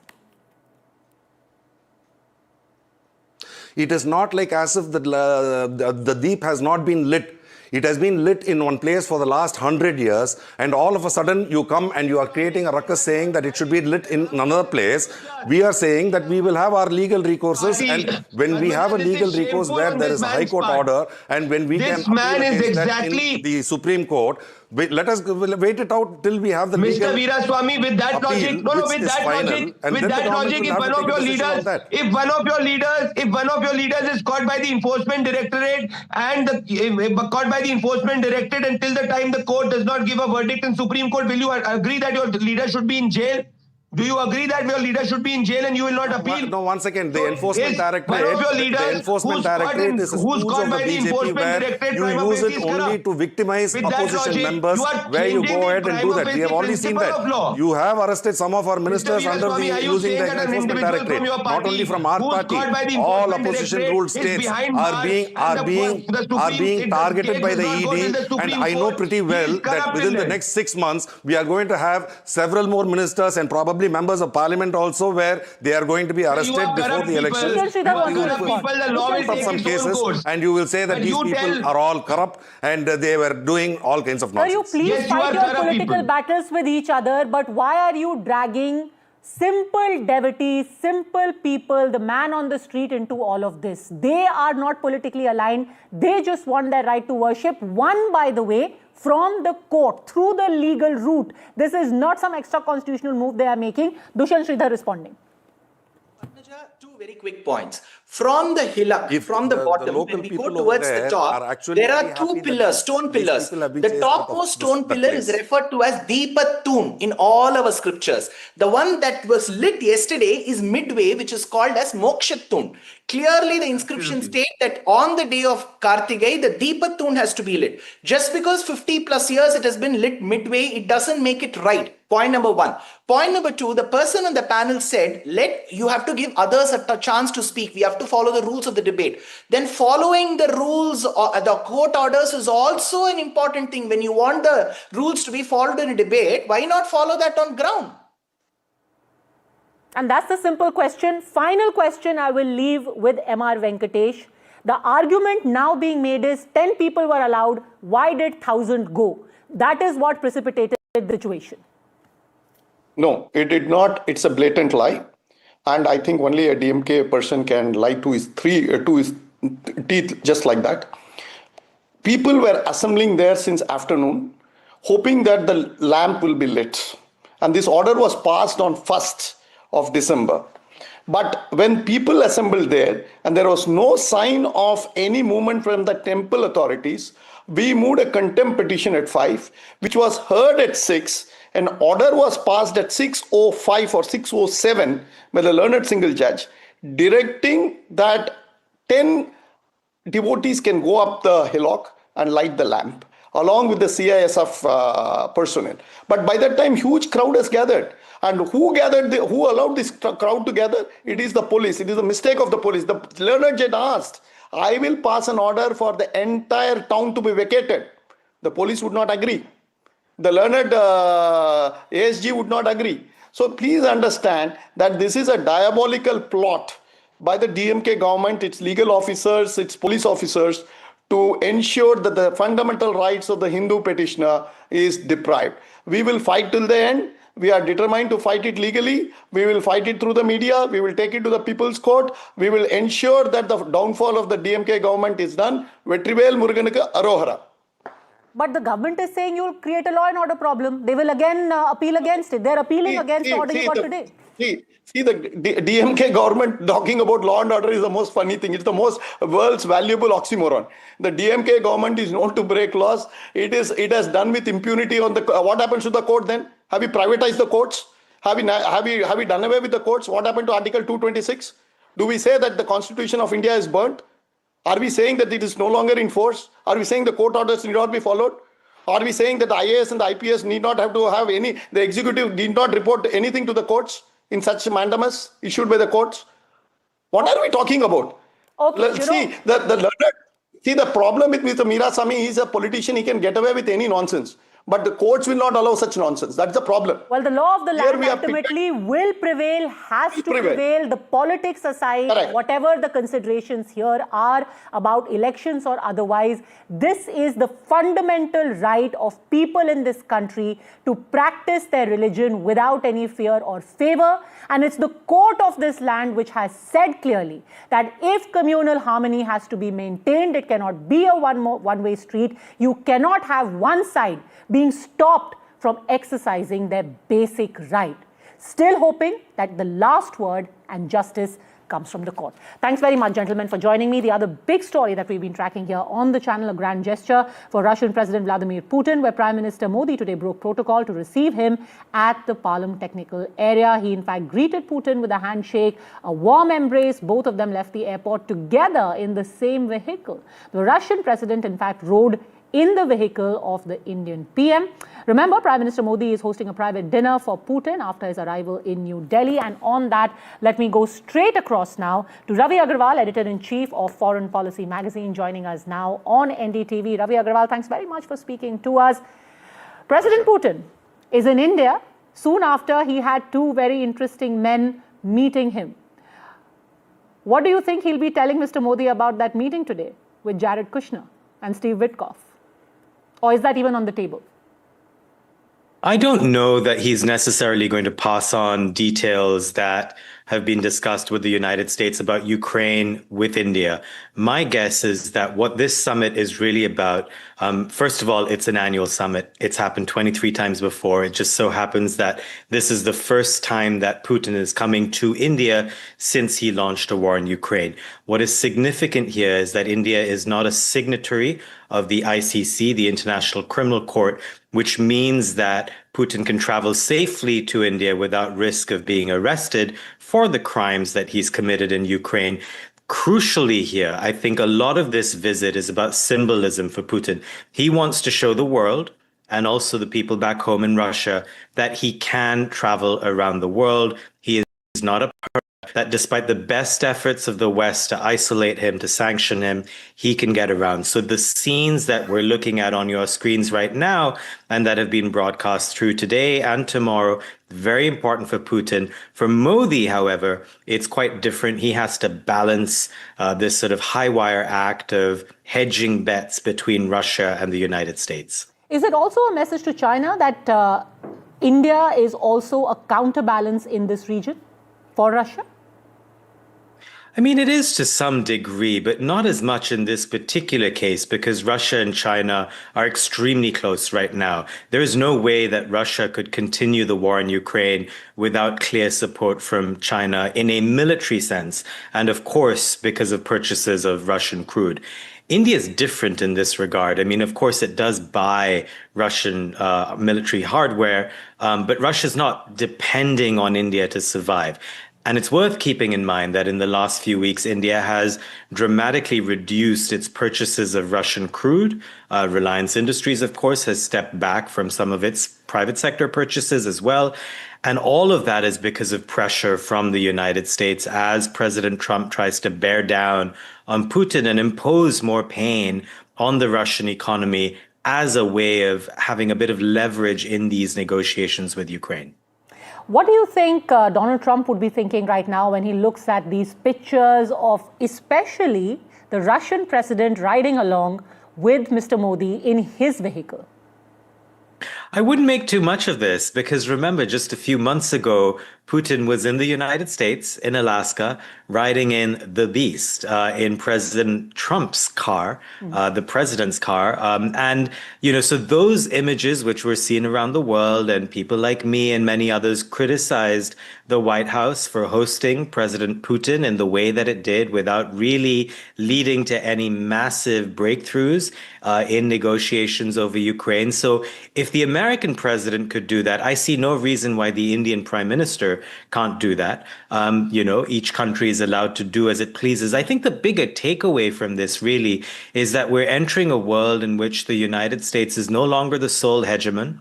a world in which many countries like India, we call them middle powers in academia, there are countries that feel that they need to hedge their bets, that they can't rely just on America or just on the West, and they need to have multi-aligned relations with many other countries. India has long actually tried to do that and must be feeling vindicated to a degree in having that kind of setup in its foreign policy. However, there are limits to this. You can't be everyone's friend and expect that to not collide at some point.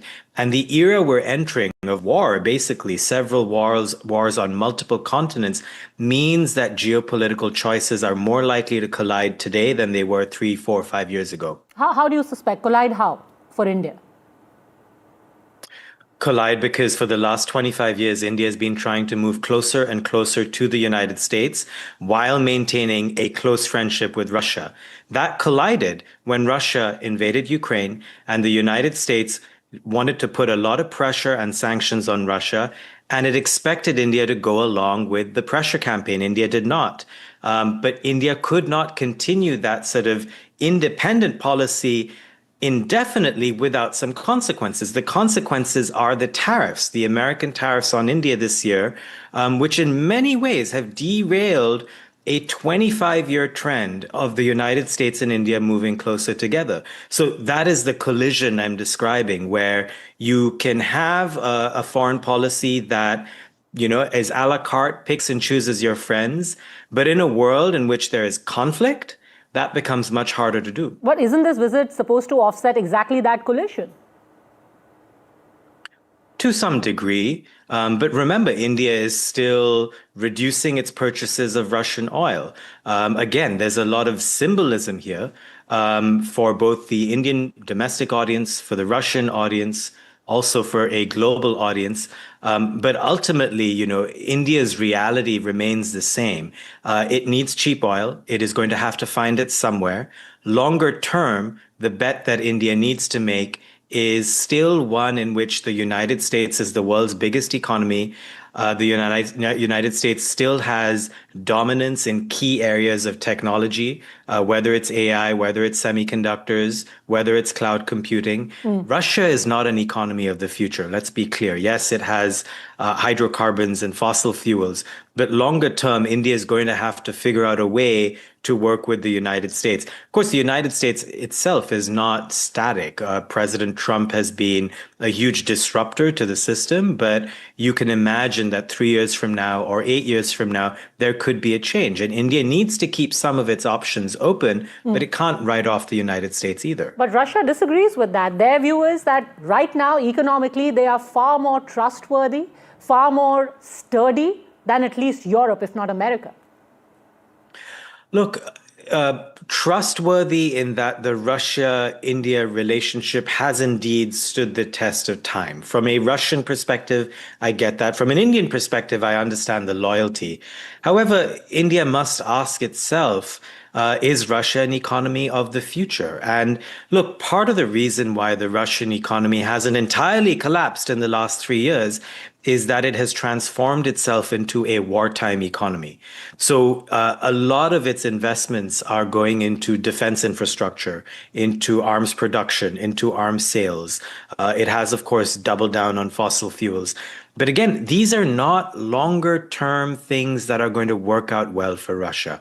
In the longer term, when this war eventually ends, Russia may still be relatively siloed from the rest of the global economy. It can't only depend on China and India to some degree. There are lots of problems there that could make Russia an unstable partner in the future. Remember, Putin won't stay in power forever, and he has been an incredibly repressive leader. He has thrown people into a meat grinder of a war with not much care for domestic human rights. At some point, that is going to catch up with Russia. And so if you are looking to deal with Russia, you don't want to ignore that. All right. For now, thanks very much, Ravi Agarwal. It'll be interesting to see over the next 24 hours the reactions. More importantly, what is the outcome of the meetings that we'll have here and how the world and America in particular reacts. For joining us with your perspective from Washington, Ravi Agarwal, it's been a pleasure. All right, that's it then on today's edition. But remember, when it comes to any big news story, when it comes to foreign policy, it's NDTV. The buck stops here. Time for a break.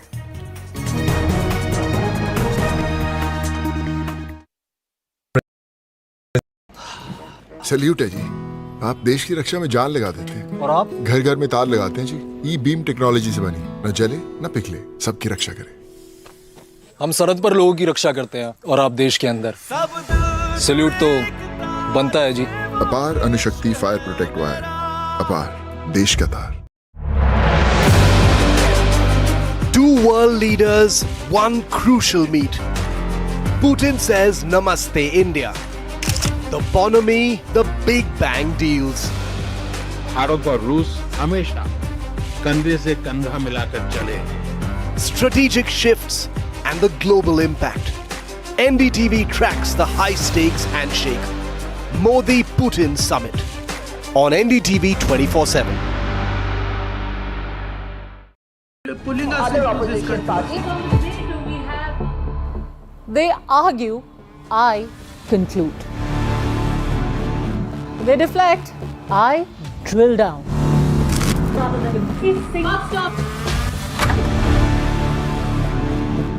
This isn't a free-for-all. It's a reckoning. No filler, no fog. Only the facts and where they lead. Every night at 9, the case closes because the buck stops here. I don't sugarcoat. I shoot straight and tell you stories the way they need to be told.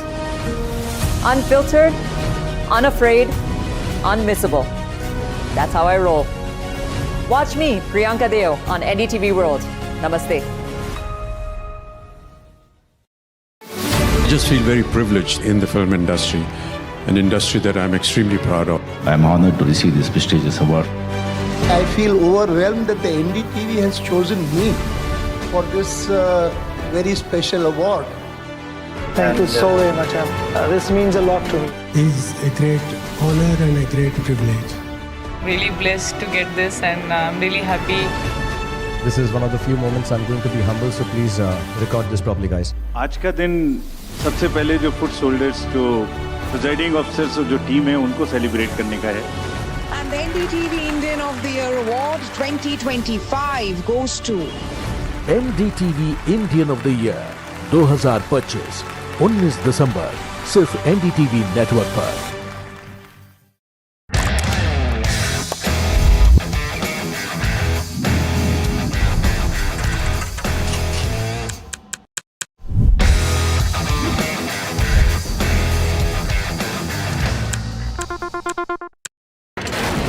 Front lines of Kargil, the fury of Operation Sindhu, so many attacks, the chaos and cries of disaster zones, to fighter jet cockpits, and the world's most defining interviews. It's incredible. He has seen history break, live, unfiltered.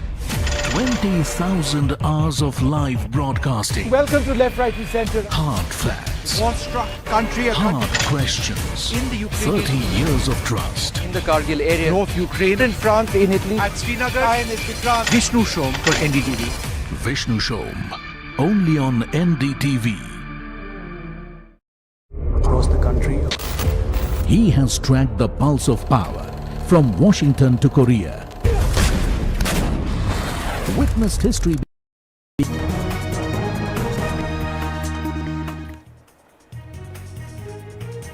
The Congress party today expelled Palakkad MLA Rahul Mamakuttathil from the party in a definitive attempt to draw a line under a serial sexual predator scandal that has haunted the United Democratic Front opposition in Kerala since August. The decision came close on the heels of a district court in Thiruvananthapuram rejecting the MLA's anticipatory bail plea in a rape and coerced termination of pregnancy case based on a complaint filed last week by an acquaintance of his. Trinamool Congress today suspended its MLA Humayun Kabir, who had given a call for constructing Babri Masjid on the 6th of December in the state's Murshidabad district. Trinamool Congress leader and States Minister Firhad Hakim said that he was suspended by the disciplinary committee of the party for his anti-party activities.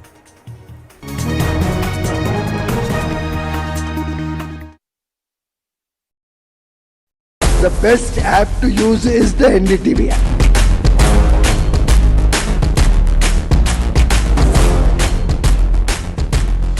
दुनिया भर में जब भी भारतीय media की चर्चा होती है तो एनडीटीवी सबसे पहले जिक्र में आता है। मैं आपका बात से सहमत हूं, उल्टे हम भी सब विदेश जाते हैं। The best app to use is the NDTV app. 21 days in Kashmir. People have bombarded me, friends, with requests for an unfiltered list of things I saw and observed on the ground. Very special ground report from the line of control. There were some children who've lost limbs in the shelling. They are now India's smallest but possibly the most powerful crime family. Cough syrup has killed at least 25 children. Gaikwad sahab, aise mat kijiye.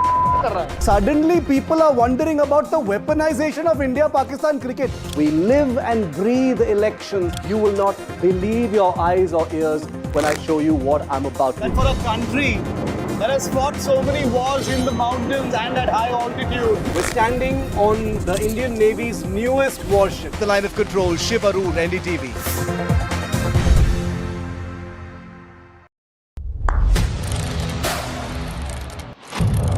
What seems settled for me is unfinished business. So I rewind, I pause, I reflect, I dig until what's buried stands up to be counted. Breaking ground, not just headlines, the meaning behind them. This is Breaking Ground with me, Vedika Sood. Salute है जी, आप देश की रक्षा में जान लगा देते हैं और आप घर घर में तार लगाते हैं जी। ई बीम टेक्नोलॉजी से बनी, न जले न पिघले, सबकी रक्षा करे। हम सरहद पर लोगों की रक्षा करते हैं और आप देश के अंदर। सल्यूट तो बनता है जी। अपार अणुशक्ति फायर प्रोटेक्ट वायर, अपार देश का तार। Two world leaders, one crucial meet. Putin says Namaste India. The bonhomie, the Big Bang deals. Bharat और रूस हमेशा कंधे से कंधा मिलाकर चले। Strategic shifts and the global impact. NDTV tracks the high-stakes handshake. Modi-Putin summit on NDTV 24/7. Other opposition parties. They argue, I conclude. They deflect, I drill down.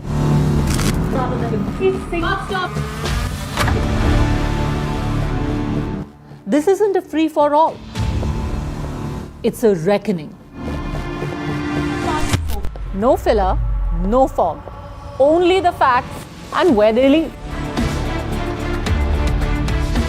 Every night at 9, the case closes because the buck stops here. I don't sugarcoat. I shoot straight and tell you stories the way they need to be told. Unfiltered, unafraid, unmissable. That's how I roll. Watch me, Priyanka Deo, on NDTV World. Namaste. I just feel very privileged in the film industry, an industry that I'm extremely proud of. I'm honored to receive this prestigious award.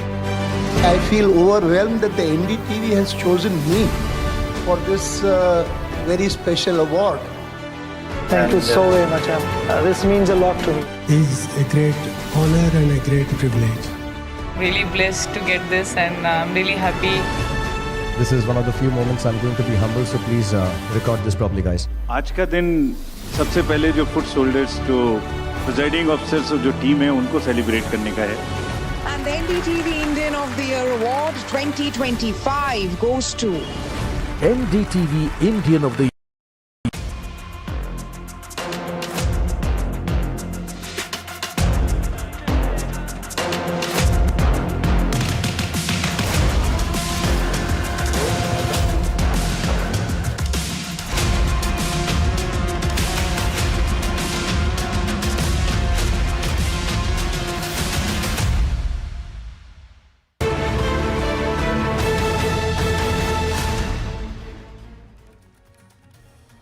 Good evening. Welcome to Left, Right and Centre. Throughout this evening, we've been tracking the arrival of the Russian President Vladimir Putin to India. It is a very important visit by a very important leader, one of the most important countries as far as India and our foreign policy is concerned. Prime Minister Narendra Modi was at the airport to receive the Russian President. President Putin got into his car, Prime Minister Modi's car, and both went off to his house where there was a dinner which the Prime Minister hosted for the Russian President. The business end of this visit is going to be tomorrow. Tomorrow is going to be the day when President Putin and Prime Minister Modi hold the India-Russia summit, the annual summit. There'll also be the India-Russia business summit that's being held parallelly. The Russian president will be given a ceremonial welcome on the forecourt of the Rashtrapati Bhavan at about 9 or shortly after 9 a.m. tomorrow. And then he visits Rajghat as well. And later on in the evening, prior to his departure, he'll be hosted by the President of India at Rashtrapati Bhavan towards the evening, where there'll be a ceremonial banquet before he departs for Russia. So that's what's expected tomorrow. That's the business end of all the developments. Today, in a sense, was all about atmospherics. We've got that wonderful picture on both sides of the screen. One on the left is of what took place in Tianjin a couple of months back, when Prime Minister Modi was in the vehicle of President Putin. But now it's the other way around, with Prime Minister Modi in the vehicle, with President Putin in the vehicle of Prime Minister Modi. So the images on your screen, President Putin arrived in India shortly before 7 p.m. This evening, and then they drove off straight. There was that hug as well. The Prime Minister was waiting for him. Now, you can expect this, or you should assume that this would have been the case, and indeed it was. This is something which the Prime Minister reserves for his closest international partners. Russia is quite clearly one of them. So not only did the Prime Minister greet President Putin at Palam Airport, both traveled with each other. It's a gesture that's been reserved for the Russian President and a few other international leaders. Let's take a look at the bonhomie between the two leaders, not just today, but in the past.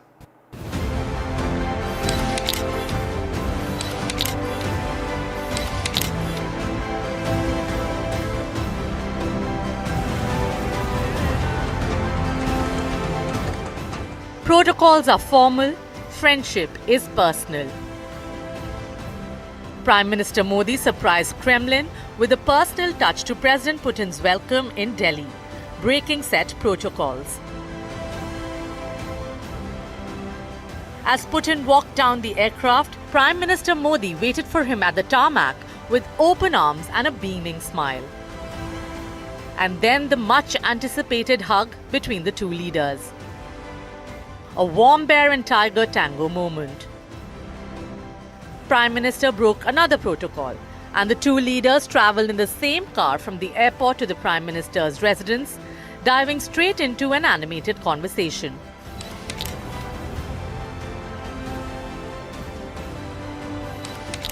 Then came the money shot, a selfie from inside the car. The two powerhouse leaders beaming and smiling. But travelling in the same car and taking pictures has become sort of a habit for the two friends. Tianjin, just a few months ago, saw the very same moment, Putin giving Modi a ride in his famous Aurus Senat. If Prime Minister broke protocols in Delhi, Putin had waited for 10 minutes for Prime Minister Modi to join him on his ride during the SCO summit. A picture-perfect friendship indeed. NDTV Bureau Report.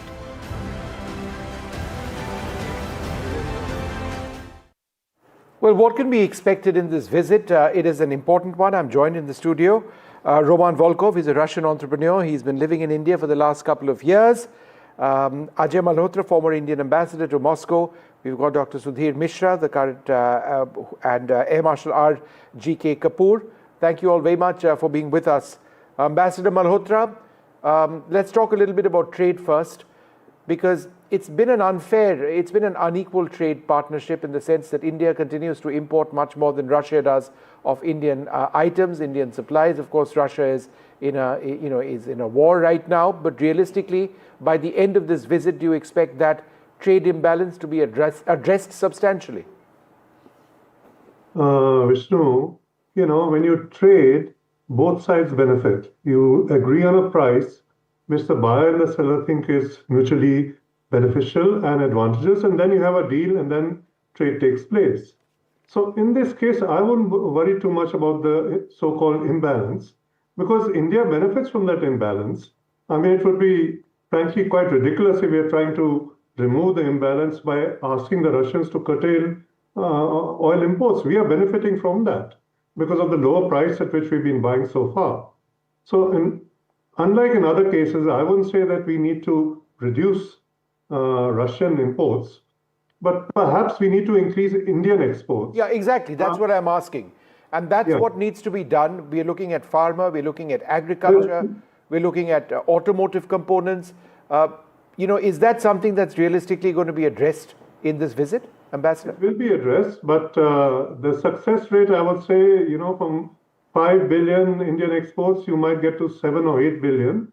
But suddenly going up 7 or 10 times, like the Russian exports to us went up because of a purchase of a large quantity of oil, which is very beneficial to us. Sure. So in the other direction, I don't see it taking place, except there are a few commodities where we can do well. For example, pharma, fertilizers, importing from them, but pharma from us, some agricultural produce. Shrimp, for example, has great perspective out there. And I'm looking at items where we have, our industry might have suffered due to the sanctions and the tariffs being put by the Americans. So certainly you have textiles and hosiery. You would have food products and seafood in particular. And you would have maybe items like carpets, for example. Sure. Or handicrafts that go to USA, which can easily be redirected here and would have a ready market for them. All right. But in agricultural products also, there are many out there. Sure. Russia needs now, for example, potatoes, pomegranates, and other such items. And we will be happy to provide them. Yeah. Dr. Mishra, for example. Sure. So just give me one moment and let me keep the strike rotating. Dr. Sudhir Mishra, is a DRDO chair emeritus, but he's also India's BrahMos man. Somebody who's had a decisive role in bringing into our country and developing with the Russians a state-of-the-art weapon system that in fact went on to define a part of Op Sindoor. Dr. Mishra, BrahMos stands for Brahmaputra Moskva. It's technology which was originally Russian but then became very Indian. How did that partnership work in the context of two friendly allies working together on state-of-the-art technology? Good evening, Vishnu. Before I answer your question, I would like to highlight that we are witness to a second most watched, photo op. The first was between Trump and Putin. Putin was common. This is the second one. Now, to answer the question, we did not do any technology transfer in the case of BrahMos. We did the joint development. You see, I can call it as a first FDI in the defense. It was approximately $150 million way back, about 27 years back in 1998. Right. The second thing is we divided the work proportion to the investment. So 50% of the missile has been developed in India by DRDO and is given to BrahMos. So it's a real joint venture, not technology transfer. What makes it different is that we are very ably supported in the development of BrahMos subsystem by DRDO. So we created a separate project which was working dedicatedly only for the BrahMos program. And the best of the manpower came from DRDO to BrahMos, and they really added to the technical JV apart from the financial JV. But Dr. Mishra, what was the Russian technology which came along with the missile, which obviously was at the core of the missile itself? For example, the Seeker was initially Russian, now it's Indian. So how did you progress from Russian to Indian tech? You see, it's a very long story. Dr. Kalam witnessed one engine being developed in erstwhile Soviet Union. And any vehicle which flies in the air. It is made and designed based on the power available. So both the sides, Dr. Kalam and his counterpart, Dr. Yefremov, he decided that we would design the world's fastest, most advanced cruise missile around this engine. So the engine and the seeker means the electronic subsystem which identifies the target. It came from Russia. And rest of the subsystems like guidance, navigation, the aerostructure, all the softwares, onboard computers, navigation systems, and all the certification processes, they were developed in India. The structure is Godrej, right? The structure was built by Godrej, yes. or is built by Godrej, right? There are many companies like Godrej, L&T, Vem Technologies, Anant Technologies, and there are about 200 companies which are involved in the manufacturing of the subsystems of BrahMos Aerospace. It's possibly the best and most successful sort of joint development of a weapon system. I'll come back to you in a moment. I just wanted to go across to Roman, who's been waiting very patiently. What are your expectations of this visit? Yeah, I think this visit is very logical in current circumstances, but business was working 24/7 since past 20 years between Russia and India.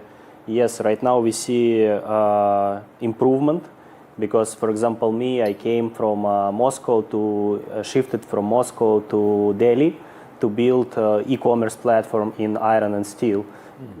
Before that, we were doing this in Russian market. We were the largest one in the trading steel in the e-commerce space.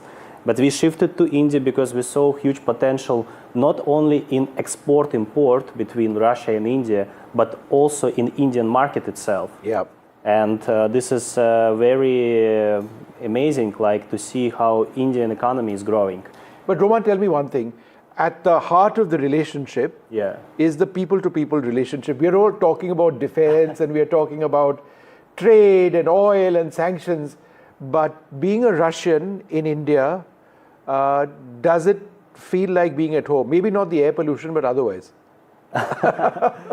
Yeah, so exactly. I mean, this is one thing which I'm really grateful to India, because here you feel really at home. So people treat you very well. So I think from the first day, and I met thousands of entrepreneurs in India, and I haven't met any kind of wrong kind of relationship. So in terms of relationship, it was very, very like maintaining, very warming. Yeah.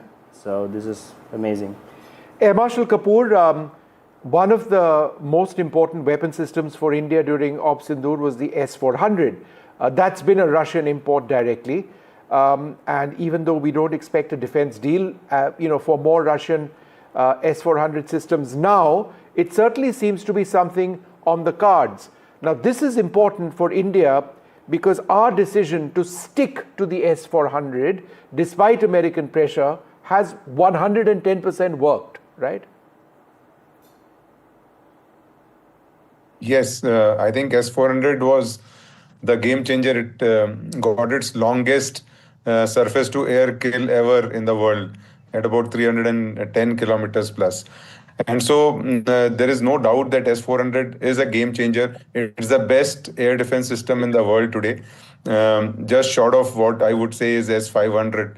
But with the current operational philosophy that we have, which is developing of long-range weapons and long-range strike, I think it is important that India gets more of such weapon systems, at least S-400s. And in fact, two are yet to come. Yeah, exactly. And so